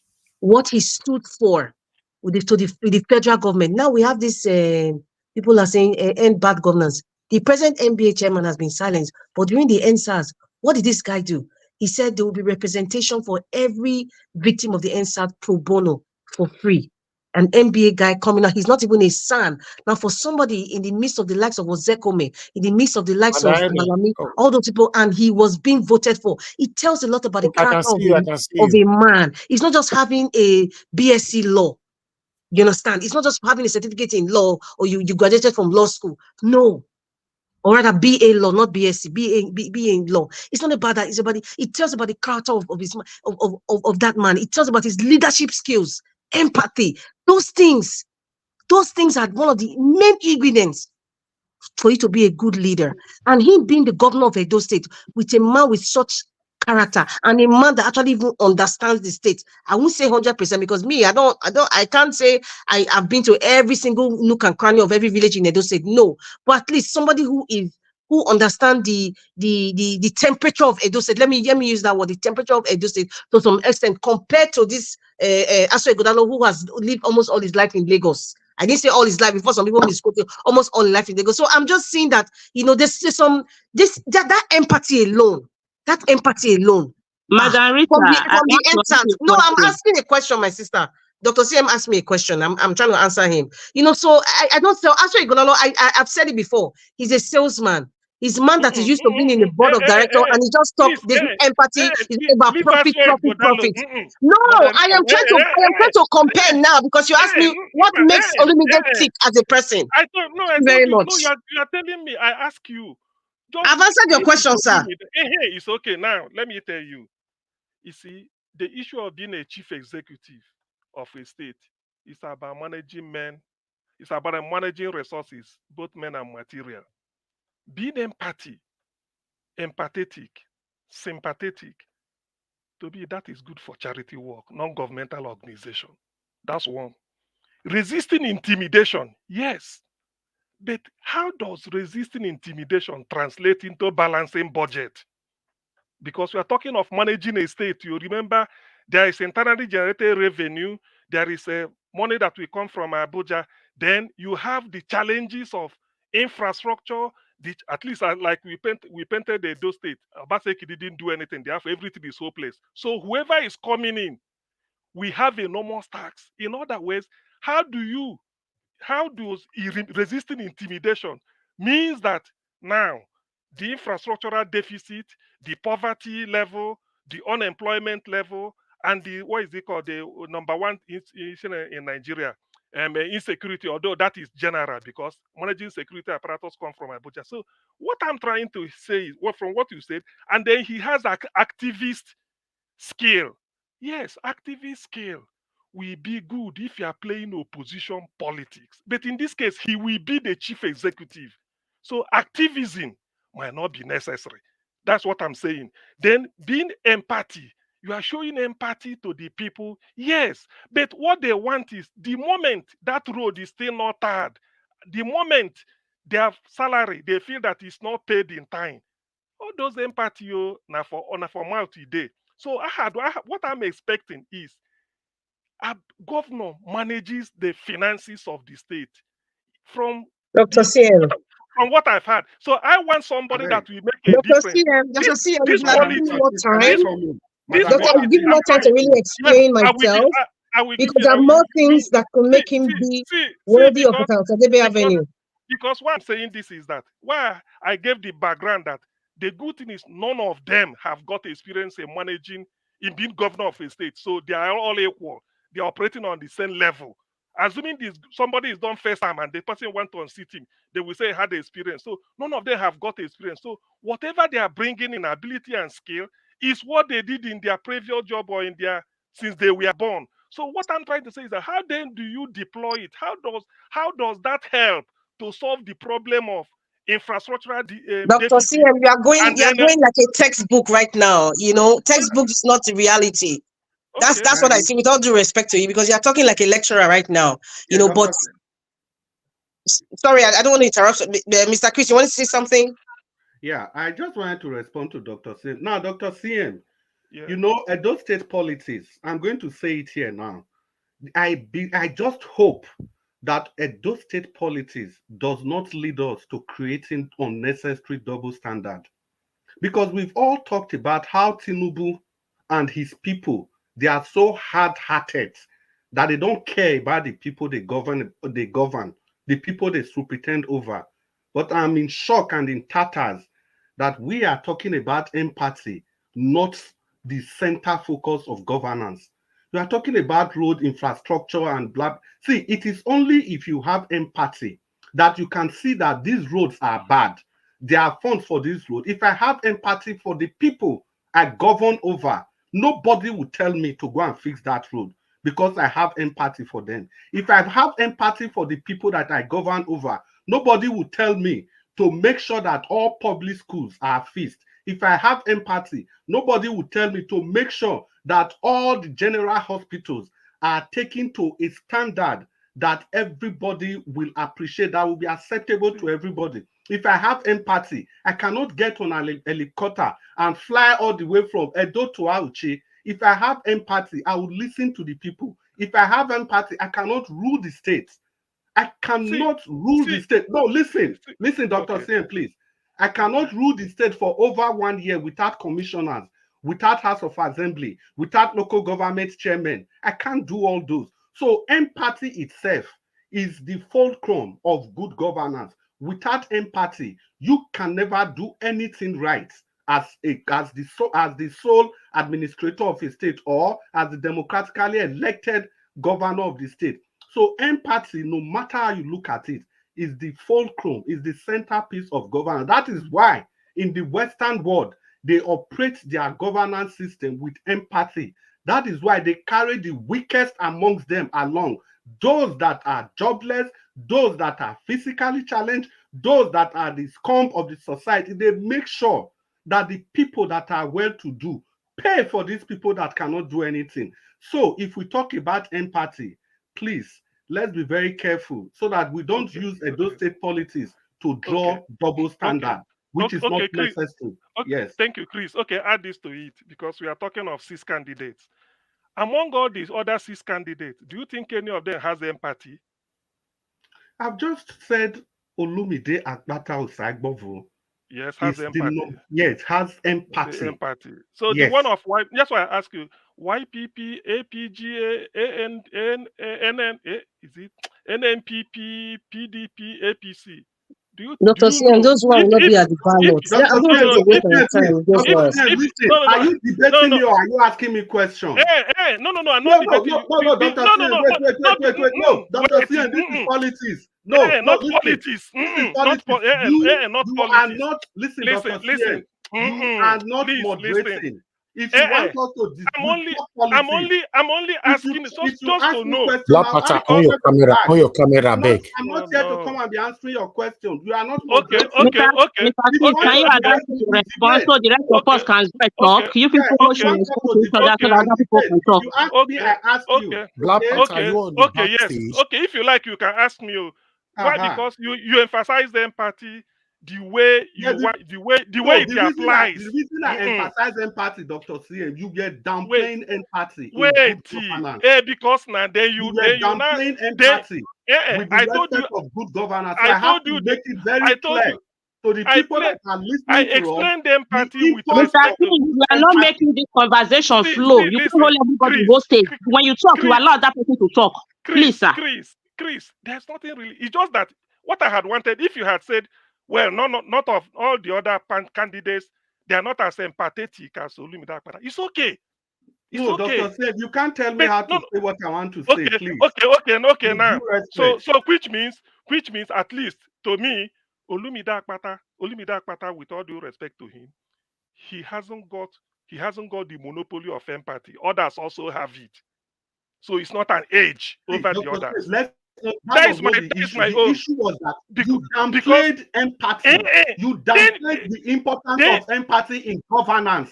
That is where I applied it. Exactly. We are listening for you. You downplayed empathy. I credit you. You did well. You did well to bring me to educate me that empathy is important. I agree. Now I'm trying to tell you because there are 6. We want to know who has edge over the other. It's like job interview. One person is for one person, but there are 6 competing for it. So you must have a criteria. Let me give you an example. Okay. Let me just give you an example why I believe Olumide is so high there when it comes to empathy. You know, when this man got to become the president of the NBA, did you know what he did? First of all, please? He ensured, yes, I'll just finish in 30 seconds. He ensured that he creates a health scheme for every member of the NBA, all the 36 states chapter of the NBA. And also, he increased the funds they get. For example, the family of any NBA member that loses a member of the NBA, he increased that fund by over 500%. Only just see, there are so many, but because other people are waiting. So the topic of empathy, we will get to that. But I just gave you only those 2 examples. Only those 2. Even the physically challenged among the MBAs, he created a special scheme for them. So at the time you are a leader, you are looking at the weakest in your society. That is the only thing that makes you the leader. If the standard you set is such a way that the weakest of the society is taken care of, that is when you become a leader. And that is what the Western world, that is what they do. They set a standard in such a way that the weakest of the society can take care of themselves. 30 seconds don't pass. Yes, Chris. When the YPP guy came here, all his life, with all due respect to him, what he said, it's like he's running a charity in Edo State. That's what he told us here, with his own money. So he's empathetic, without doubt. Yeah, but he's nowhere to be found. I'm coming. Listen now. It does not mean he must come here. He must be somewhere. I don't know. But I'm not campaigning for him. But just to emphasize that empathy, yes, Olumide is not the only one having it. So that is not an age to me. I may be wrong, but this is my own judgment. That's you are wrong, sir. No, it's okay. He's not wrong. Hold on. So in the sense that when the chips are down, the good thing about this Edo is that all the candidates have got 0 experience. So that is my own. That's why it was it. That's why I really said it. So whoever is coming in is coming as a fresh. I've said that.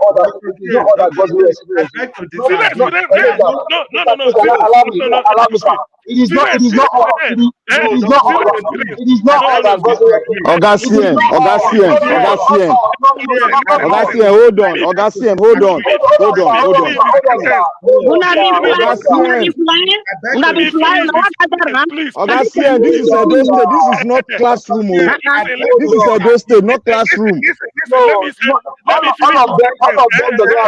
Let me finish the sentence.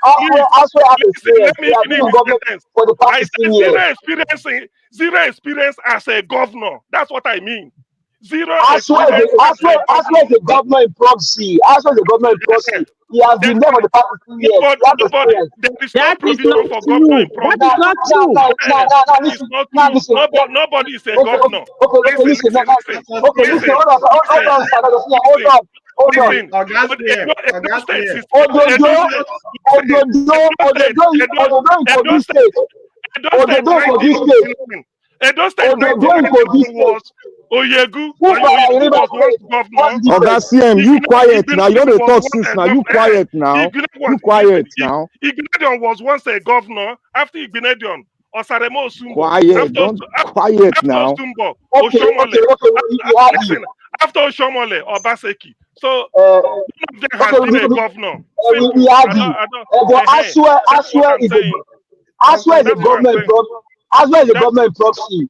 Now this is that is okay. There's nothing like governor in proxy, please. nothing like governor in conjunction. Unless in some people Can we have a decorum? Can we have a decorum?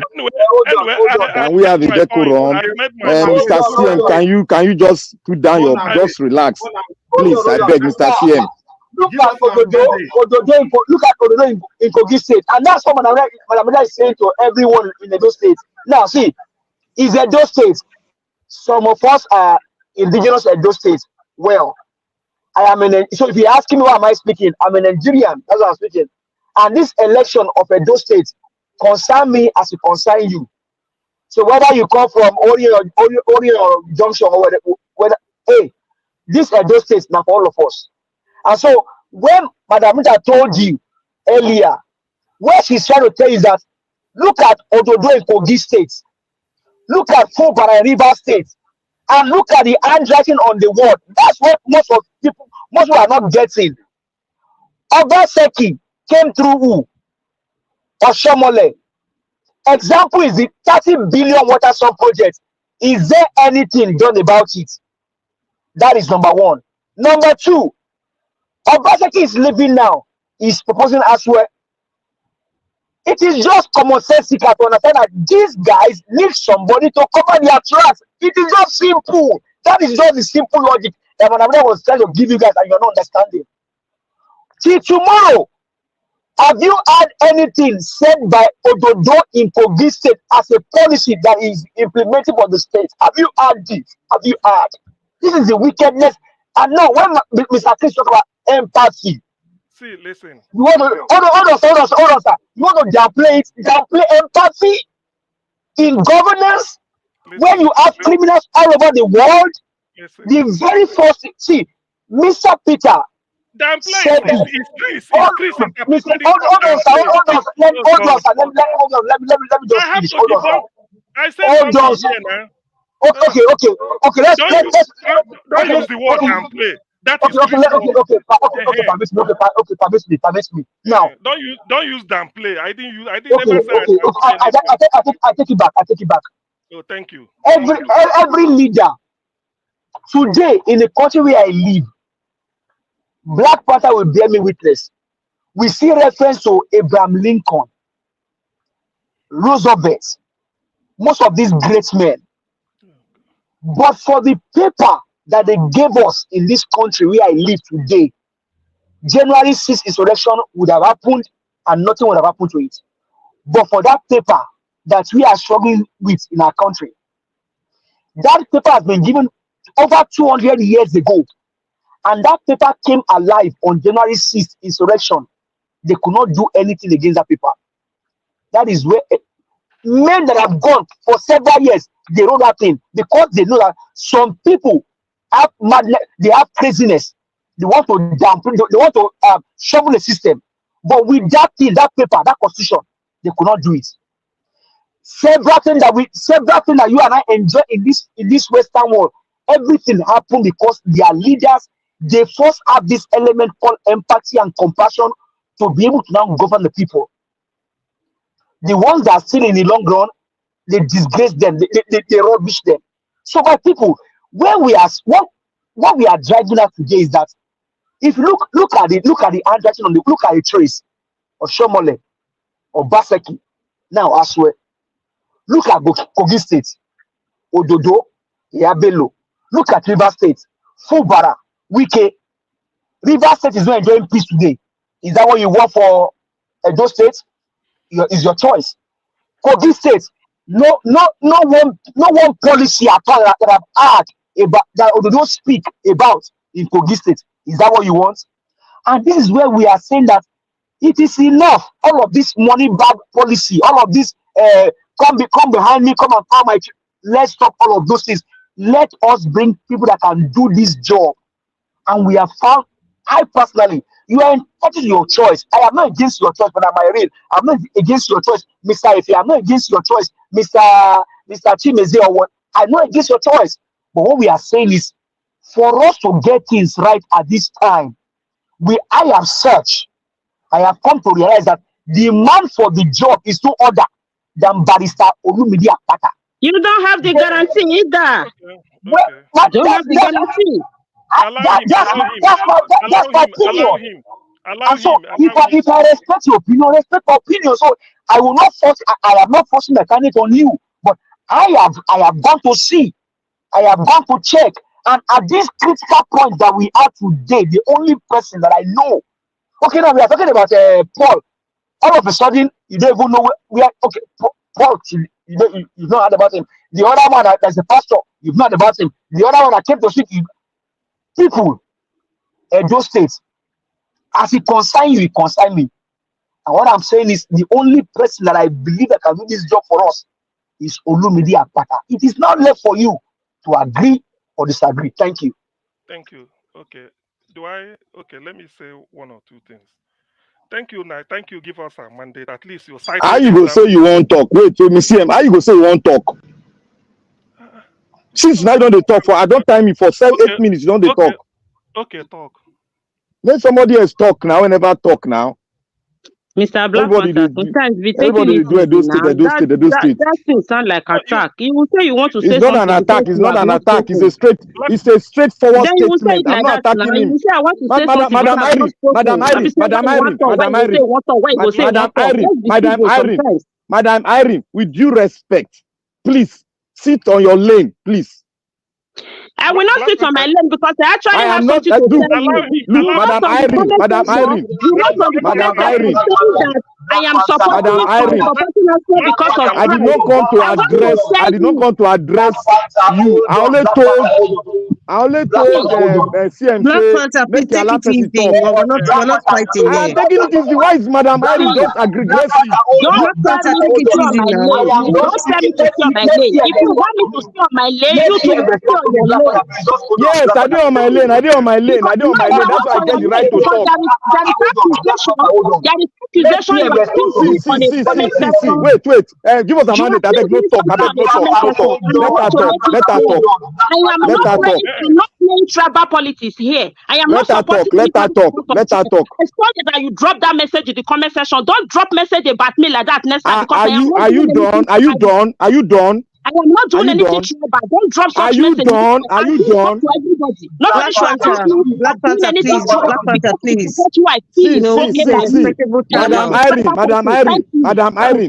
Madam Irene, you have attacked me several times because of this tribal politics of Edo State. All these things that we're playing here. But before I go on, I would like to greet everyone.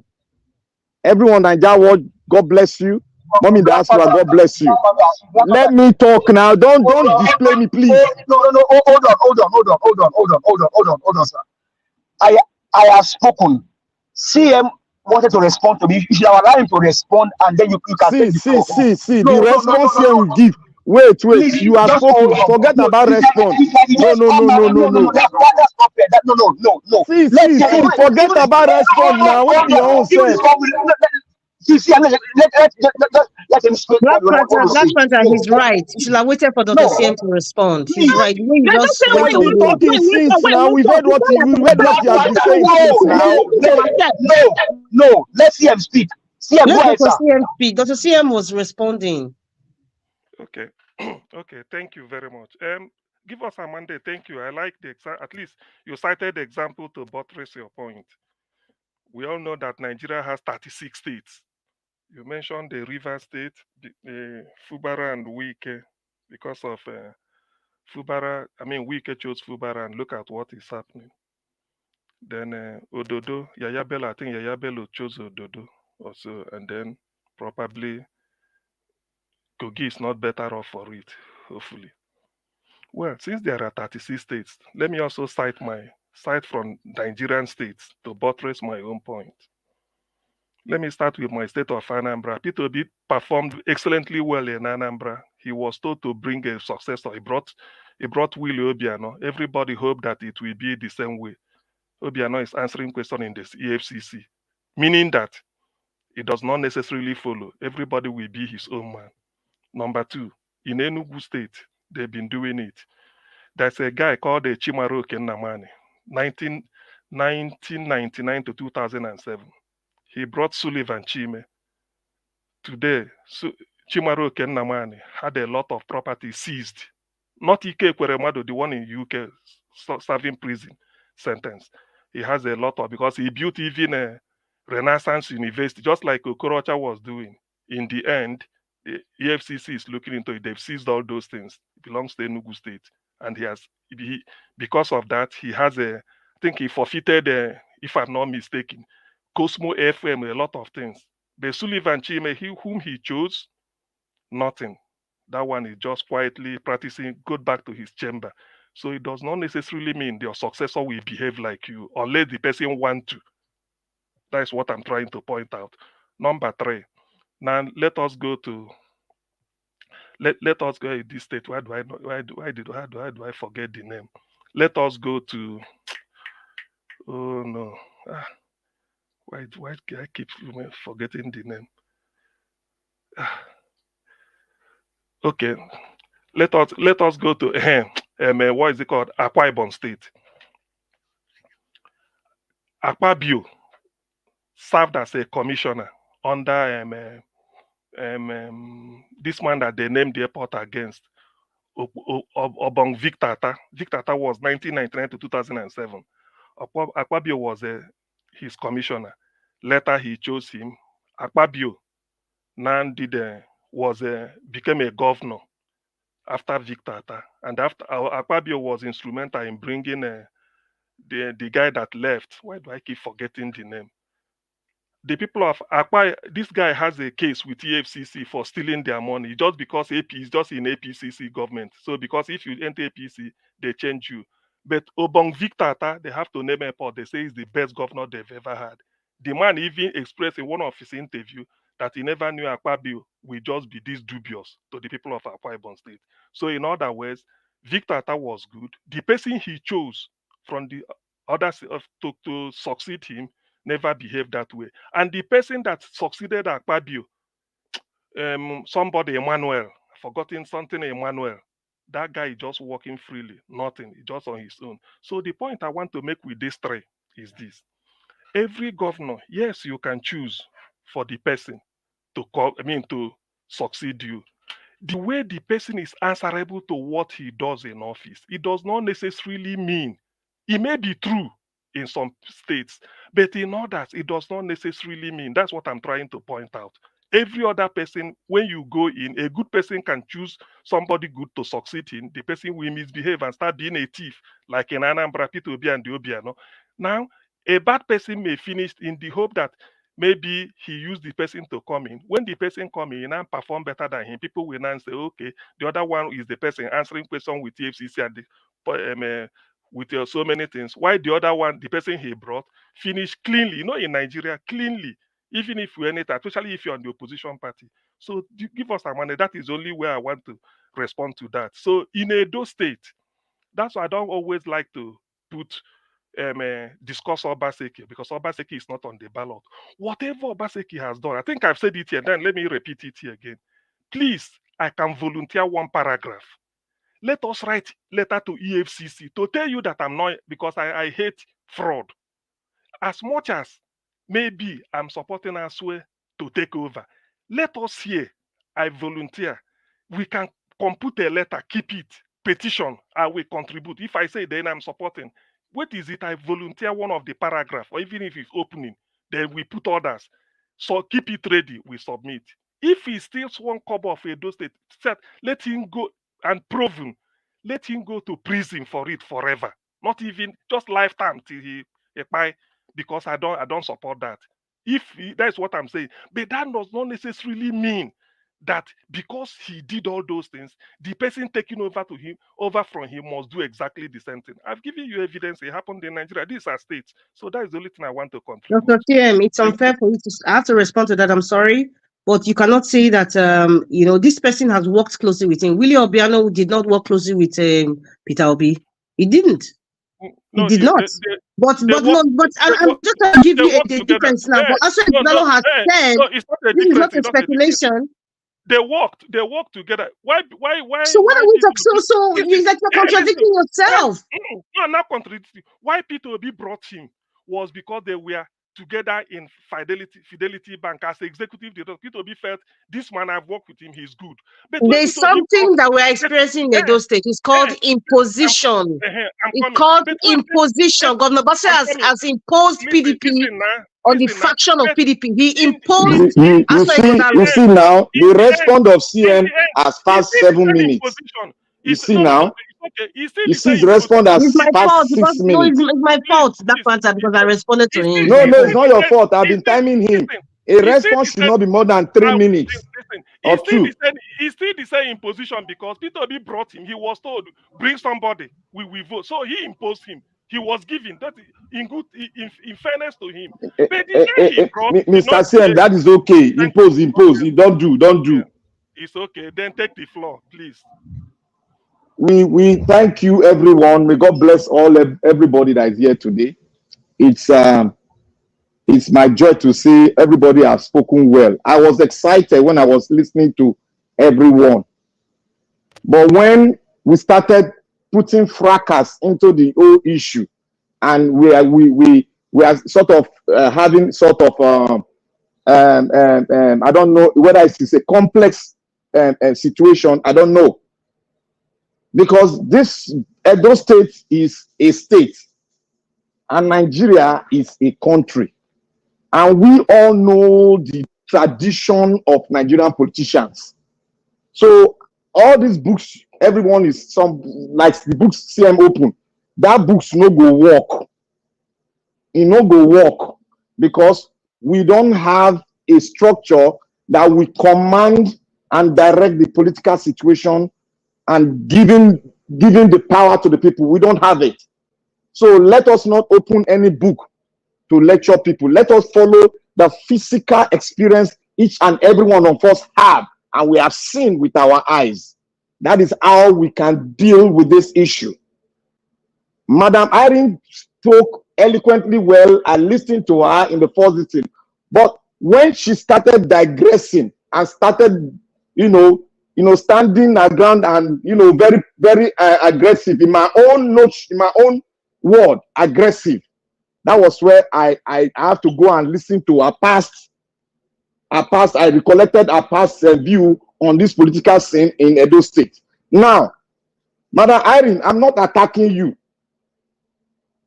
When I say you are digressing into tribal politics, that is true. Let me explain myself. At the beginning of this election, when these people were going for different nominations, Akpata went. He won. He did not rig.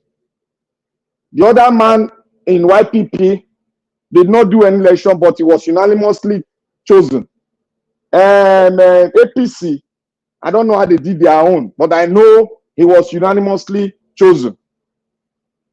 PDP, what they said in PDP was that they used tribal politics. Let me tell you how the tribal politics came about. In Edo State, where we have a situation where Papa give Pikin power, Pikin drive Papa, and later go to Papa and give an award. That is what has been the trajectory of Edo State politics. And I want to say the tribal thing in here. At the beginning, we were saying that equity, justice, and fair play. I told you people that that is the language of PDP and APC. You have to search for the best among you from every tribe to contest for an election if we want to get this union right. That is what I stood for. And Madam Irene attacked me. A lot of them attacked me. They say, what do I mean that am I saying that it's not equity and justice and fair play? I say, look, we have to look at the situation of things in an environment before we can bring words that will qualify it. Now the situation we are in now, we are just like between the River Nile, the Red Sea, and the Egyptian coming towards us. If we make any decision and the River Nile does not open, then we will face what we have faced before, and we'll come here and start blaming ourselves. Driving back to how this governor that is in power was elected under compassion, we forgot to really go deep into his record. And we don't want to do the same mistake again. That is why we went deep to every records and brought out the best out of them. Now, Aswe came to contest. He did not contest under a platform where fair play among the party members is being exhibited. He came and other people that were supposed to contest were driven away. And now yet we come to tell ourselves that we want equity, justice, and fair play. That cannot be obtainable. That is why I said we need to choose the best. Even if you are bringing somebody from Esan, you need to choose the best, not the one that will be chosen by King Ramsey to you all, and you all will say is the best. It's never the best. Let us be truthful. Every one of us wanted, the Edo State politics is that they wanted Esan to produce the next governor. That is what PDP, that is PDP ideology. They wanted Esan. We said at this situation, we needed everybody to be given a playing ground so that we take the best out of all of us to rule us. That is what we wanted. But all of them came out. Oh, Aswe Godalo, what happened? They drove the deputy, they exhibited their shenanigans, drove the deputy governor away, embarrassing. He went to court and won. And Aswe Godalo went and they unanimously said he's the winner. That is what they did, a charade of election. That is why it was in court and they lost that case. They lost the case. Every one of us know. If Aswe was to be chosen well among party members and he won, none of us we question the process we brought about Aswe. We'll be short-circuiting ourselves if we contest the process which is being brought in. And now look at him as a person. Then look at the process in which he's been brought in. That one has already disqualified him from the cabinet of men that critically analyze issues. That one has disqualified him because you cannot come through the back door because you want somebody from Esan to do this thing. No, if you want Esan, bring the entire Esan to come out to contest, including every other person. Let them contest and let the best be shifted out. That is what we want in Nigeria. Because if we continue with this tradition, we all are exhibiting tribalism in politics. That is what it is. That is what it is. I did not just say you are a tribalist. No. I said the exhibition of tribalism. I went back to your word back. That is what I'm referring to.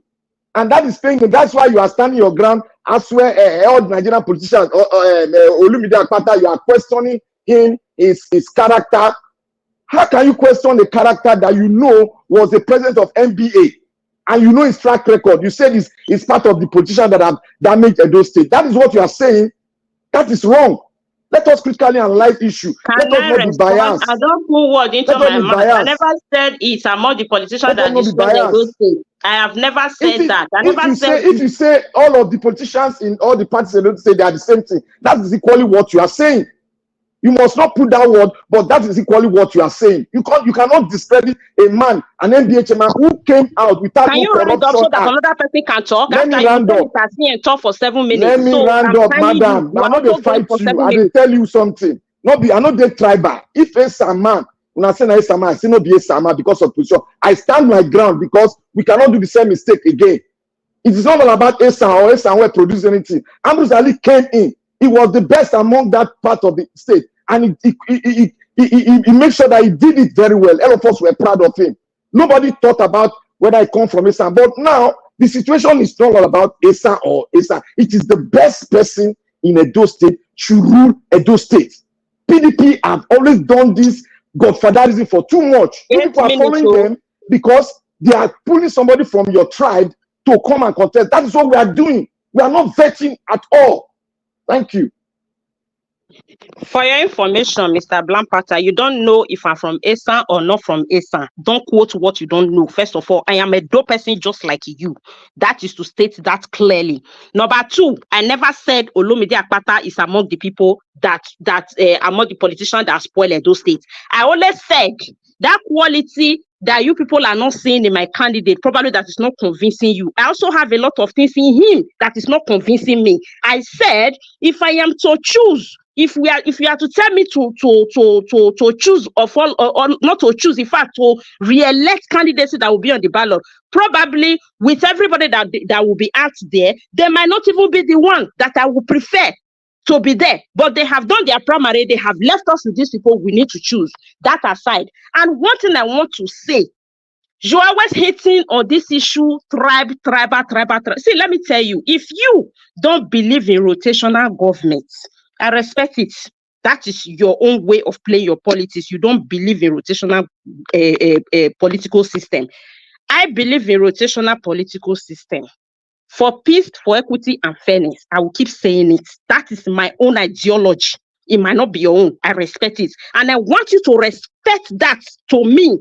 That and avoid saying, because I believe in rotational system of government, you are not tagging me to be somebody that is playing tribal politics. Now, when you attribute me to all the whole tribe in Edo State, if you're accusing me or attacking me of playing tribal politics, that somebody from the south to come out, I supported, somebody from the north come out, I supported, somebody from the center is coming out, I'm supporting. How will you now attribute me to tribal politics? You can't attribute me to tribal politics because I believe in rotational government. All I believe is a rotational system. And I also want to tell you, you are talking about all the whole central people or the whole eastern people should come out so that they will choose the best or not. I am that person that believes in every geopolitical zone, there is always a competent person there. There is no zone that doesn't have a competent. So don't come to me with that, this person don't have competence. Now, if you say so, it's not competent enough according to you, the way you see it, good and fine, I will respect it. But what we are saying right now, he is not another person that might be competent than him from their side, according to you, is not in the ballot. It's not in the ballot. That person is not there. So this is the person that is there right now. So I believe in his competency. I believe in his competence. I have seen his curriculum, his CV, and everything. I have read about him. I investigate about him. I am convinced that he can do the job. And the plus, the rotational part of it is the plus. Because I believe in rotational system of government, that is the plus. Plus the competence is not even the main issue. I've said this in time without number. It's like you like to hear the one you feel like to hear. You don't want to hear the other side that will be convenient for you. So that is a plus to it. Madam Irene, you have responded enough. I did not. No, you have responded enough now. No, you are repeating you yourself. Tell me that because you use 8 minutes. Don't tell me I have responded enough. And this is my first time now. That's my first time now. So we are doing a play fit conversation now. You are not a moderator, so you can't shut me for talking for 1 minute. I have to respond to you. I'm not shutting you down. I want to tell you one thing. What you said something about Irene, Madam Irene. So you have to Madam Irene. Wait. You will continue. Madam Irene, you will continue so that you will continue. Because there are some places I'm supposed to interrupt you, but I leave you to flow. So you have to allow me to flow. Don't come into my space. Let me flow. Madam Irene, you have said it all. Now, what do you want to flow to now? You have said everything now. Are you inside me? How do you know I've said it all? Are you inside me? Do you know what is in my head? Do you know what I want to say? You said I talk about. You don't know what I want to say. That is your problem. You always want to dominate everybody. You want something to go. I'm not dominating. Don't have complex. I'm not dominating. That's a complex talk. I am explaining you. I'm not dominating you. You cannot tell me I have explained. I'm trying to tell you that let us make it go round.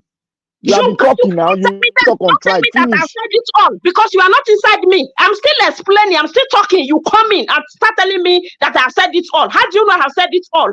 Madam Irene, you interjected me because of tribe. You've said it all. The You are supposed to, the time you are using to interrupt me now, I would have finished and let another person talk. You already landed now. You said tribe. That you corrected me. That's not. I want to take. You are not me. Don't tell me I've already landed. You are not me. You are not inside me. You don't know where I'm going. I'm heading somewhere. You suddenly interrupt me and be telling me I've rounded up, I have finished, I'm done. I'm not done. If I said I'm not done, you respect it. Let me land. I must not done when you want me to done. I will be done when I finish saying what I'm saying. I am going somewhere, for God's sake. So if we are talking, we will not be fair.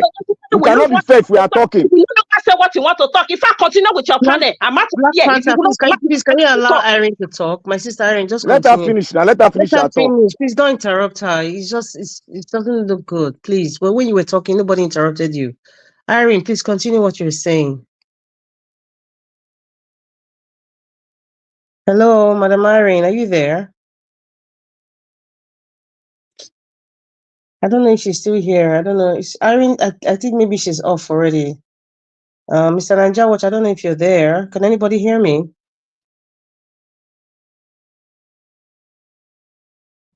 All right, Mandarita, thank you. I can hear you. Madam Irene's financed left, maybe a network, or she's done. Anyway, I've been here listening to everybody. I think sometimes we need to talk like this. We need to yell and express ourselves in a different way.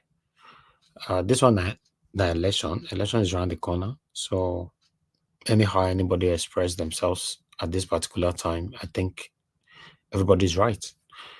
Either you are fighting against anybody that might become a headache to us in the next 4 years or probably for the next 8 years, or you are fighting for the person that you think that will be the best for us. Even the person that sometimes we are fighting for that will be the best for us, many of them have disappointed us in the past. Yeah. You know, in most cases, we don't want A anymore. We want B to come in. At the end of the day, B will come in. We'll not be wishing we stick with A. You know, sometimes it happens like that. But in Edo State, we need to shine our eyes properly. If you know what is your problem, what has been giving you headache for so long, stay away from it. If you think they came with a different garment, and this time, let me try. I'll be here to remind you guys that, yeah, you were part of the people that brought these people in. Because a lot of people reminded me of Obaseki, that I brought Obaseki in second term. I'm not denying that I did. I worked so hard to make sure that he was re-elected back to office. I didn't do it because of selfishness or I collected money from anybody, which I've never ever done in my entire life. I did it because of the people that were coming from the APC, and I decided to stick with Obaseki rather than allowing the APC to come in. Then Labour Party was not in existence. Peter Obi is the one that actually brought the Labour Party to limelight anyway. But this time, Labour Party is there now. So it's a big challenge. It's a 3-horse race.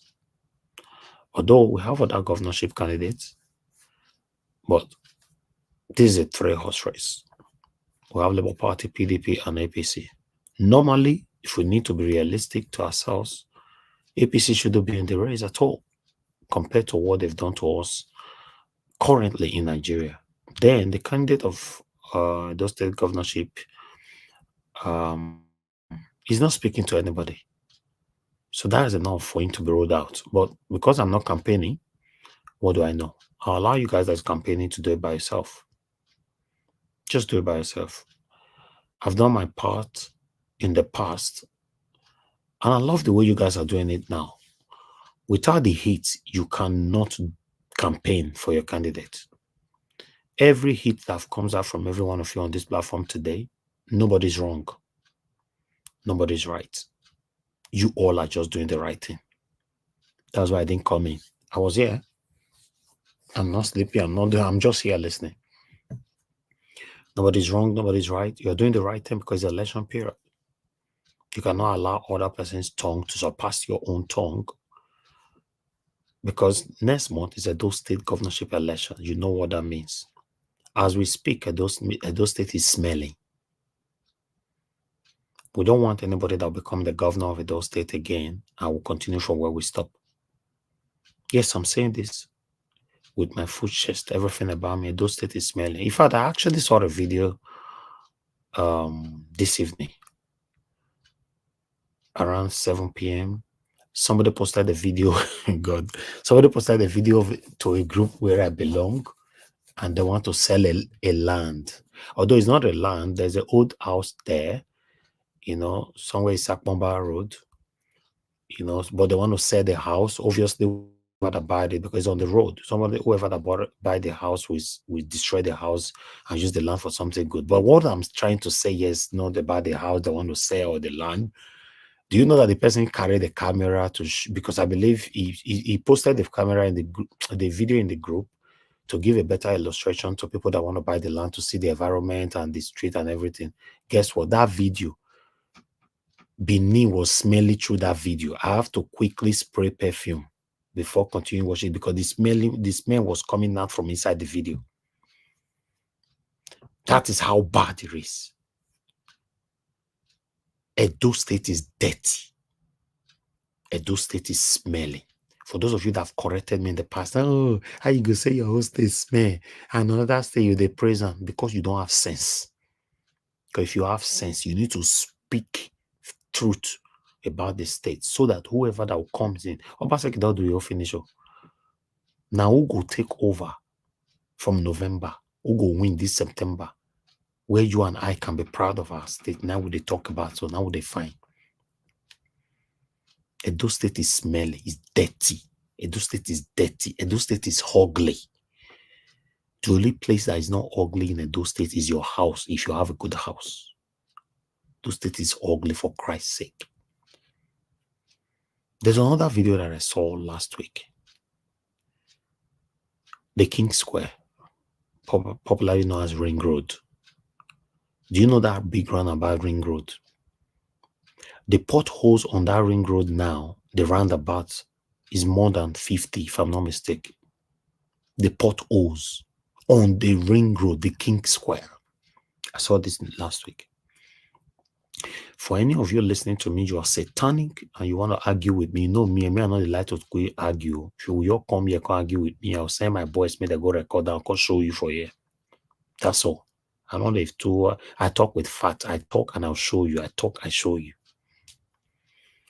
But I'm not sure any of you campaigning right now for the next governor of Edo State, you want Edo State to continue like this. The reason why you see people like us have been fighting for Edo State for so long, we invested in Edo State. Some of you that say, oh, you don't live in Edo State, you live in Lagos, you live in this, you live in that. When I was investing in Edo State, some of you never ever buy land for Edo State, and that's just the fact. I have properties. You know what I mean? Properties in Edo State.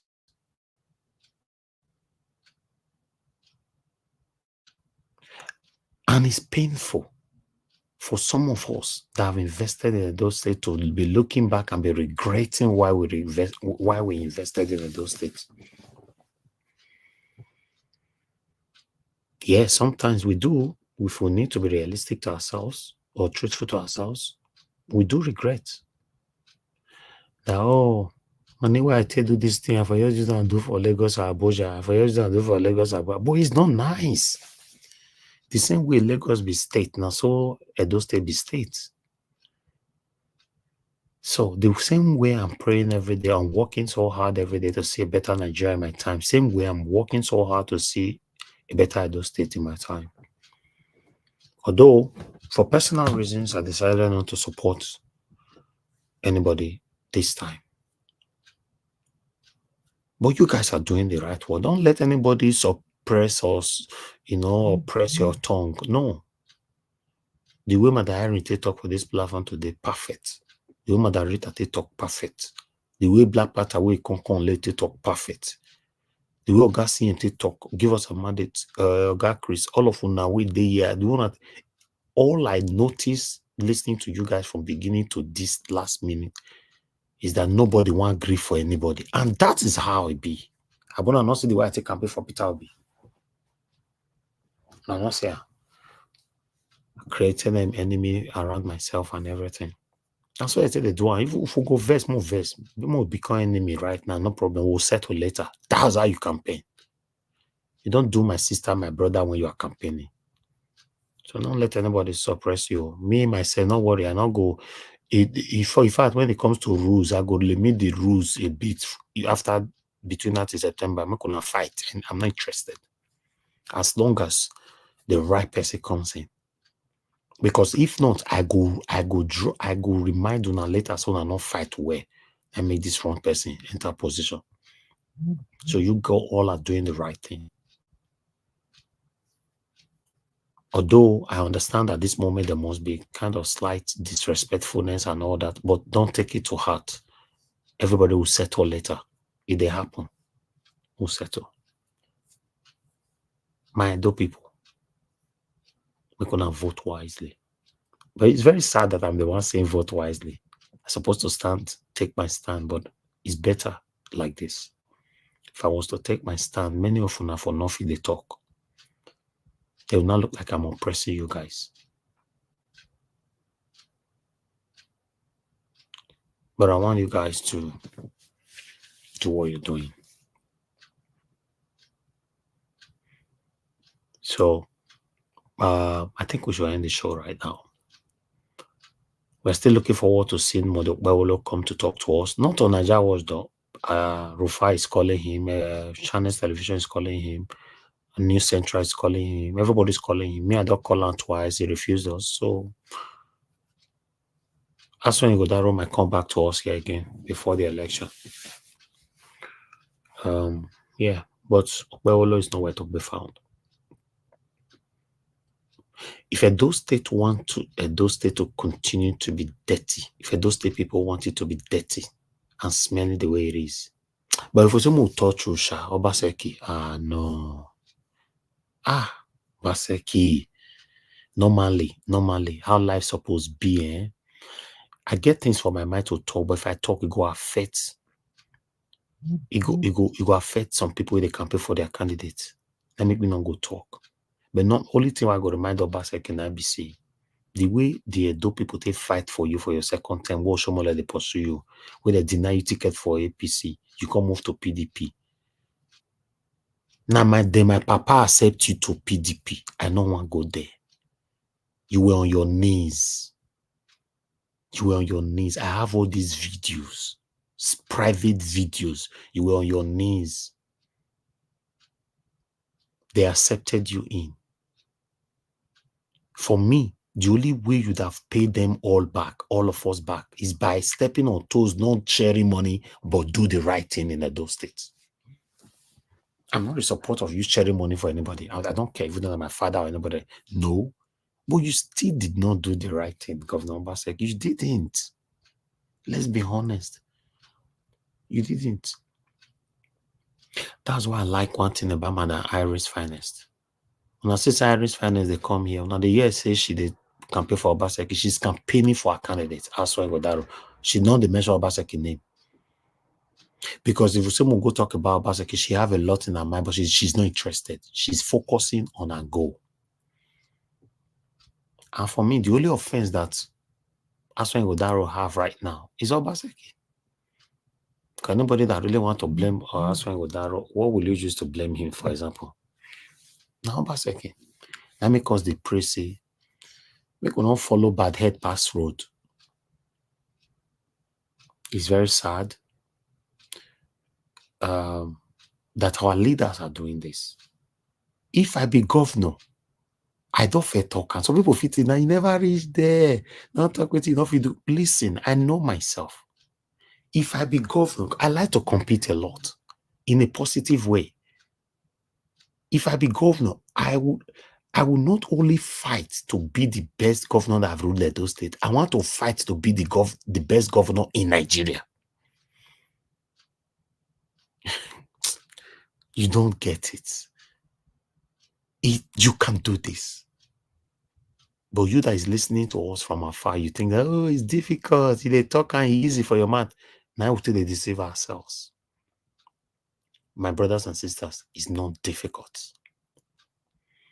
The reason why it's difficult is because these guys are competing with themselves. When 50 billion naira come to Edo State, for example, they keep 45 billion for themselves as personal use. They disburse 5 billion out, multi-war for Edo State. And whoever Mr. A where you give will constantly remove 1 billion, go to remove 4 billion. Mr. A will come pass down to half Mr. A. Half Mr. A will still remove half a billion, going to remain 3.5 billion. That one will still pass out to another person. Now pass. At the end, money will remain where they want to do the project. You know, they reach 1 billion from 50 billion. Some people still question me now. You hear they talk. In case you're not aware, I was born inside politics. Yes, I didn't grow up to know politics, Nigerian politics. I was born inside. When I was growing up, I get to understand politics more when Saraki was contesting for president. The father of Bukola Saraki, the former Senate president. When I was growing up, I get to know that I have to meet with the late Saraki himself through my own father. So I too know politics. And these people that we mentioned, I've met with many of them. I'm talking about my state. Many of them on one-on-one. I know politics. I know Nigerian politics. I know how it works. Nigerian politics is where politicians will be going to occasion. Like me and Mandarita is going to occasion. We go draw our script before we go.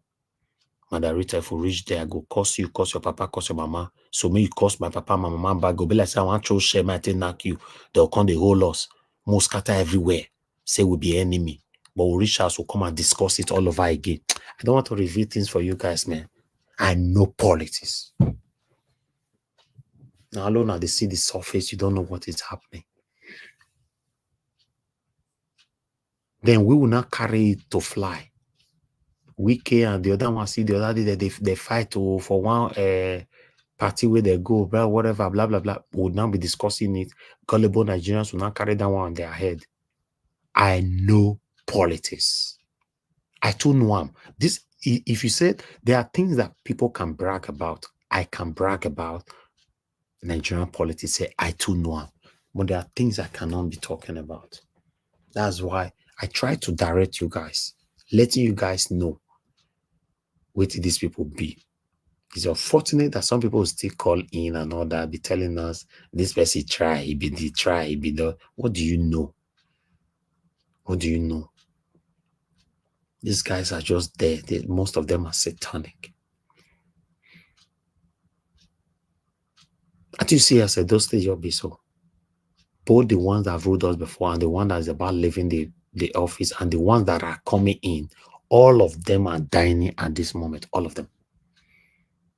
All of them. None of them they quarrel. Now only me and you they carry on. So my people, I will speak to Obaseki more after we don't get our new governor. Because if I speak now, table go scatter and it go affect innocent person. I want me to face try and come on for there first. I go speak. And if Obaseki knows him first to give me water, make I drink before in the past or anything, make him expose me. None of them feel still there. How? Where you foresee me? Which account I give you? How you take do am? The only account that I have in public is NWash, Nigeria Wash Media account number, which I don't say. I've never sent it to privately to any politician in my entire life. So if they see that one, and because it will display for screen, not so we'll get the money, we'll too get the money like that, but we are not poor either. We have self-worth that can never, ever be compromised. I've been saying this for decades now. My integrity can never be compromised. And guess what? Since I've been saying this, God have been even blessing me more.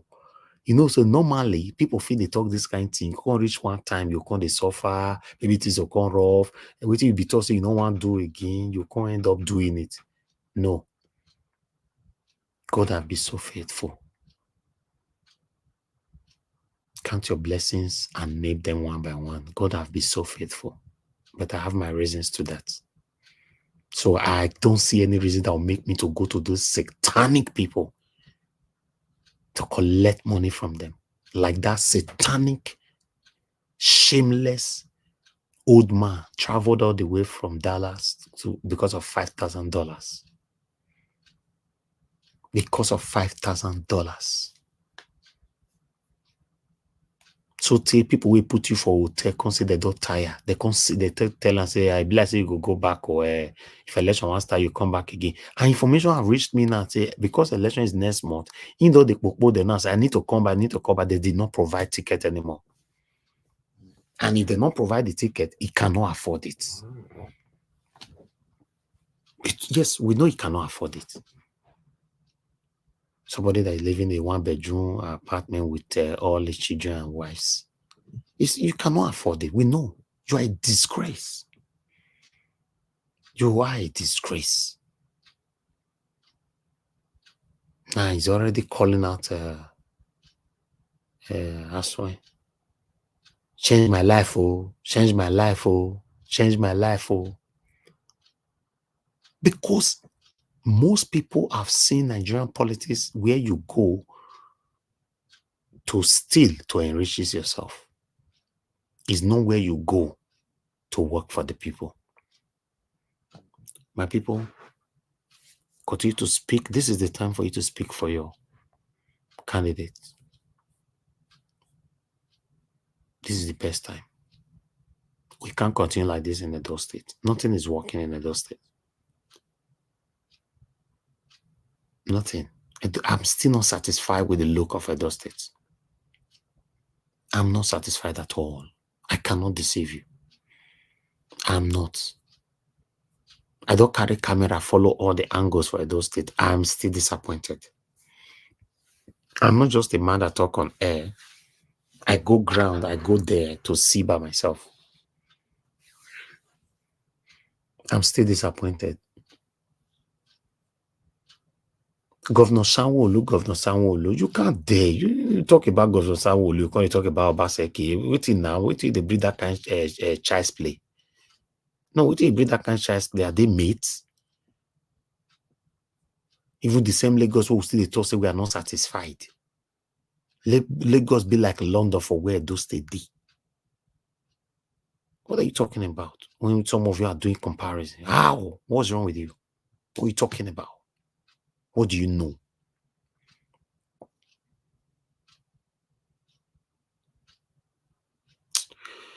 Let's end the show. Because if I continue like this, I'll spoil market for some people, but I don't want to do that. I don't have anything about all the candidates, two of the candidates, let me say. I don't have anything against two candidates. If I have anything against any of the candidates, the APC candidate, because he's not speaking to anybody, not personal thing, but because he's not speaking to people. But I wouldn't want to speak down on Olumide Akpata or Aswai Ngodaro. I wouldn't want to do that. I want you guys to do that by yourself. The reason why I don't want to do that, I have personal relationship with both of them. And I told both of them that I will not campaign for you. I'm not campaigning. And they understand. When I say I have personal relationship with them, we chat, we talk. So it's a personal relationship.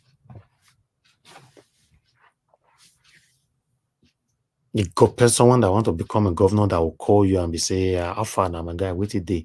Okay, see, how you see him? I respect people like that. But I don't know if you don't become governor, say go change. But if you change, Obaseki first change. Obaseki used to communicate with me, change. After he don't get his satanic seat. So you not concern me. You change, you not change. Not be me, you punish. Now the hungry lions, you they punish. I'm not interested. Upon Obaseki change, I was still using facts to call him out on this platform. Facts. I'll play the video. I'll ask Obaseki, what is happening here? I cannot just come on here because say somebody changed and start lying on their head. I'm not kind of person. I'm not that kind of person.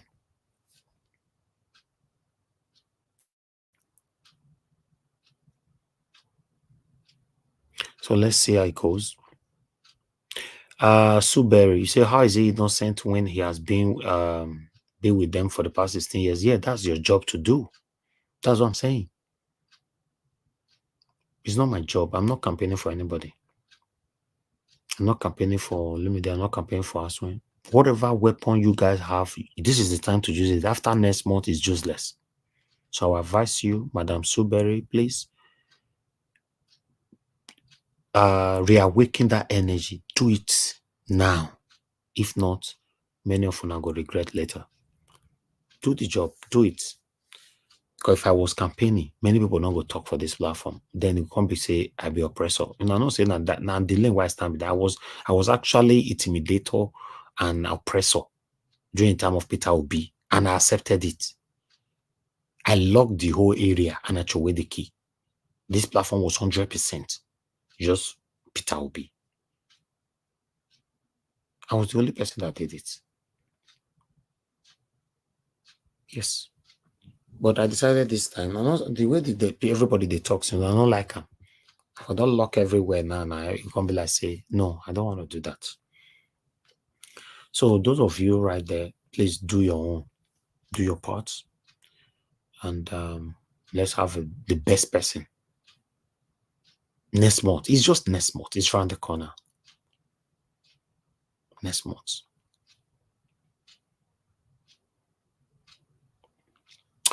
Thank you very much, my people. We'll come to the end of the broadcast. I'd like to appreciate every one of you that came to the panel today. Thank you very much, Mother Busy Brace, Oga CM, Mother Rita, Abdul Malik, Oga Chris, give us a mandate, Black Panther. Thank you. Madam Iris Finance, thanks for coming in as well. Appreciate you. Mr. Dua was with us as well. Thank you. Those of you that called in, Mr. F.A. called in, thank you very much. Ogashi Music called in. Thank you. Love of God is my strength called in. And many others are called in. Thank you so much. And yes, Mr. Osita. Wow. I don't forget you because your submission today was too wicked. Thank you very much, Mr. Osita. God bless you. Thank you for your time with us earlier. And I got a support from a couple of you today. We shall start with Jaja. Thank you very much, Victor Smart. Thank you very much, Madabella Naomi. Thank you, Dr. Alexander Gomez. Thank you, Chris Owango. Thank you very much. You did it twice. And thank you very much, Peg Modi. And God bless you, my people. On the comment section, Mother for all Mommy Diaspora. Thank you very much, Mommy. Thank you for all you do. Appreciate you always. Peggy Modi, thank you very much. Abo Azi, thank you. Madam Iris Finance, thank you. Madam Suberry, thank you very much for joining us. It's good to see you on the comment section today, Madam Suberry. It's been a while. Thank you, Madam Ame Bright. Thank you very much, ma'am. Appreciate you. Thank you, Leonard Anozie. Thank you, Tony Africa. I can see right there. Thank you. Many more people right there. Thank you so much, my people. And God bless you now. Kenny, thank you so much. We've come to the end of the broadcast. I'd like us to move on. Please help us to share, press on the like button, and join us again later on. I can't say tomorrow anymore. We're already Tuesday here in the UK.